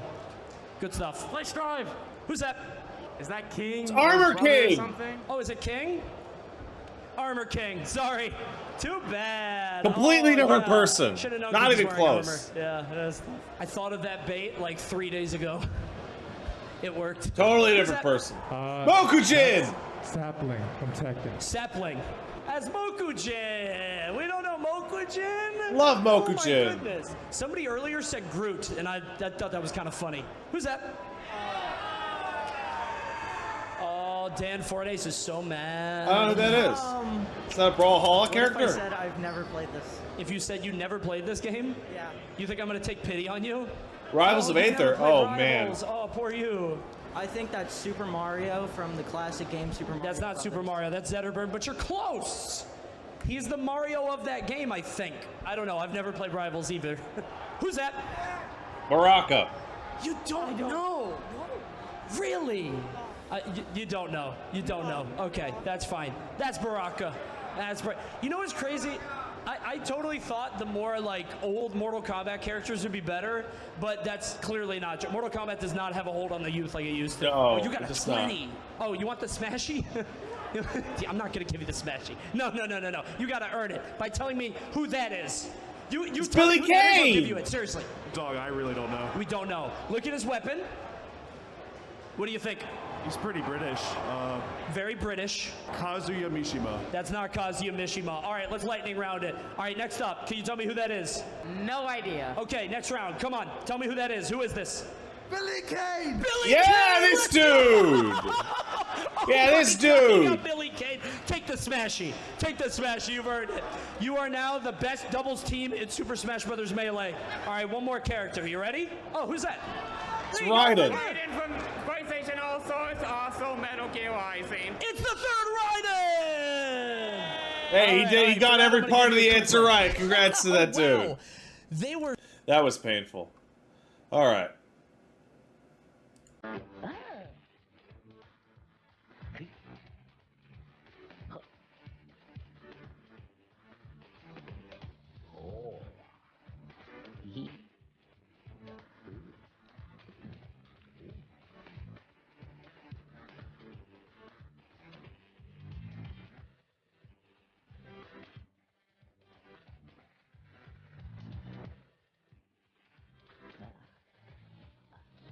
Why?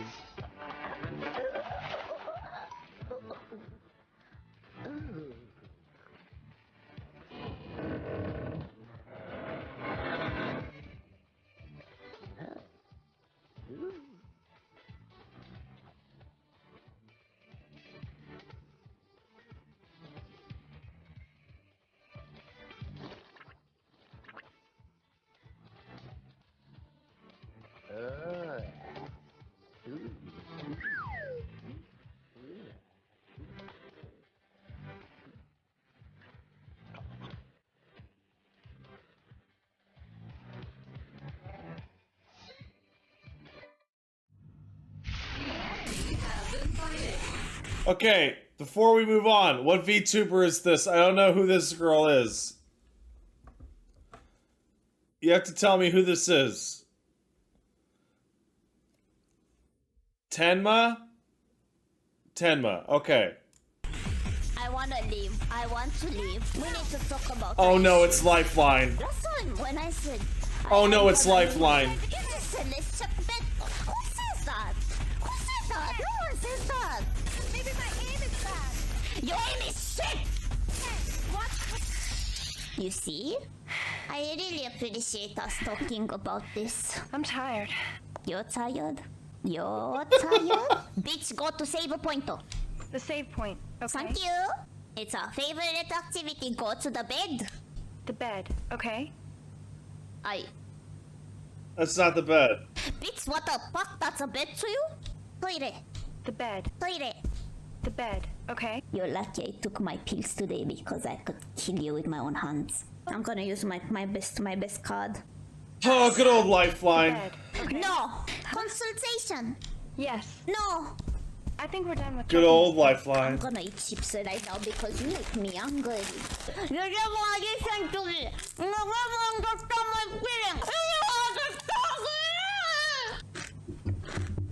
understand! I see. Check the dead body.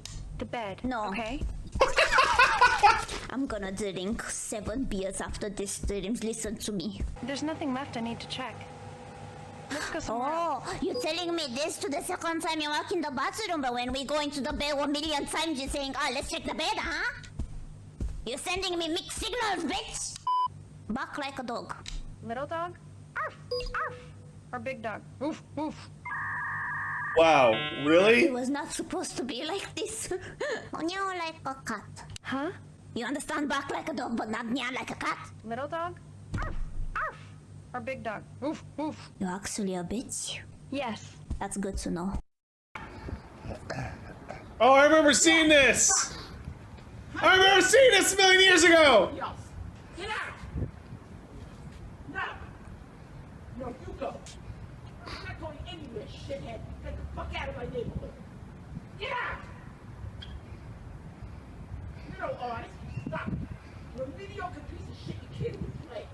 You suck. I've been playing 41 years. You suck. I'm a left-handed guitarist. You suck. I'm not yelling at a trumpet player. No. No! You go. Get the fuck out! Get the fuck out!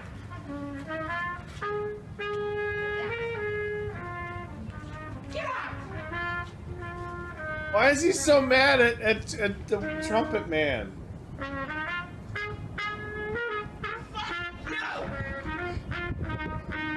Why is he so mad at the trumpet man? Get out! Where are you from? Do you remember this video? Go to a studio and rehearse. Maybe something you'll learn. You suck. You're a no-talent piece of shit. You impose your lack of talent in order on everybody around you when they want you to not. Get out! How dare you come down here and do this? I'm here 14 years. I've lived in this town my whole life. You're a disgrace. You suck. How dare you? I'm like 3 blocks down. Who the hell do you think you are? Who the hell do you think you are? You any kind of artist? Anybody know who you are? Maybe everybody else wants to enjoy the peace and quiet. This is one of the most important places in all of North America. Who are you? Who are you? You miserable, presumptuous, no talent. You're no artist. An artist respects the silence. It serves as the foundation of creativity. You obviously don't have the talent. You don't have enough respect for yourself or other people, or what it is to express yourself. In music or any other form of creativity. And I'm an NYU film school graduate, sucker. Ooh. At the School of Visual Arts. And the Academy of Art University in San Francisco. Ooh. You suck. You're a no talent. If you really had talent, go practice. And then get yourself a gig. Instead of ruining the end of the day for everybody down here. You disgrace. You're everything that's gone wrong in this world. You're a self-consumed, no talent, mediocre piece of shit. And I've earned my right to say it. Okay? It's from a film school. I had 200,000 people with Bill Graham. That's why. 1975. I walked Bob Dylan up on stage. Who the fuck You want Bob Dylan up on stage? Oh my god! 1966. Who the fuck are you? You nothing. You nothing. You are nothing. And you will never be anything. Never. How dare you? Oh my god. How dare you? How could he? You miserable, mediocre nothing. Shame on you. You cracked, stupid little smile. You little pimp. Go learn to play. Go learn to play. You're flat. You can't even carry a fucking note. I don't care about your little, like, horn lip. It doesn't mean that you know how to play. You're flat. I'm trained classically. I'm trained contemporaneously. Is New York like this? Yes. Please read the first comment on the video.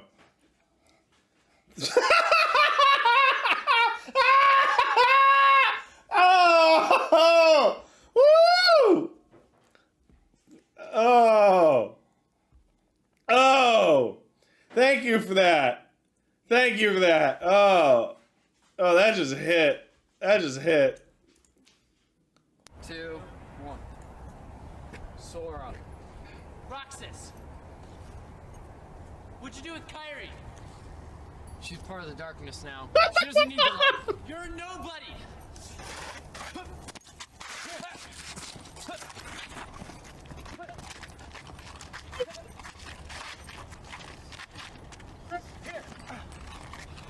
Where are your friends now?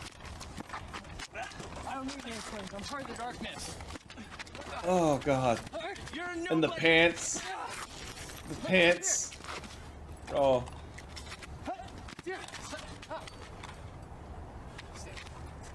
Remember that Wooly did this, but with Metal Gear. You're over, Sora. No. Hi.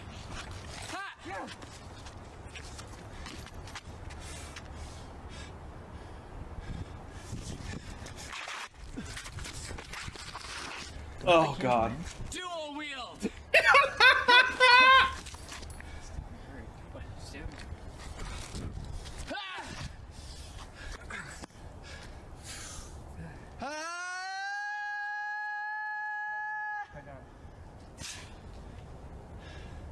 I can't kill you, you're part of me. You're a fool, Sora. God. Oh my God. Oh fuck.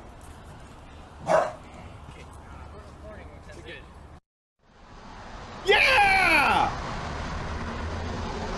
More of the bridge!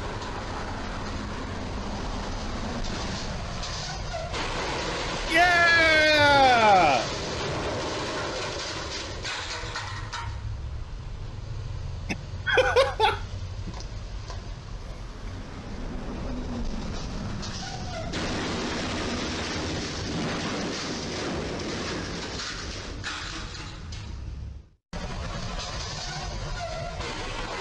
Yeah! More of the bridge. Become a patron?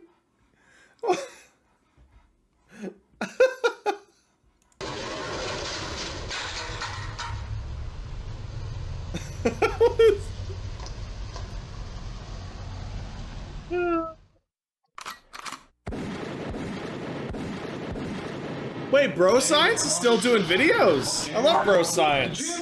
It's filled with people you hate. Some you hate because you're a hater, some you hate because even their parents hate them. But others you hate because they're fucking with your games. Game rapists. These are the worst people in the gym. The guy who wants you to work out faster. Fuck this old crap. He ain't working in for shit.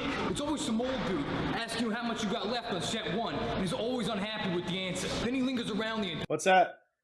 We stand up and stretch. Get You know what? Actually, that'd be a really good time to do that right now. Sorry, just real quick. No worries. Skip this video. And skip that video. In home accidents last year, over 3 people Yeah, fall down and die! And either suffered permanent disabilities or died. Yeah, no. See, there is second chance when help arrives too late. Shit! Should you ever suffer a bad fall or other emergency, prompt help can be as close as a tiny radiator you wear around your neck or on your belt.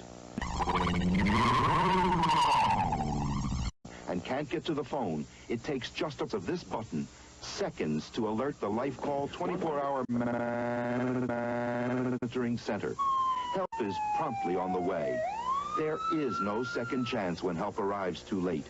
The Life Call medical alert system can now be leased and is affordable to anyone. Get a vital an important message for people who All right, that's enough. That's enough. You've got no friends. You don't know drown. Them fucking Oaks are playing well, I'm telling you. Well, you want some? Hey? You want some? Well, the Oaks are playing well, wouldn't You want some or what? You read? You want some? They're fantastic. They're fantastic. You're playing shit because you've got no friends. What and you're a load of wankers. If you want some, I'll give it you. You want to do with me? I'm joking, man.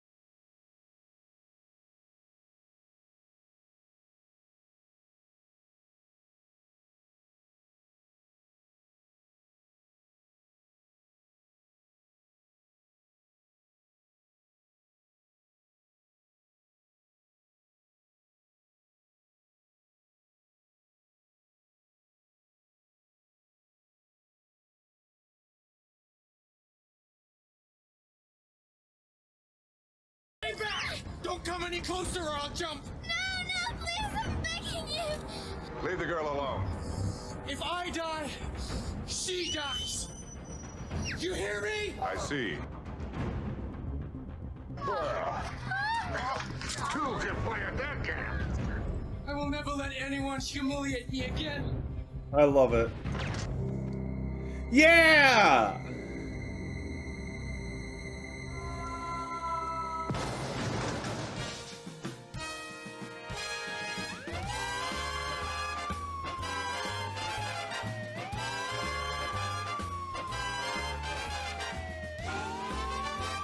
Oh my god.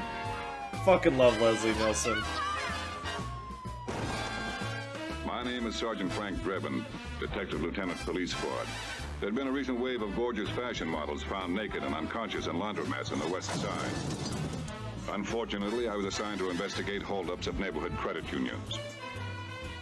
Any other victim? Station employee. Oh. Don't play dumb with me. Welcome to Jericho. Yes, a Jewish holiday, Mazel Tov.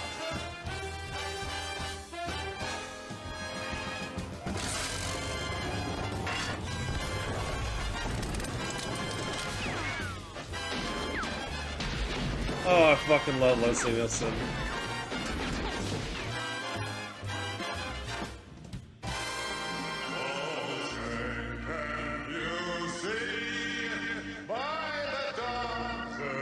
Incredible. The deviants are singing. Tell them to stand down.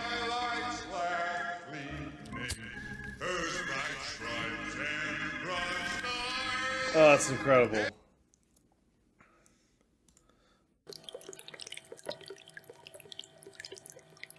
Water.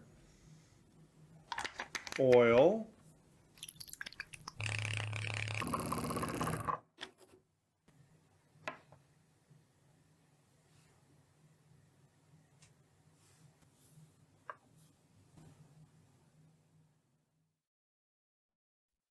Water and oil, Romeo. What?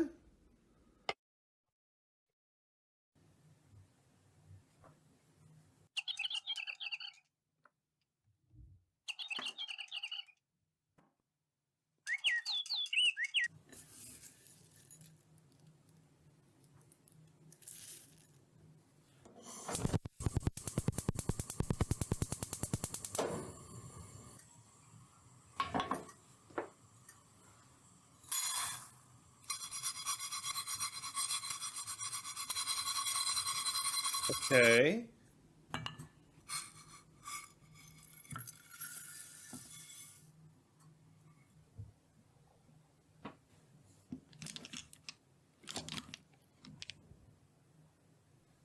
A lug wrench?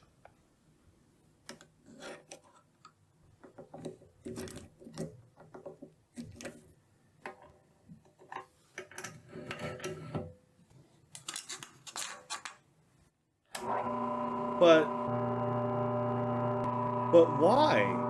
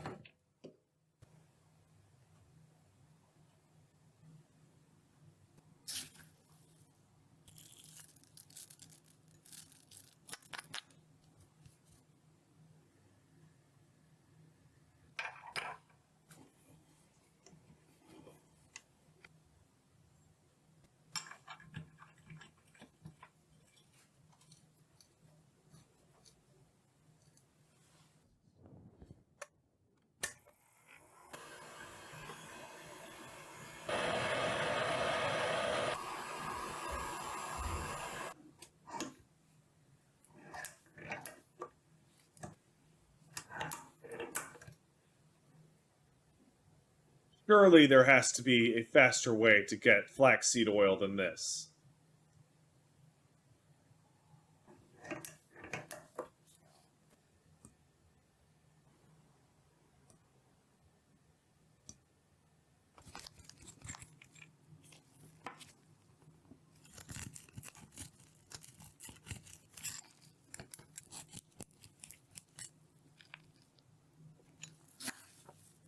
Really?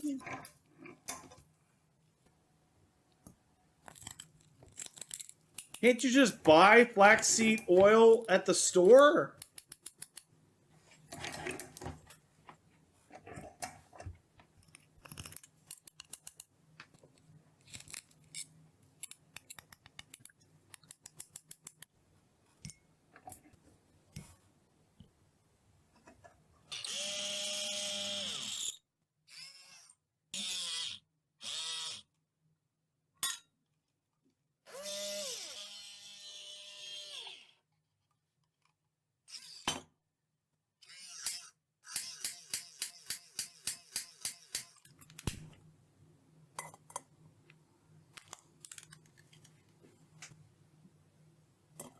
Is that a candle? Oh, it's a candle. It's not a...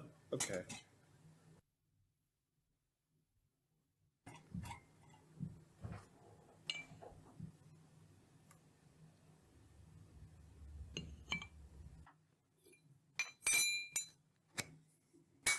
Oh, it's a coffee presser.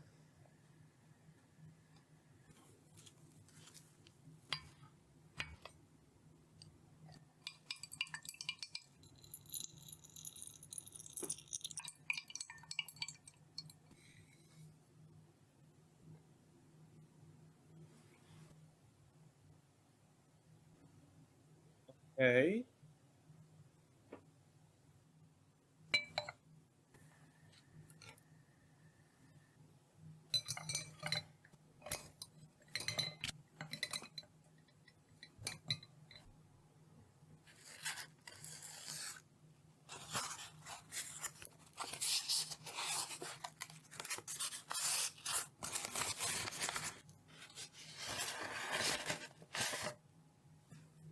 Again?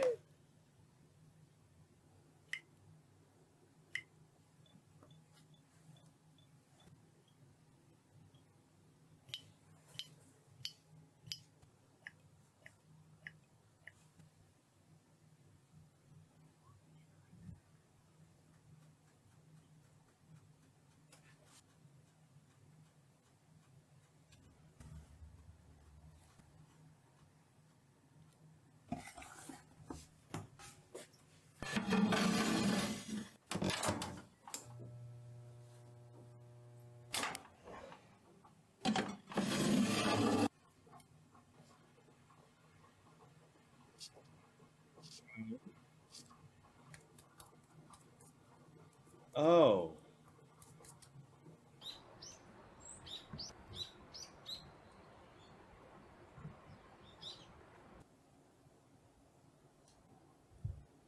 But...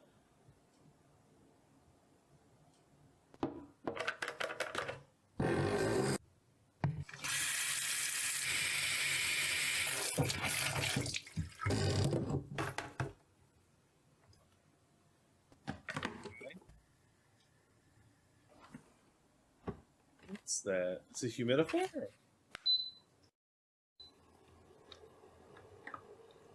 Okay.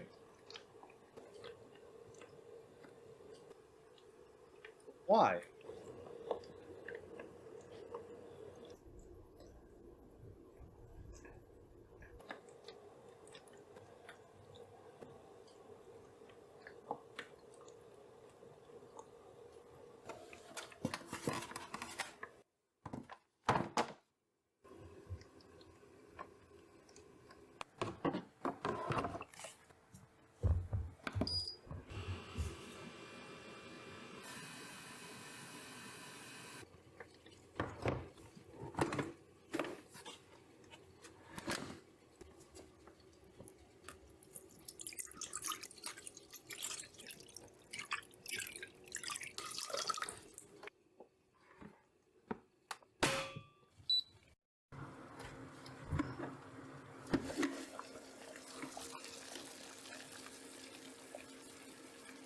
Right.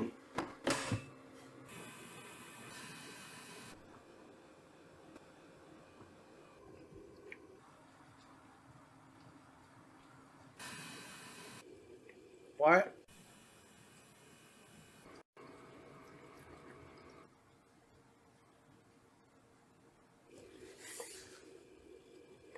Why?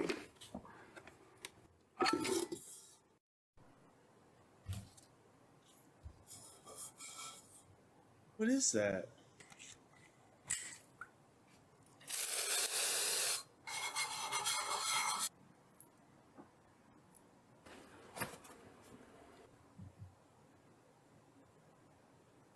Minerals.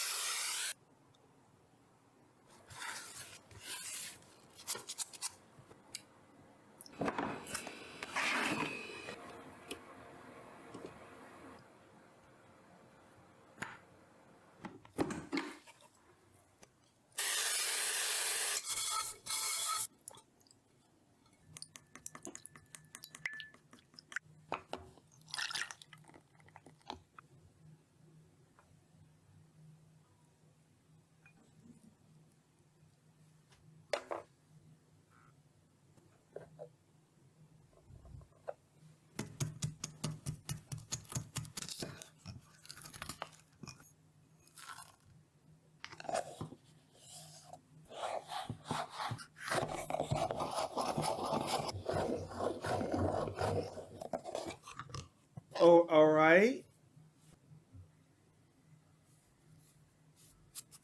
Oh, it's lime scale. Okay.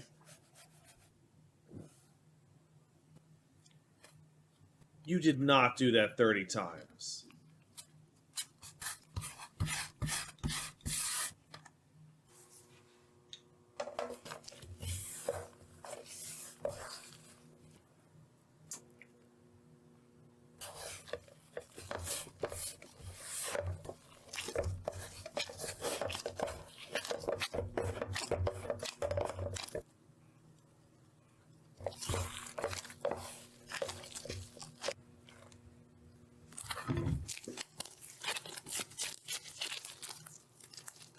This is the most labor-intensive process I think I've ever seen for anything.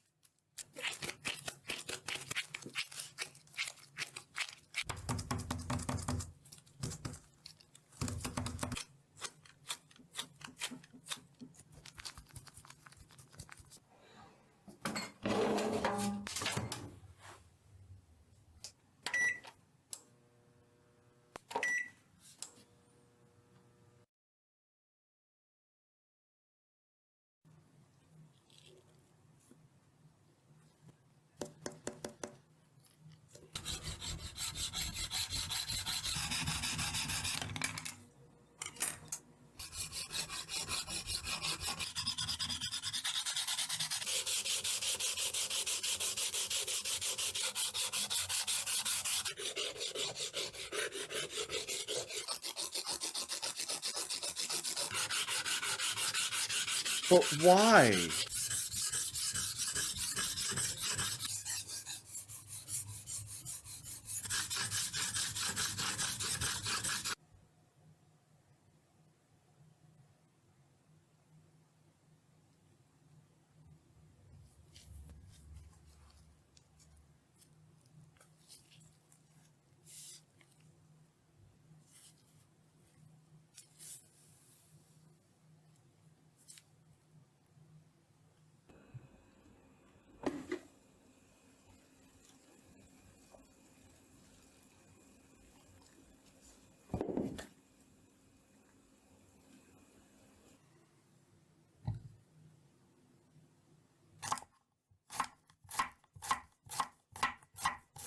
How do you... Is that not just gonna melt? Or... something?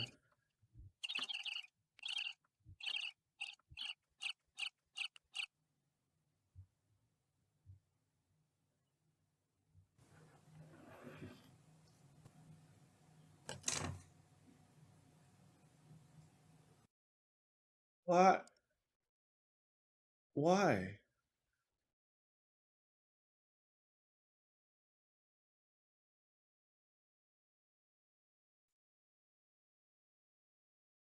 Hey, eyes here! You're on Firelands!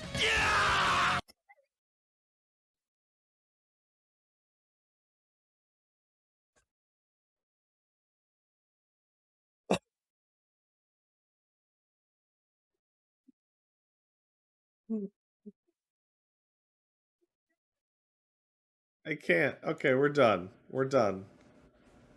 That's the end. That's the end of the show. That's the end of the show. That's the end of the show. That's nothing's gonna beat that. Nothing's gonna beat that. All right.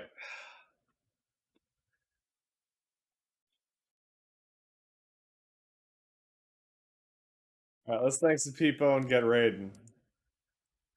Gamblitz sub. Thanks, Gamblitz. He's got a deep fake in there. I'm gonna add it. Don't worry. Cujo Fire 990 sub says I'm old. Ah, thank you. Ligma Lominsa Grindoya kicked in $5. Pat, very important video. I will add it. Mothman subbed. Can opener bridge. I love that bridge. And ABC is master used 1,000 bits. And said, no, Pat. He uses the whole buffalo. Thanks, guys. I really appreciate it. All right. Who's raiding? Who's streaming?